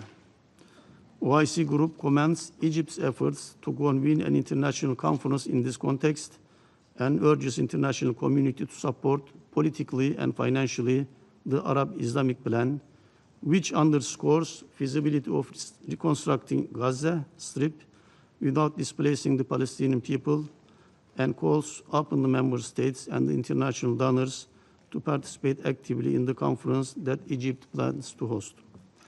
To this end, we call on the international community to act now towards enforcing an immediate, permanent, and comprehensive ceasefire, lift the blockade on Gaza, guarantee the unimpeded delivery of humanitarian aid, and provide meaningful protection to the Palestinian people. In the final analysis, we reaffirm our unwavering commitment to a just and lasting peace that ensures realization of the inalienable right of the Palestinian people to self-determination and the independence and sovereignty of the State of Palestine based on the pre-1967 borders with East Jerusalem as its capital. We stand firmly behind the long-held position of the OIC, grounded in international law and relevant UN resolutions, which supports the Palestinian people's right to self-determination and the right of the Palestinian refugees to return. Mr. President, OIC Group reiterates its full solidarity with the people and government of the Islamic Republic of Iran in the wake of the Israeli attacks, which commenced on 13 June this year. While condemning in strongest terms these Israeli heinous attacks, we reaffirm provision of the United Nations Security Council Resolution 487, dated 1981, which strongly condemned the military attack by Israel on nuclear installations in another country then. In this context, we reaffirm the importance of the establishment of a nuclear weapon-free zone in the Middle East and for Israel to place its nuclear facilities under the comprehensive safeguards regime of IAEA. In the same vein, OIC Group strongly condemns the continued Israeli aggression against sovereignty and territory of the Syrian Arab Republic, which constitutes a flagrant violation of the disengagement agreement signed between Syria and Israel in 1974. We hereby express our support for the legitimate right of the Syrian government to self-defense against the Israeli aggression and stress the need for the international community to assume its role in face of the ongoing Israeli violations on Syrian territory, including enforcement of international accountability mechanisms.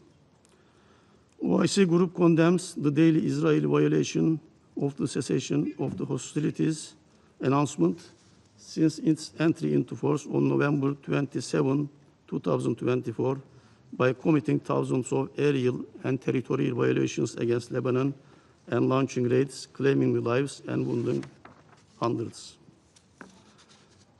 This group condemns continued Israeli occupation of 5 border positions in southern Lebanon, in addition to the establishment of 2 buffer zones within the Lebanese territory, which prevents full deployment of the Lebanese army south of the Litani River and restricts freedom of movement of UNIFIL peacekeepers and deny their access to some of their border positions, and which constitutes a flagrant violation of Lebanese sovereignty and of Resolution 1701, dated 2006, and a belated breach of the cessation of hostilities announcement. OIC Group calls on the Security Council to assume its responsibilities to force Israel to withdraw from all Lebanese occupied territories immediately, fully and unconditionally. Furthermore, the group commends the progressing deployment of the Lebanese armed forces in the South region and the significant progress achieved in confining weapons and expanding state authority in this region and across Lebanon. OIC group calls on friendly nations to provide the necessary support to enhance capabilities of Lebanese security forces and to assist in reconstruction efforts. The group reaffirms its full support for Lebanese security, stability, and territorial integrity. Mr. President, now I would like to make the following statement in my national capacity in a very compact way. Aligning with the OIC's statement, we once again underline that recognition of the legitimate rights of the Palestinian people and establishment of an independent state of Palestine with East Jerusalem as its capital are essential for ensuring lasting peace and stability in the Middle East. In this regard, we welcome the announcement that the high-level international conference for the peaceful settlement of the question of Palestine will be held in New York next week. We commend the leadership of Saudi Arabia and France in advancing this vital initiative. As a roundtable co-chair of the conference, Turkey urges all member states to seize the opportunity to reinvigorate collective efforts toward a just, comprehensive, and lasting peace. To this end, we stress the importance of increasing international recognition of the state of Palestine and ensuring its full membership in the United Nations as critical steps towards implementing the two-state solution. Mr. President, in conclusion, we call on this Council to act with unity, determination, and moral clarity to end suffering in Gaza, to uphold the principles of the United Nations Charter. We reiterate urgent calls for an immediate and sustained ceasefire in Gaza, unhindered humanitarian access in accordance with the international law, and a renewed and urgent commitment to the two-state solution. We trust the upcoming high-level conference will serve as a catalyst for mobilizing the necessary momentum, resources, and political will to achieve these goals. Turkey stands ready to support the Palestinian people and all efforts to achieve a political solution based on the two-state vision and pre-1967 borders with East Jerusalem as the capital of an independent, sovereign, and geographically contiguous state of Palestine. Mr. President, the conference is approaching. It is next week. I reiterate our call again as chair of the working group on preserving the two-state solution. All members of the United Nations, but especially members of this council, to contribute to the success of the conference by recognizing the state of Palestine, to take this historic opportunity. States have tools to combat such lawlessness and to serve the justice as was verdicted by the ICJ. So this is the historic opportunity. I hope all council members will take this opportunity to contribute to the success of the conference. Thank you. I thank the permanent representative of Turkey for the statements on behalf of the OIC and in his national capacity. And I now give the floor to the permanent representative of Kazakhstan. Thank you, Mr. President. I warmly commend the Pakistani presidency for its stewardship of this important debate and your own thoughtful leadership of the Security Council during this month. I also thank ASG Khaled Khiari for his insightful briefing today. Kazakhstan expresses its deep concern over the continued escalation of violence and humanitarian suffering in the Middle East, particularly in Gaza and the West Bank. We join others in calling for immediate and unconditional ceasefire and the protection of civilians in full accordance with the international humanitarian and human rights law. We also support the immediate release of all hostages and unpeded humanitarian access and pay tribute to the courage of medical and relief personnel working under the dire conditions. We underscore the essential role of UNRWA in supporting Palestinian refugees and the urgent need for sustained and predictable support to ensure the continuity of its mandate. The human toll of the conflict has been tragic. At this critical juncture, the restoration of peace must now be matched by a genuine multilateral momentum of political solutions and not military action, as well as renewed commitment to justice, accountability, and reconciliation. Kazakhstan reaffirms its long-standing position for the two-state solution as the only viable path to resolving the Israeli-Palestinian conflict. We envision Israel and Palestine coexisting in peace and security within international recognized borders based on the pre-1967 lines and with East Jerusalem as the capital of the state of Palestine. Kazakhstan welcomes the upcoming high-level conference on the two-state solution and commends the pivotal and indispensable role played by France and Kingdom of Saudi Arabia in galvanizing political will, forging consensus, and reactivating the peace process. We call for the outcomes of the conference to be fully integrated into the deliberations and resolutions of the United Nations Security Council to establish a unified and action-oriented approach. Beyond the Israeli-Palestinian issue, Kazakhstan draws attention to the urgent necessity of reinvigorated multilateral attention to other protracted crises in the Middle East to ensure regional and global stability. We call for support to the UN-led efforts for inclusive political settlements in Yemen, sustainable peace in Syria, and Lebanon's sovereignty, security, and stability through restored governance and economic reforms. Mr. President, Kazakhstan remains convinced that a comprehensive collective approach with confidence-building measures rooted in international law and the UN Charter, the relevant Security Council resolutions, is essential to eliminate the root causes of conflict, de-escalate tensions, and restore peace and stability in the Middle East. In these testing times, let us reaffirm the Council's relevance to foster a just, inclusive, and durable peace across the region. I thank you. Of Kazakhstan for the statement, and now give the floor to the permanent representative of India. Mr. President, I thank you for convening today's quarterly open debate.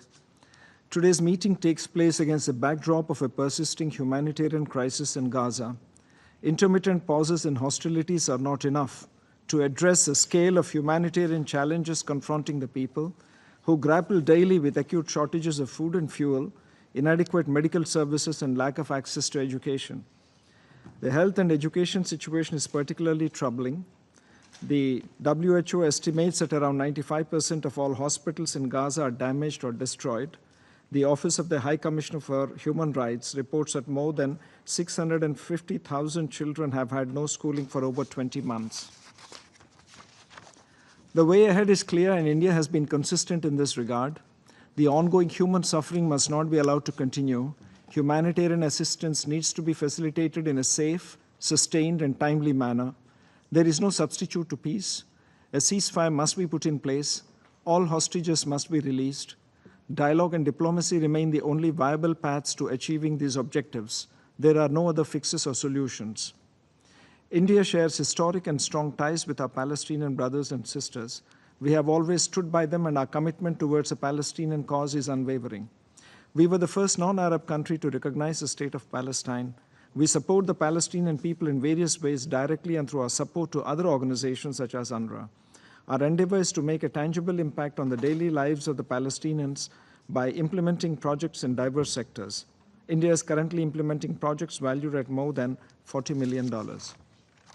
Mr. President, India reiterates that the pathway to enduring peace is rooted in a two-state solution, one that establishes a sovereign, viable, and independent state of Palestine within recognized and mutually agreed borders, living side by side with Israel in peace. India takes note of the high-level international conference on the implementation of a two-state solution scheduled next week. While engaging in a forward-leaning and constructive manner, it's our hope that this conference would pave the way for concrete steps towards achieving a two-state solution. Mr. President, in conclusion, India underscores its readiness to contribute to efforts that are aimed at shaping a political horizon that restores hope for the Palestinians and achieving sustained peace in the Middle East. I thank you, Mr. President. Thank the Permanent Representative of India for the statement, and now give the floor to the Permanent Representative of Morocco. شكرا سيدي الرئيس. Thank you, Mr. President. I'd like to begin by congratulating you for the organization of this meeting under the presidency of the Vice Minister and Minister of Foreign Affairs of the Islamic Republic of Pakistan, Mr. Khaled. I'd like to thank the Assistant Secretary General for the Middle East and Asia Pacific for his precious briefing.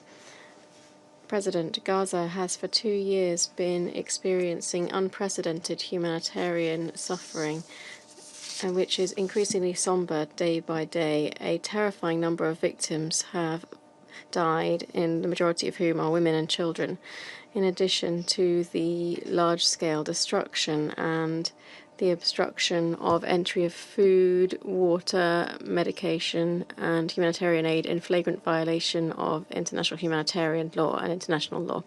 In light of the worrisome situation after the failure of the ceasefire in the Gaza Strip, His Majesty Mohammed VI, may God protect him, launched a call for the 34th summit that was organized in the sister Republic of Iraq, and his message was that, firstly, the immediate cessation of military activities and the return to the negotiating table to relaunch the truce agreement in order to ensure a final ceasefire agreement. Secondly, bringing an end to the Israeli military aggression against the West Bank, particularly the destruction of homes, the expulsion of the inhabitants, and thirdly, guarantee the pursuit of humanitarian aid, particularly medical and food products towards Gaza, and non-obstruction under any pretext. 4, preserve the role of UNRWA and provide it with the necessary support to be able to carry out its mandate as entrusted by the international community for the benefit of civilians. 5, implement a comprehensive roadmap to launch a reconstruction plan adopted by the last extraordinary Arab summit in Cairo, prevent the expulsion of inhabitants under the administration of the Palestinian Authority under Arab and international control, end quote. The Council of the League met on the 22nd of July 2025 and underscored the need to impose the entry of humanitarian convoys and to allow the access of international organizations into Gaza, as well as to guarantee the safety of their personnel so that they can fully carry out their role. Mr. President, the ongoing unilateral Israeli measures in violation of international law in Al-Quds al-Sharif exacerbates conflicts, extremism, and is driving escalation, tension, and violence, which is hampering efforts towards further calm. His Majesty Mohammed VI, in his capacity as President of the Al-Quds Committee, which is a part of the OIC, is closely following and with great interest following the developments of the Palestinian question and deplores all possible efforts and is using all possible tools to defend the holy sites, principally Al-Quds al-Sharif, through political and diplomatic work and work on the ground. This is being undertaken by the Beit Mal Al-Quds Agency, the section of the Al-Quds Committee that operates on the ground through specific plans and projects to protect the civilizational and holy spirit of the holy city and to improve the living conditions of the inhabitants, to support their resilience and ensure that they can continue to reside in Al-Quds. President, the Kingdom of Morocco submits its unchanged position on the Palestinian question. This is the key to peace and stability in the Middle East in the context of an internationally agreed agreement and for an independent Palestinian state behind the 4th of June 1967 borders with East Jerusalem as its capital, of which the Gaza Strip is an integral part. The Kingdom of Morocco believes that the two-state solution is the very foundation for the achievement of continued stability in the region. Despite a series of crises and challenges, this solution remains the only realistic outlook for the peaceful, comprehensive settlement of the conflict. The two-state solution is the solution where there are only winners, no losers. Palestinians would acquire their freedom and dignity and independence, and Israelis would guarantee their security, stability, and the entire region would garner promising opportunities for development and progress. In this context, states participating in the fifth meeting that was held in Rabat in last May, organized together between the Kingdom of Morocco and the Netherlands, reaffirmed the need to step up collective efforts to ensure appropriate conditions for the settlement on a basis of two states living side by side in peace and stability. In conclusion, I wish to welcome the efforts made by the Kingdom of Saudi Arabia and the Republic of France for the joint presidency of the International High-Level Conference for the implementation of the two-state solution in New York between the 28th and the 30th of July this year. We hope that this conference will lead to crucial results for the Palestinian question and will be able to contribute to reaching a just, lasting peace in the region. Thank you very much. I thank the permanent representative of Morocco for the statement. And now give the floor to the representative of the Bolivarian Republic of Venezuela. Mr. President, thank you very much. The Bolivarian Republic of Venezuela has the honor to take the floor on behalf of the group of Friends in Defense of the Charter of the United Nations, whose member states underscore that the situation in the occupied Palestinian territory, particularly in the Gaza Strip, has reached unimaginable proportions, with daily assaults by Israel, the occupying power, that include the deliberate targeting, among others, of hospitals, schools, shelters, critical infrastructure, journalists, and aid workers. Since the last quarterly open debate, the Israeli occupying forces have only escalated their brutal military campaign against the Palestinian people. We are witnessing systematic and deliberate acts intended to destroy, in whole or in part, a people who have been dispossessed, forcibly displaced, and dehumanized for decades. This is proven, among other things, by stark figures. To put this in perspective, since the breach of the ceasefire in March, more than 6,400 Palestinians have been killed in Gaza, including women and children, bringing the total death toll since October 2023 to over 58,000. These are not statistics. They are lives that have been extinguished by Israel, the occupying power, which continues to operate with impunity and with blatant disregard for international law. And so we're forced to ask, what can be expected in 3 months' time when we meet again in this chamber on the eve of the second anniversary of this ongoing tragedy?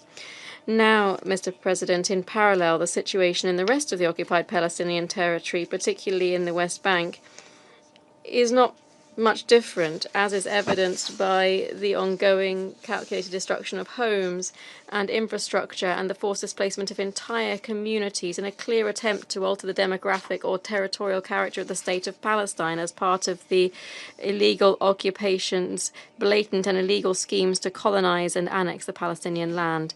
In Masafa Jata, for instance, Israel is preparing to demolish 12 Palestinian villages under false military pretext, threatening thousands with forced transfer, while also planning to further expand its illegal settlements.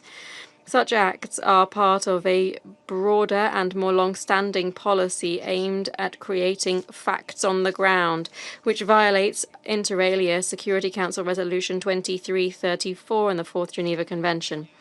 This illegal settlement campaign has further been accompanied by a growing wave of Israeli settler violence, resulting in the killing of civilians, including children, and the destruction of property, all with a clear aim of driving the Palestinian people off their land. Mr. President, the humanitarian situation on the ground is, to say the least, catastrophic and absolutely unsustainable.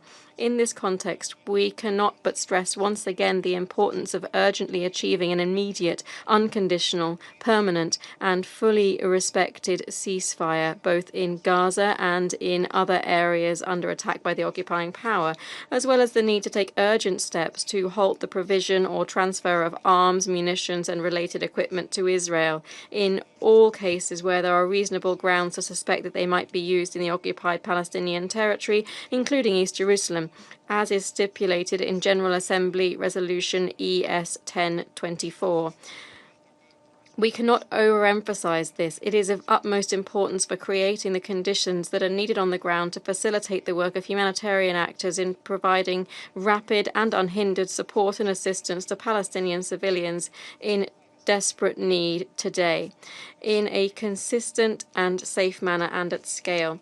We also call for the release of all hostages and detainees, including the thousands of Palestinians who for years have been held captive in Israeli prisons and detention centers. Mr. President, along these same lines, we condemn in the strongest terms the creation of the so-called Gaza Humanitarian Foundation. This is a scheme that has aimed to replace legitimate humanitarian access, including by the UN and, above all, by UNRWA, with a militarized system of deprivation.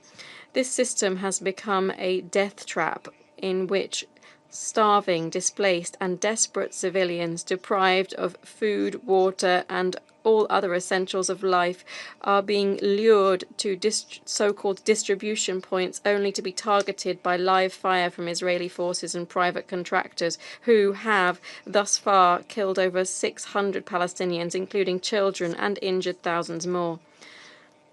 We have to say this clearly. This is not humanitarian aid. It is weaponized hunger. It is collective punishment. It is a grotesque distortion of international humanitarian principles, and it must end immediately. We reiterate in this regard our call for an end to ongoing efforts to dismantle UNRWA, a pillar of humanitarian relief and human rights protection for millions of refugees of Palestine. The obstruction of the UN's ability to operate, provide aid, and protect civilians is no more than a direct assault on the multilateral system and on the Charter of the UN itself. Thus, we join the growing international calls for the full, unimpeded restoration of humanitarian access under UN leadership, including the work of UNRWA, whose work on the ground remains fundamental in accordance with the General Assembly mandate. Similarly, we renew our support for the start of a major multi-year reconstruction plan for Gaza with international support swiftly mobilized based on the Arab and OIC Gaza Relief and Early Recovery Plan in full coordination with the State of Palestine. President, we also express our dismay at the unilateral decision of the U.S. government to impose hostile and punitive measures against Mr. Francesca Albanese, Special Rapporteur on the situation of human rights in the occupied Palestinian territory since 1967. We underscore that this latest attack of the U.S. government against Mr. Francesca Albanese is not only compounds other concerning measures and actions taken by the occupying power in recent years, it remains in contempt of international law and continues to fail in implementing binding Security Council resolutions on the question of Palestine. And specifically, this should be understood more importantly as a part of a systematic joint campaign aimed at discrediting, intimidating, penalizing, and targeting international officials who, under the auspices of the UN, exercise their legitimate mandated functions in relation to the question of Palestine. Therefore, we call for their immediate end. In this vein, we must also refer to another unlawful, irresponsible action of the U.S. government in recent weeks. That is, the airstrikes conducted on the 22nd of June this year in complicity with Israel against 3 peaceful Iranian nuclear facilities. This was, as we all know, preceded by a series of unprovoked and premeditated heinous attacks by Israel against the Islamic Republic of Iran since the 13th of June 2025. These attacks resulted in more than 1,000 innocent civilians' deaths, while leaving many thousands others wounded. We call for an immediate end to the threats of use of force against Iran, while reiterating the content of the special communiques issued by our grouping on the 14th and 23rd June 2025, and cautioning of the direct implications on regional and international peace and security. Mr. President, all of this makes us emphasize once again the importance of redoubling international efforts to effectively and immediately advance towards a much-needed process of accountability for all war crimes committed by Israel against the peoples of Palestine, Lebanon, Iran, and other nationalities, in which it is hoped that relevant mechanisms of international justice will play a responsible role so as to bring an end to the prevailing cycle of impunity, which has only served to embolden the occupying power to perpetuate over time their criminal policies and practices against the people of the region, most gravely against the Palestinian people for over 77 years since the onset of the Nakba. We further caution against the acquiescence and omission of the United Nations and the international community as a whole in the face of the occupying power's persistent contempt for international law, including its actions aimed at escalating tensions on the ground, as exemplified by its recurrent brutal attacks on the region. The failure to act against such gross violations of Israel will end up only further eroding the rule of law at the international level and weakening the credibility of the multilateral system, while at the same time normalizing its further commission of egregious crimes. In this context, it's important for all of us to be clear. What we are currently witnessing, particularly in Gaza, is not a security operation, but the dismantlement of an entire people's existence. It is a war not only against the Palestinian people, but against international law, against human dignity, and against the very tenets and aspirations enshrined in the UN Charter, which we, as signatories to that historic treaty, have pledged to defend. This brings us once again to reiterating the importance of ensuring that Security Council resolutions on the question of Palestine are both fully respected and implemented. Mr. President, before concluding, our group renews its firm support to the just Palestinian cause, as well as its unwavering solidarity with the Palestinian people and their ongoing struggle for the realization of their inalienable right to self-determination and freedom, including the independence of a sovereign and viable state of Palestine based on the pre-1967 borders and with East Jerusalem as its capital, on the basis of the two-state solution, and that also guarantees the right of return of the refugees of Palestine in line with relevant UN resolutions. Finally, let us say that we await with anticipation the international conference on the peaceful settlement of the question of Palestine and the implementation of the two-state solution to be held in the next few days in the General Assembly, and in this regard we express our determination to participate actively in this urgent undertaking to preserve a political horizon and realize the long-deferred promise of a comprehensive, just, lasting peace for the Palestinian people and the region of the Middle East as a whole. Thank you very much, Mr. President. I thank the representative of the Bolivarian Republic of Venezuela for the statement. And I now give the floor to the representative of Cuba. Señor Presidente. Mr. President, we support the statement given by Venezuela on behalf of the Group of Friends in Defense of the Charter of the United Nations, Uganda in behalf of the Non-Aligned Movement, and the statement that will be given by Nicaragua in its capacity as Vice President for the Committee on the Exercise of the Inalienable Rights of the Palestinian People. It is shameful that following a long sequence of Security Council meetings on the situation in the Middle East, the genocide perpetrated by Israel against the Palestinian people continues unabated. The unfettered political, diplomatic, military, and financial support extended by the United States continues to ensure full impunity for the occupying power. Indeed, since the last open debate, the United States has, for the 6th time since the escalation in 2023, obstructed this council from demanding an immediate, unconditional, and permanent ceasefire in Gaza. While the Security Council remains paralyzed, the mechanism established by Israel and the United States, purportedly for the delivery of humanitarian aid in Gaza, is being weaponized to further the killing of Palestinians. This is compounded by new Israeli plans to forcibly displace the survivors of the genocide in Gaza and subject them to a policy of apartheid under the misleading label of a humanitarian city. Both actions confirm the declared intent to exterminate the Palestinian people and to continue the usurpation of their territories. All the while, the United States government is exerting pressure and coercion on multilateral institutions and their officials in an attempt to silence voices that denounce the massacre, such as that of Mr. Francesca Albanese, Special Rapporteur on the situation of human rights in the occupied Palestinian territory since 1967. The West Bank, where violence and settler practices persist, is also not spared from Israeli barbarity. Following the same pattern of impunity, we have witnessed renewed Israeli aggression on Lebanon, Syria, Yemen, and the Islamic Republic of Iran. The policy for forcibly reconfiguring the Middle East flagrantly violates international law and the Charter of the United Nations in full view of everyone, perpetuating the cycle of violence and insecurity in the region.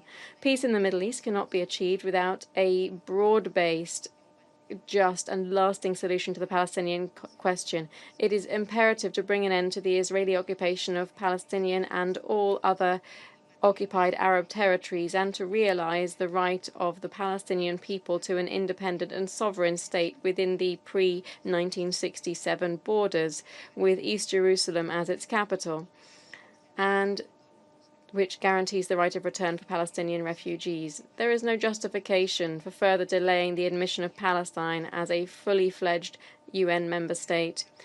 We hope that the high-level international conference on the peaceful settlement of the question of Palestine and the implementation of the two-state solution, to be held from the 28th to the 30th of July this year, will contribute to this noble objective and will take into account the legitimate aspirations and demands of the Palestinian people, to whom Cuba reaffirms its unstinting support and solidarity. Thank you. I thank the representative of Cuba for the statement.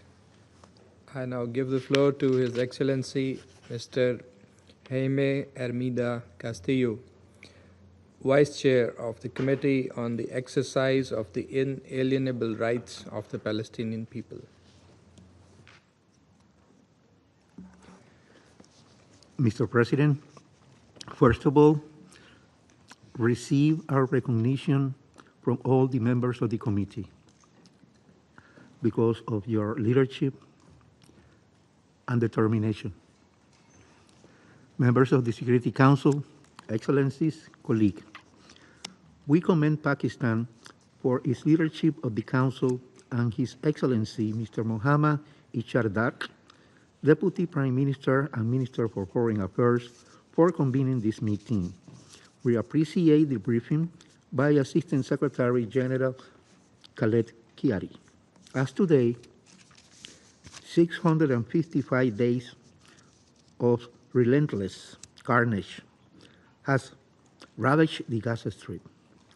Since Israel broke the ceasefire on 18 March 2025, Gaza has plunged further into catastrophe at an unimaginable scale. The renewed military assault, alongside a reimposed blockade, now past his 100th day, has devastated already fragile humanitarian conditions, now deteriorating faster than at any point in the past 20 months. The suffering unfolding before our eyes is more than just a humanitarian emergency. It has become our moral litmus test, and we are failing. The so-called Gaza Humanitarian Foundation, introduced on 27 May, replaced 400 UN-operated aid points with only 4 militarized sites. This has become killing zone.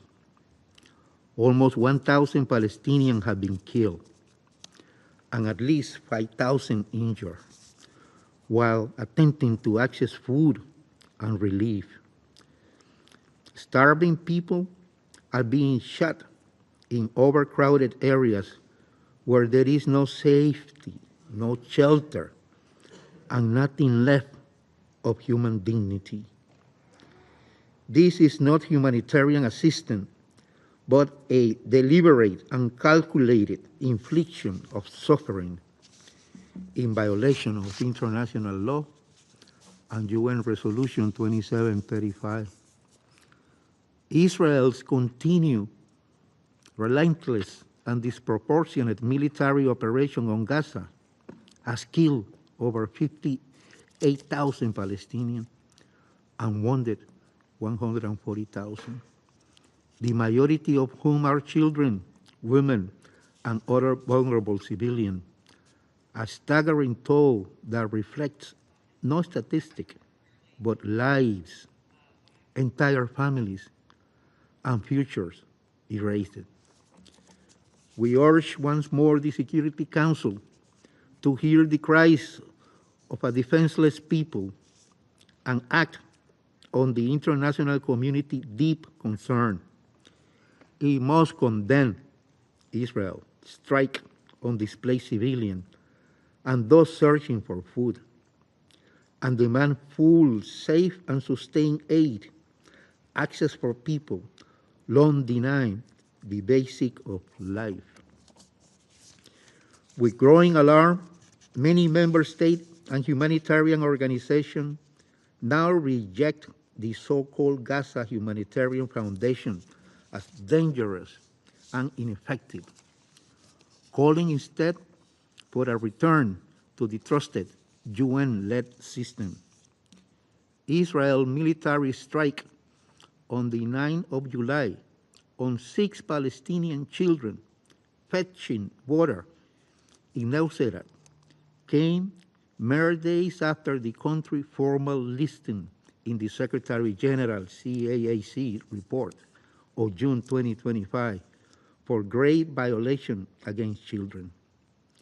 The Palestinian people continue to be systematically targeted with no accountability, no protection, and no international action. This is not an accident. It is impunity, unmasked, and must be stopped. Meanwhile, in the occupied West Bank, Israeli military raids, settled violence, and systematic demolition have displaced entire communities, especially in refugee camps and in the Jordan Valley. As of the 9th of July, 958 Palestinians have been killed. These are not isolated incidents, but a systematic campaign to force Palestinians off their land and entrench this illegal occupation and its annexation schemes. We also condemn Israel's plans to forcibly transfer hundreds of thousands of Palestinians in Gaza into so-called humanitarian cities under its control, de facto mass concentration camps, as warned by the UNRWA Commission General and others, including a former Israeli leader. This latest forced displacement towards Rafah denied Palestinians their rights, dignity, and any future in their homeland.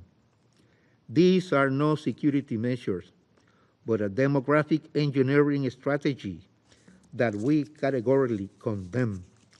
The Security Council cannot continue to be silent and complicit in such large-scale forced displacement. Israeli action must be stopped and reversed immediately. The committee welcomed the June 25 report on the UN Special Rapporteur on the situation of the human rights in the Palestinian territory, which documents corporate and institutional complicity in sustaining this illegal occupation. However, 1 year after the July 2024 International Court of Justice advisory opinion ruling deeming Israel occupation unlawful the Security Council inaction remain a great moral failure, enabling Israel impunity as death's sword. The humanitarian crisis worsened, and Gaza near total ruin. Furthermore, the committee expressed his deep concern regarding the recent decision by the government of the United States of America to impose punitive measures against the Special Rapporteur of the United Nations on the situation of human rights in the Palestinian territory occupied since 1967, Mr. Francesca Albanese. We underscore the necessity of Ms. Albanese to operate freely, independently, and without fear of retaliation in the pursuit of her critical mandate. Distinguished delegates, colleagues, the time to act is now. We call upon the Council to do what the international community demands: a permanent international supervised ceasefire in the occupied Palestinian territory, including Gaza. Israel must lift the Gaza blockade and restore full, safe humanitarian operation to the United Nations, including UNRWA, which maintain the largest capacity of all UN agencies on the ground and remain indispensable for the welfare of the Palestine refugee community and as a stabilizing presence in the region. The militarized aid system in Gaza must be dismantled. Israel must end all forms of forced displacement and guarantee the right of return for those uprooted from their homelands. The General Assembly, through Resolution ES 1024, has made its stance clear. Israel's illegal occupation must end. With less than 3 months to act on the resolution, we urge Israel to immediately halt all unlawful measures that entrench control and risk permanent annexation of the occupied Palestinian territory, including East Jerusalem, including a complete halt to all settlement activities and settler terror and encroachment on Palestinian communities. Today's Security Council debate presents a critical opportunity to reaffirm the global commitment to ending the occupation and ensuring accountability. We commend the co-chairs, Saudi Arabia and France, for the swift and truthful leadership in rescheduling the resumption of the high-level conference on the implementation of the two-state solution to 28-30 July 2025. As violation against Palestinians persists, the Security Council must seize this momentum to deliver coordinated, urgent, unified, and concrete immediate action to end Israel's military onslaught and occupation, and to secure a just peace that ensures the rights of the Palestinian people, including to self-determination and the independence of the State of Palestine.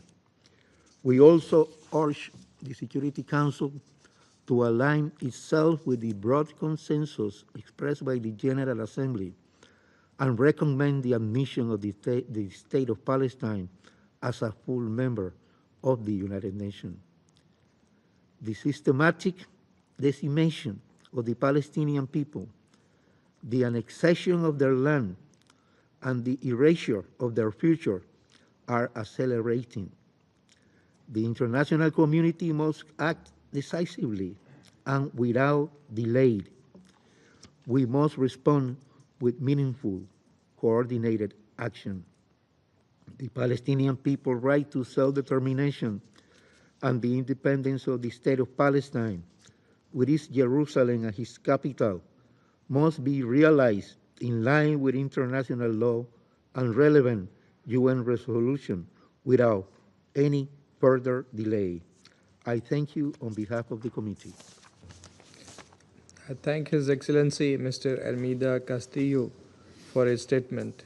I now give the floor to His Excellency Mr. Stavros Lambrinidis, Head of the Delegation of the European Union to the UN.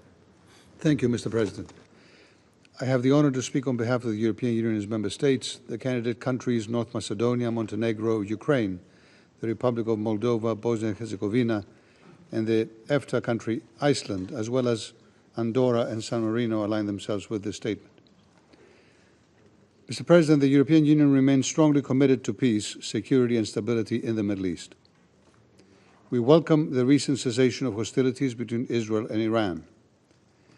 The EU has always been clear that Iran must never be allowed to acquire a nuclear weapon, and we urge Iran to comply with the legally binding nuclear safeguard obligations under the Non-Proliferation Treaty.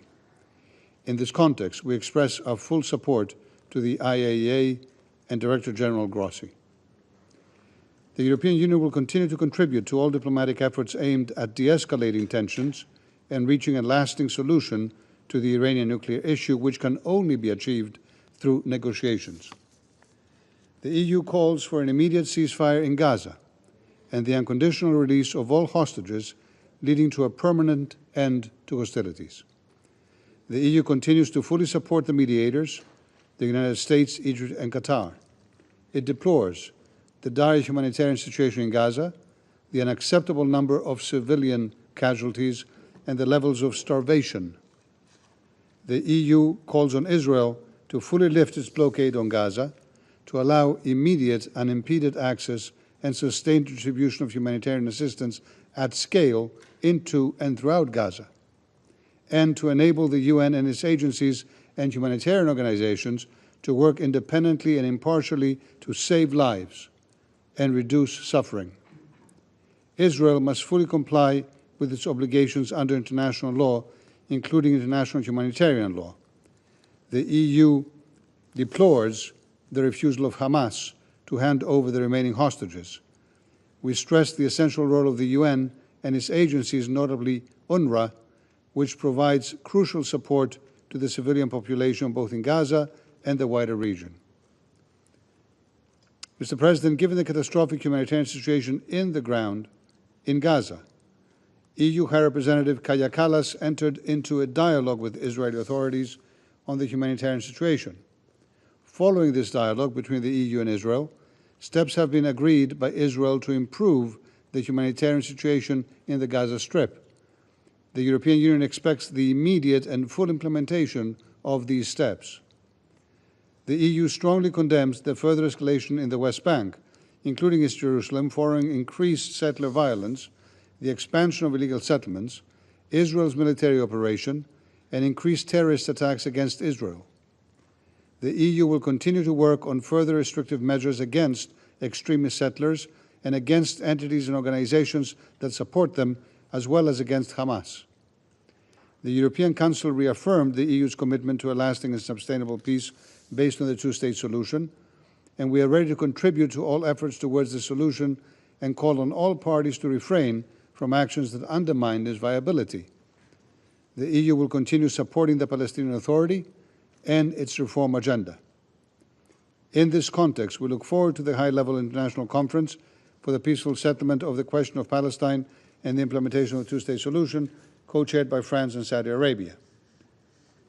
With regard to Syria, the EU is committed to supporting a peaceful, inclusive, Syrian-led and Syrian-owned transition to help build a better future for all Syrians, and it will continue engaging with the transitional government and working closely with regional and international partners to that aim.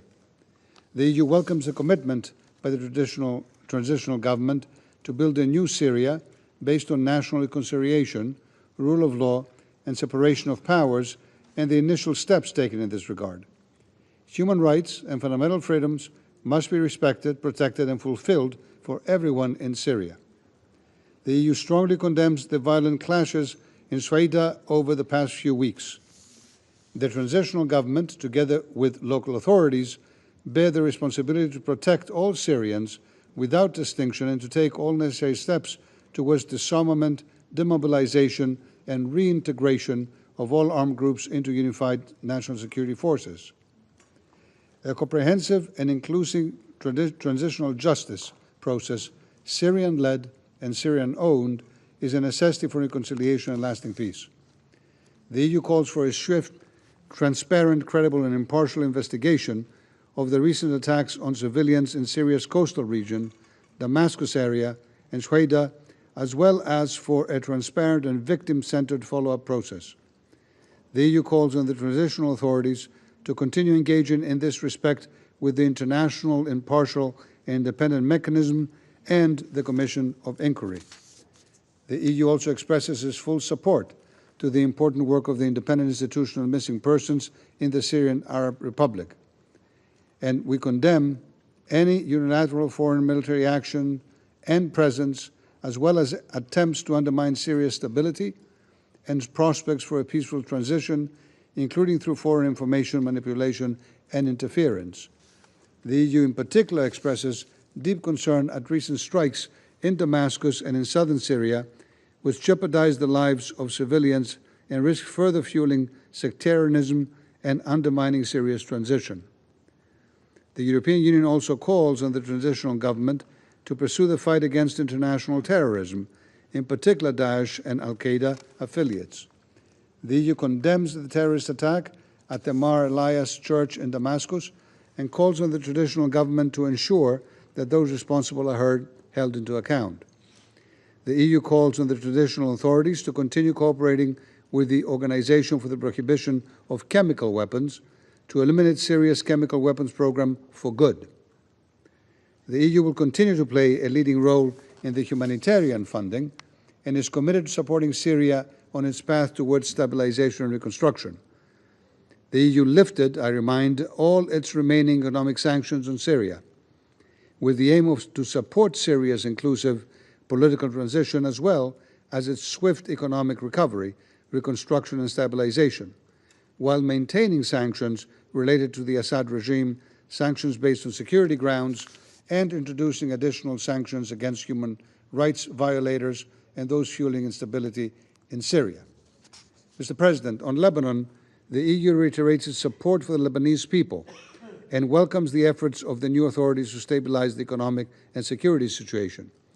We continue to call on all parties to implement the terms of the 27 November 24 ceasefire agreement and for the implementation of UN Security Council Resolution 1701. We support the Lebanese state's sovereignty and territorial integrity.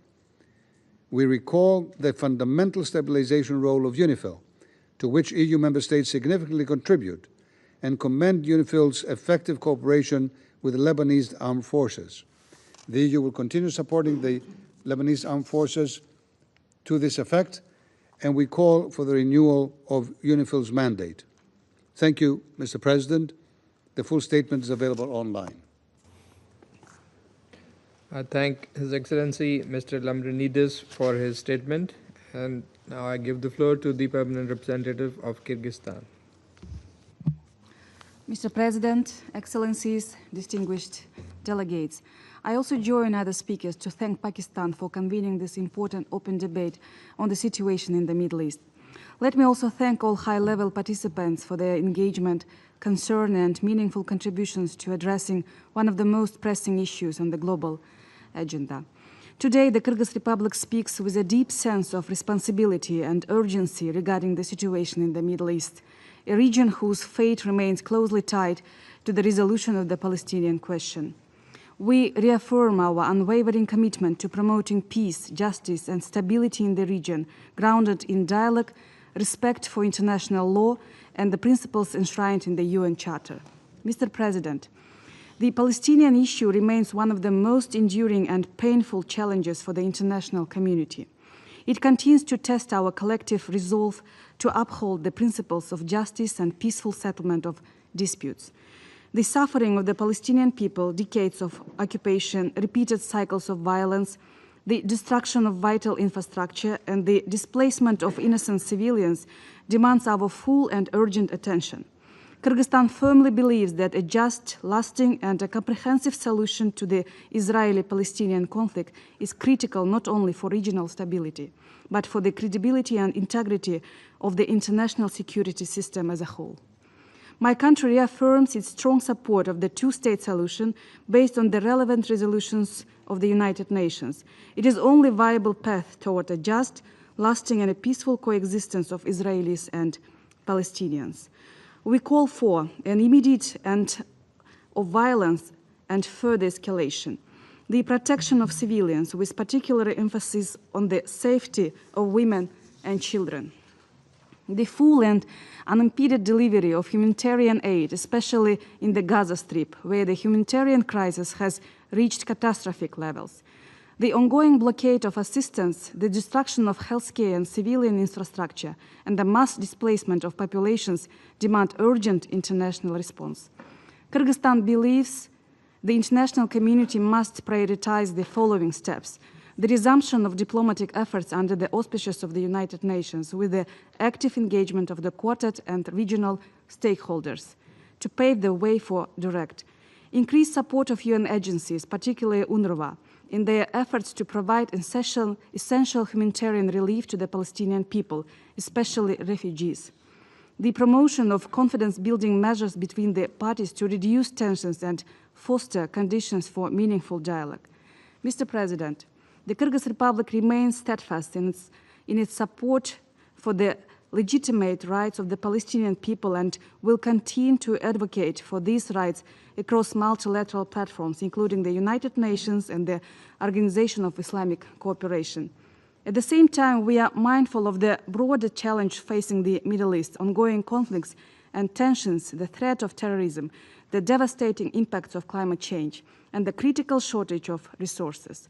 Kyrgyzstan underscores the importance of a comprehensive, balanced approach for peace and stability in the region. We call for expanded dialogue among all stakeholders and support inclusive diplomatic initiatives aimed at resolving protracted conflicts. We will continue to actively engage in global and regional efforts to promote lasting peace in the Middle East, strengthen the role of the United Nations, and help shape a more just and equitable international order. Let us work together to build a future rooted in dialogue, mutual respect, and international justice, a future in which the voices, rights, and aspirations of all nations in the region are heard, respected, and fulfilled. I thank you. Thank the Permanent Representative of Kyrgyzstan for the statement, and now give the floor to the Permanent Representative of Thailand. Mr. President, Thailand would like to commend your leadership in convening this very important quarterly open debate. Thailand remains concerned about the dire situation in Gaza, marked by widespread destruction, severe humanitarian crisis, mass displacement, and ongoing hostilities. Equally alarming are the rising tensions in the wider Middle East in recent months, threatening peace, security, and stability in the region and beyond. At this very critical juncture, Mr. President, Thailand wishes to highlight 4 key points. First, we urge all parties concerned to exercise utmost restraint to prevent further escalation and regional spillover of the conflict, which would inevitably cause more suffering for innocent civilians. Thailand reiterates its firm call for an immediate, full, and sustained ceasefire in Gaza, and for the immediate and unconditional release of all hostages. We support ongoing diplomatic efforts by all parties to achieve a renewed ceasefire agreement, including recent negotiations in Doha. Second, Thailand remains gravely concerned about the deteriorating humanitarian situation in Gaza. We emphasize that humanitarian principles must be upheld and that timely and adequate assistance must be provided to civilians in need. We reiterate our appeal to the international community to mobilize support and assistance to UNRWA and to prevent any disruption to its operations and mandate, which would further deepen humanitarian suffering on the ground. And third, In light of the widespread destruction in Gaza, Thailand underscores the critical importance of reconstruction efforts to restore livelihoods and the well-being of the Palestinian people. We believe that such efforts are essential to paving the way for a sustainable, inclusive, and resilient recovery, which will, of course, in turn, contribute to the foundation for lasting peace and development in Gaza. Accordingly, Thailand welcomes and stands ready to support reconstruction initiatives, particularly those focused on rebuilding homes, essential infrastructure, and public facilities in close cooperation with the international community and relevant United Nations agencies. Last and most importantly, Thailand once again reaffirms our unwavering support for genuine dialogue between Israel and Palestine in line with the two-state solution, whereby the states of Israel and Palestine coexist side by side in peace, security, and mutual recognition in accordance with the international law and relevant United Nations resolutions. In this regard, Thailand is committed to engaging constructively and actively in the forthcoming high-level international conference on the two-state solution. This reflects our collective determination to support diplomatic efforts towards the goal of ending suffering and bringing sustainable and lasting peace and security to the Middle East. Mr. President, let us not lose sight of our collective responsibilities to secure peace for future generations. Thailand stands ready to work alongside all partners to help transform aspirations for peace in the Middle East into reality. I thank you very much.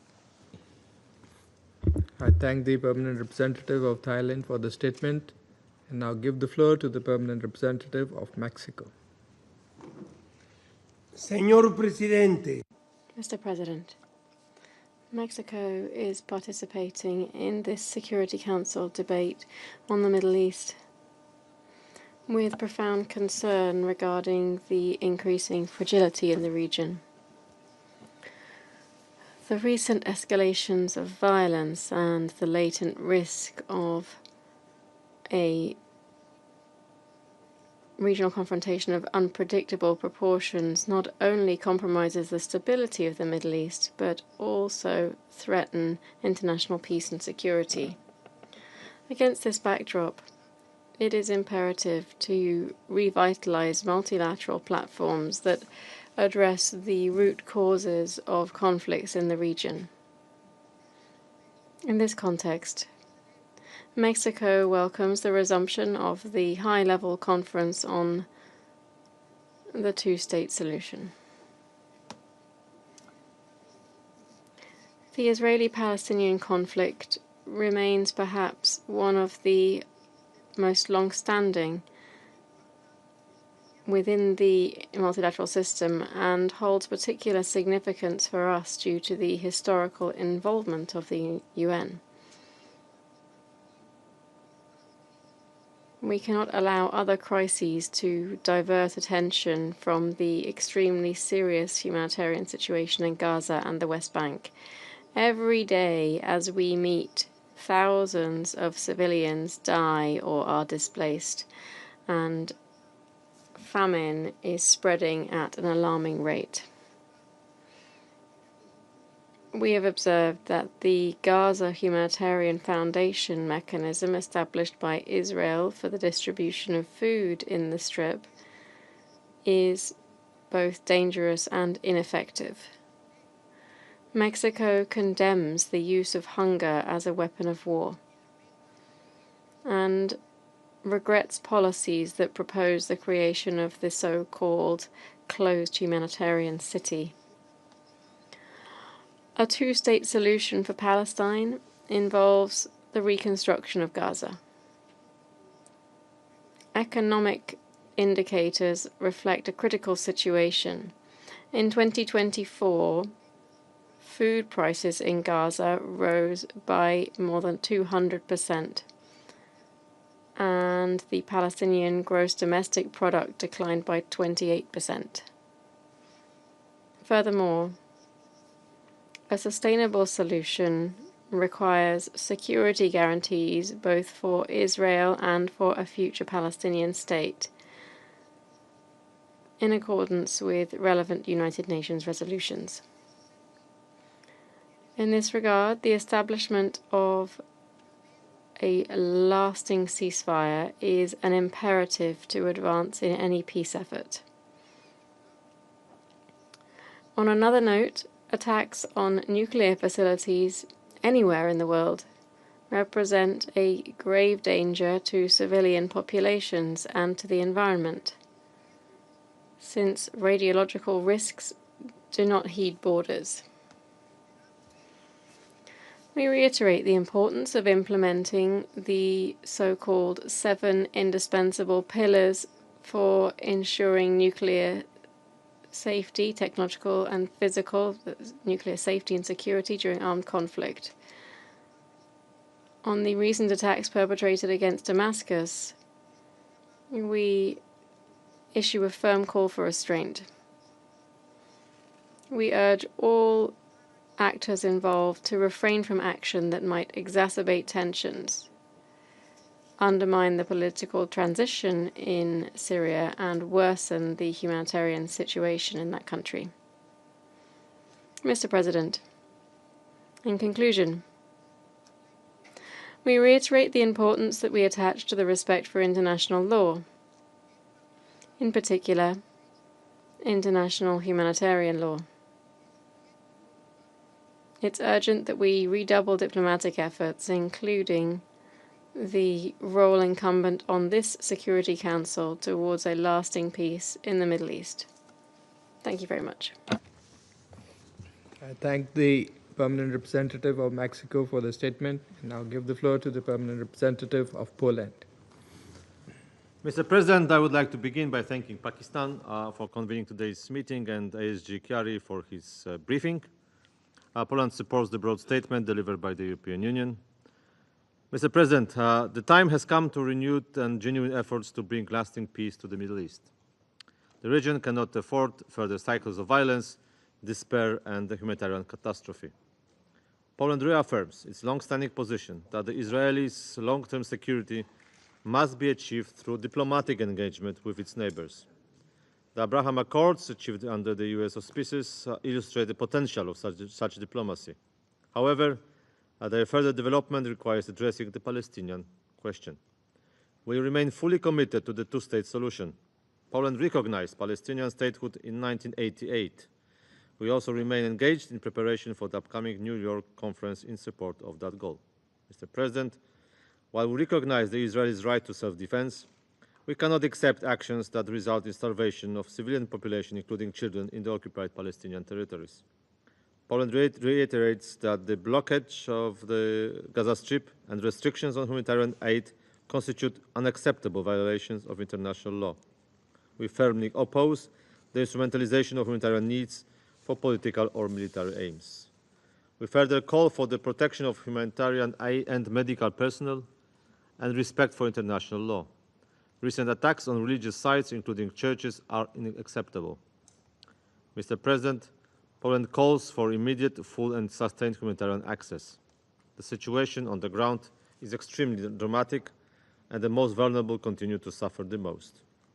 We hope that Israel's recent decisions to resume aid delivery will be swiftly implemented and expanded, including the opening of all border crossings for broad humanitarian operations. Poland reiterates the importance of resuming the activities of the UN agencies, particularly UNRWA, in the occupied territories. We observe with concern the introduction of the new aid mechanisms involving private companies, which risk undermining impartiality in humanitarian delivery. Mr. President, in conclusion, Poland remains steadfast in its commitment to protecting civilians. This week, alongside 25 like-minded foreign ministers, we supported a UK-led letter highlighting the urgent humanitarian situation in Gaza. We continue to uphold the principles of peace, human dignity, and international law. And I thank you. I thank the permanent representative of Poland for the statement and now give the floor to the permanent representative of Japan. Thank you, Mr. President, for convening this open debate. Since our last open debate in April, the Middle East has faced the threat of a large-scale war, and innocent civilians continue to suffer unimaginable hardship.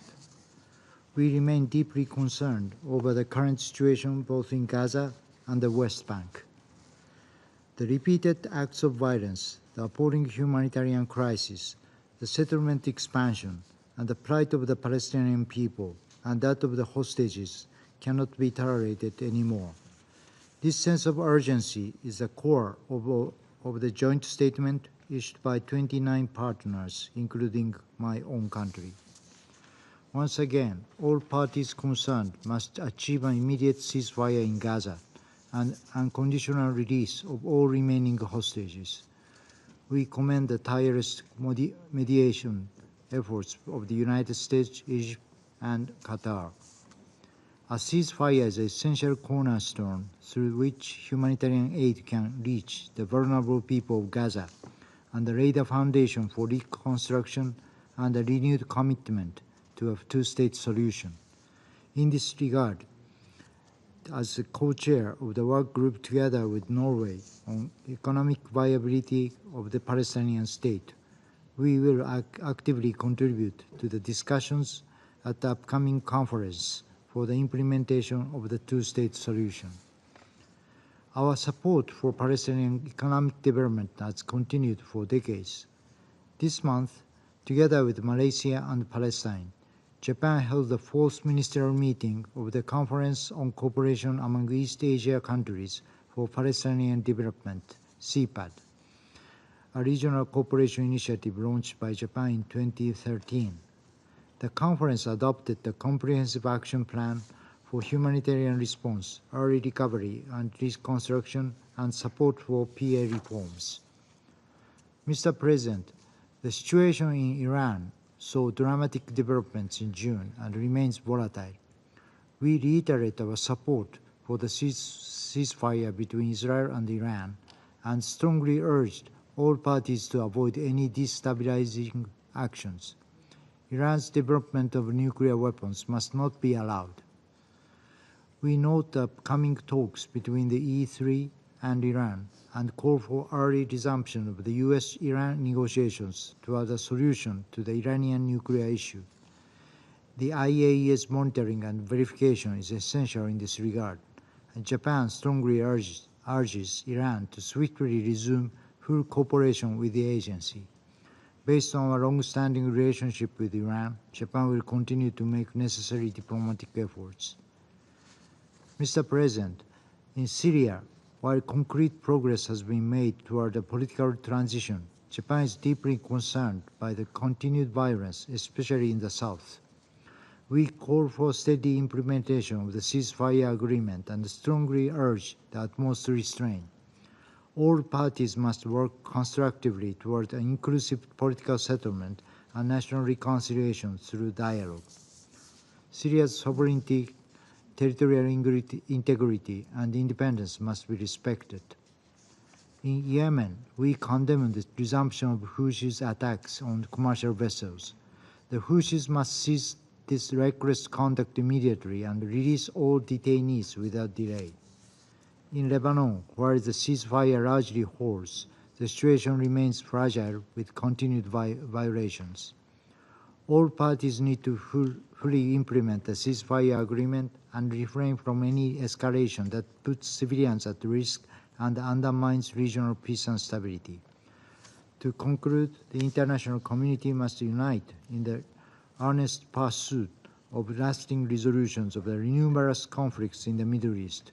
Japan will continue to play its part to this end. I thank you.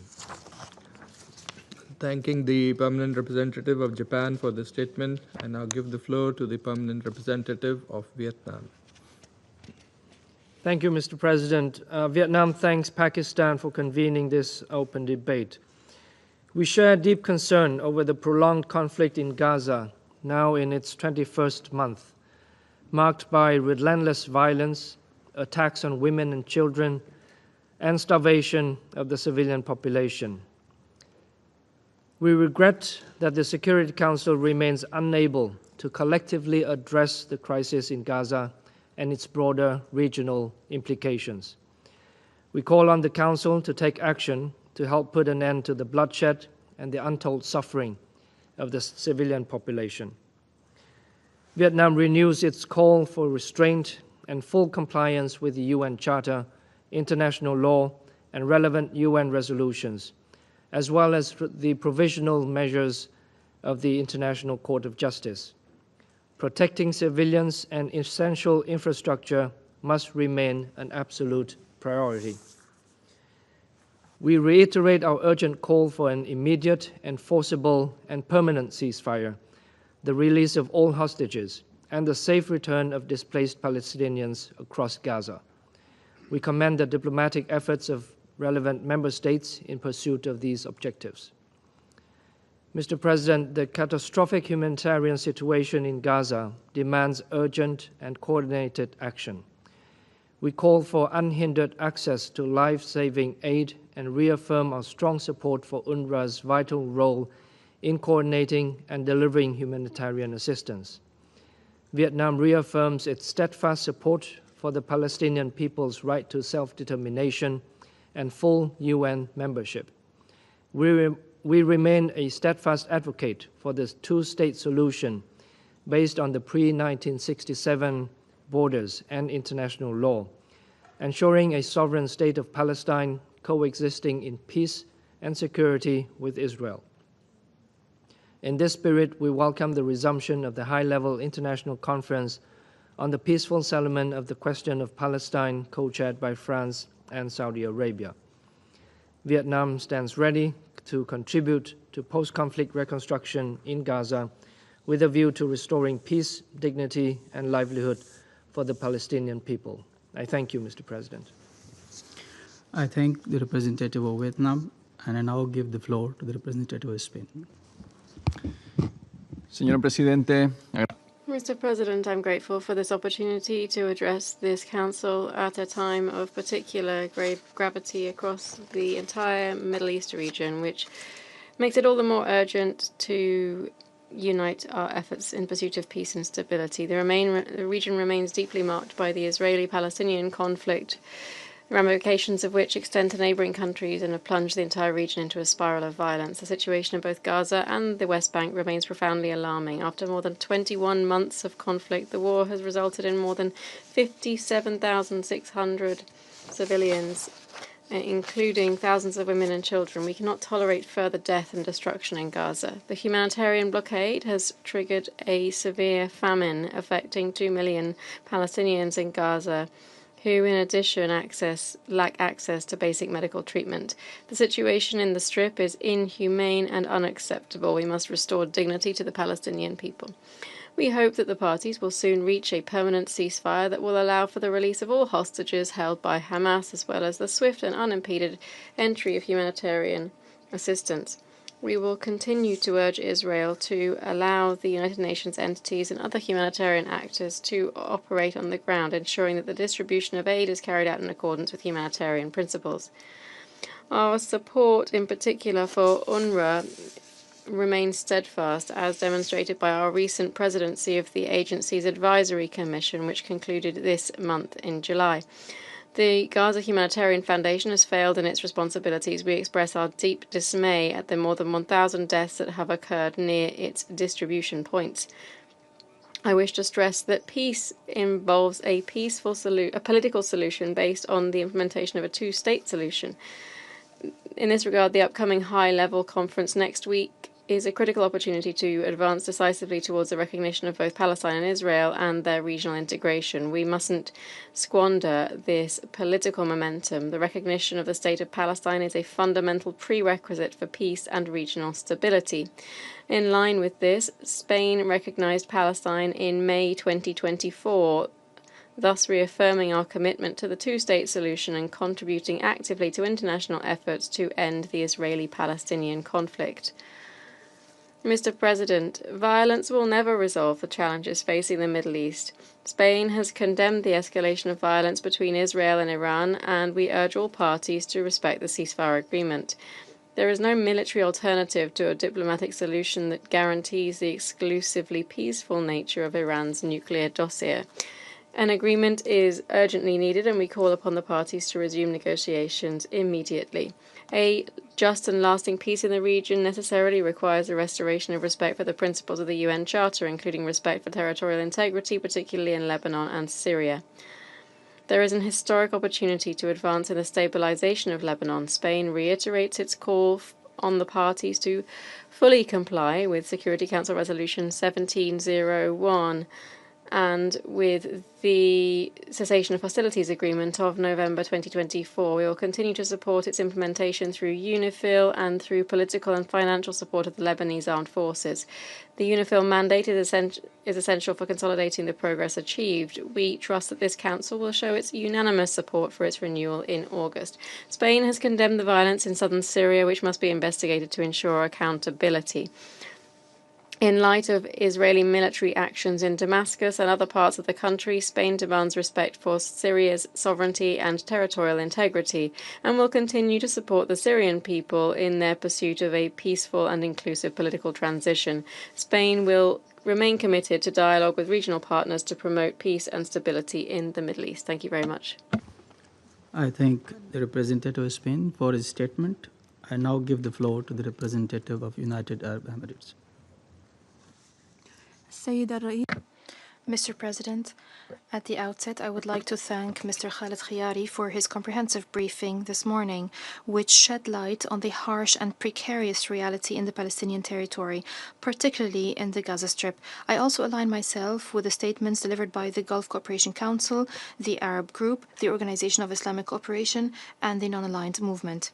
The United Arab Emirates reiterates its strong condemnation of the devastating war in Gaza, unprecedented in both scale and intensity, and the ongoing violence and grave violations committed against defenseless civilians, including indiscriminate killings and the widespread destruction of vital infrastructure in blatant disregard of international law. These actions have resulted in the displacement of thousands and have subjected countless women, children, the elderly, and the sick to immense suffering and the threat of death. My country also condemns the unjust blockade imposed by Israel on the Gaza Strip, which, alongside the systematic obstruction of humanitarian aid and attacks on those seeking it, has deepened an already dire humanitarian catastrophe. This blockade has triggered widespread famine, depleted essential supplies, and stood in clear violation of international humanitarian law and the Geneva Conventions. This was confirmed by the United Nations Secretary General and the Office for the Coordination of Humanitarian Affairs in their recent warnings of widespread famine and the collapse of the humanitarian system in Gaza.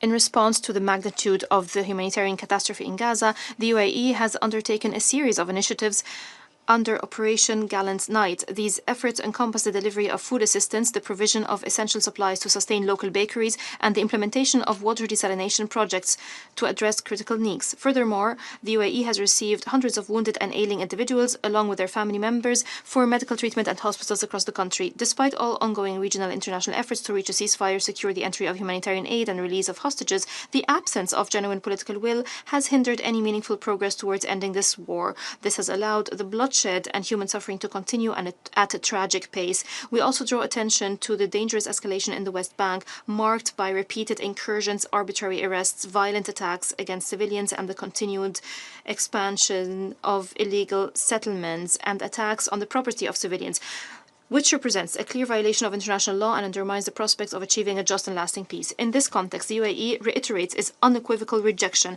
of all Israeli practices that violate the rights of the Palestinian people, whether in Gaza or across the occupied Palestinian territory. This includes the abusive practices at the Al-Aqsa Mosque compound, as well as the Israeli plan to transfer the administration and oversight of the Ibrahimi Mosque from the Palestinian Ministry of Endowments and Religious Affairs and the municipality of Al-Khalil to the Jewish Religious Council, an act which my country strongly condemns and denounces. As we move forward, it is essential that we work together with unwavering resolve to advance the following four key demands. First, securing an immediate, lasting, and unconditional ceasefire and releasing detainees, hostages, and prisoners. In this context, we renew our support to the mediation efforts led by the State of Qatar, the Arab Republic of Egypt, and the United States. Second, lifting the blockade imposed on the Gaza Strip and ensuring the protection of all civilians, while enabling the United Nations, particularly UNRWA, to fulfill its vital and indispensable humanitarian mandate by delivering large-scale aid safely and effectively to all those in need, in full compliance with the principles of neutrality, impartiality, and independence. Key humanitarian principles. Third, halting all actions aimed at forcibly displacing Palestinians or altering the demographic composition across all areas of the occupied Palestinian territory. Fourth, ending the occupation, halting all settlement activities, and revitalizing the political process based on the two-state solution. This remains the only viable path to breaking the cycle of violence and advancing forward towards the establishment of an independent and sovereign Palestinian state with East Jerusalem as its capital, living side by side with Israel in peace and security. In this regard, we welcome the announcement of the resumption of the International Conference on the Peaceful Settlement of the Question of Palestine and the implementation of the two-state solution, co-chaired by the Kingdom of Saudi Arabia and the Republic of France. And we're hopeful that it will yield tangible steps toward ending the conflict and fostering security and stability in the region. I thank you, Mr. President. I thank the representative of the United Arab Emirates for his statement. I now give the floor to the representative of Norway. President, the situation in Palestine is catastrophic. We are beyond words to describe the conditions in Gaza. Palestinian civilians are facing starvation, disease, and death. The Israeli hostages continue to suffer terribly. This is totally unacceptable. We repeat to all parties, the war must end now. Norway is extremely concerned about the lack of access to critical aid and basic goods in Gaza. The Israeli government's aid delivery regime is both highly insufficient and dangerous. Since the end of May, over 1,000 Palestinians have been killed while seeking aid. This cannot continue. Civilians must be protected. The restrictions on the flow of aid must be lifted immediately. As the occupying power, Israel must ensure that people have food and medical supplies and enable the UN and humanitarian organizations to do their life-saving work safely, effectively, in line with international humanitarian law and with the safety of the civilian population as a priority. Instead, conditions for the UN are worsening. Thousands of UN aid trucks remain blocked from entering Gaza, with stocks that could have fed Gaza's entire population for 3 months. Heavy bombardments are reported close to UN installations in Deir al-Balah, with UN installations being damaged or under threat. WHO's staff residence and main warehouse in Gaza were damaged this week when an attack caused explosions and a fire inside. Humanitarian and health workers must be protected. UN staff in Gaza are fainting and collapsing due to starvation and lack of water while on duty. Desperate pleas from UN staff are being received daily, urging the international community to act. As Norway has argued in our statement to the International Court of Justice in April, Israel is required under international law to provide cooperation, facilitation, assistance, and protection for the international presence to continue their activities in the occupied Palestine territory. This includes the courageous UN staff working on the ground in Palestine. To quote UN Relief Chief Tom Fletcher, they are the best of the UN and of all of us. President, as has been underscored in this Council again and again, reaching a two-state solution is a prerequisite for durable peace and security for Palestinians and Israelis alike. Norway remains committed. Let us use the upcoming conference on a two-state solution next week to intensify our efforts to bring this terrible conflict to an end. Thank you. I thank the representative of Norway for her statement. I now give the floor to the representative of Malaysia. Thank you, President. Malaysia thanks Pakistan for convening this meeting and aligns itself with the statements of NAM and the OIC. President, this Council has convened numerous times to discuss the situation in the Middle East since the horrific war in Gaza began. Copious, alarming reports and distressing accounts have been heard from a broad range of UN officials and other experts.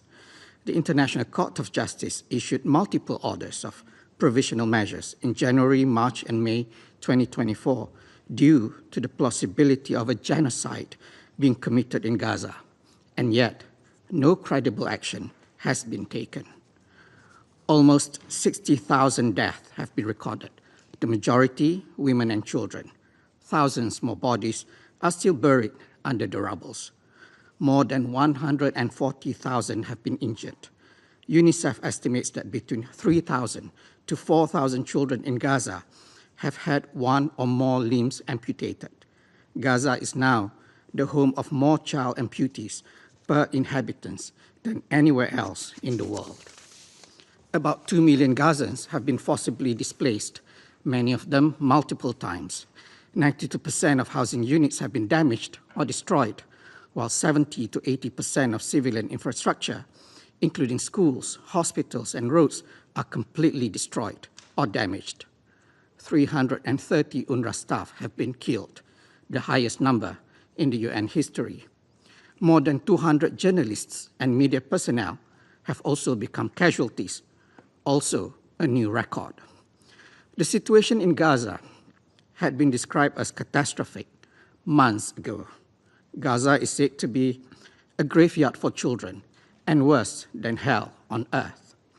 And yet, this Council continues to be unmoved, unresponsive, and unable to get its act together, allowing the humanitarian condition to deteriorate and massacre of Palestinians to continue. Now the situation has worsened to an even more unimaginable level. Since the setup of the Gaza Humanitarian Foundation in May, the shooting and killing of civilians at its food distribution sites has become almost a daily routine. So far, about 1,000 Palestinians have been killed. This is outrageous, and it must be stopped. President, surely we have said and heard enough. What is needed is for the Council to deliver on its mandate. What the entire world has been waiting is for united, firm, and bold actions by this Council to uphold the UN Charter and international law. Israel's genocidal war in Gaza must be stopped. Israel must be held accountable for the multitude of war crimes that it has committed, including using starvation as a weapon of war. In the West Bank, Israel's military operations have increased in its scale, frequency, and brutality. Settler violence has also heightened, as well as expansion of illegal settlements. The impunity that Israel enjoys has emboldened it to intensify its belligerence, not only in the occupied Palestinian territory, but throughout the region. Recently, we have witnessed how Israel has thrown the wider region into chaos and instability by its reckless military actions on Iran, Lebanon, and Syria. Clearly, Israel is acting as if it is above the law. President, the Security Council must act decisively before it is too late. What is at stake is not only the extermination of an entire people, but also the total collapse of the rule-based order. Make no mistake, the Council's actions or inactions today may very well determine whether we will continue to live in peace, guided by international law, or regress into a world of lawlessness where might is right. Thank you. I thank the permanent representative of Malaysia for the statement. There are still a number of speakers remaining on the list for this meeting. I intend, with the concurrence of members of the Council, to suspend the meeting until 24th of July. The meeting is suspended.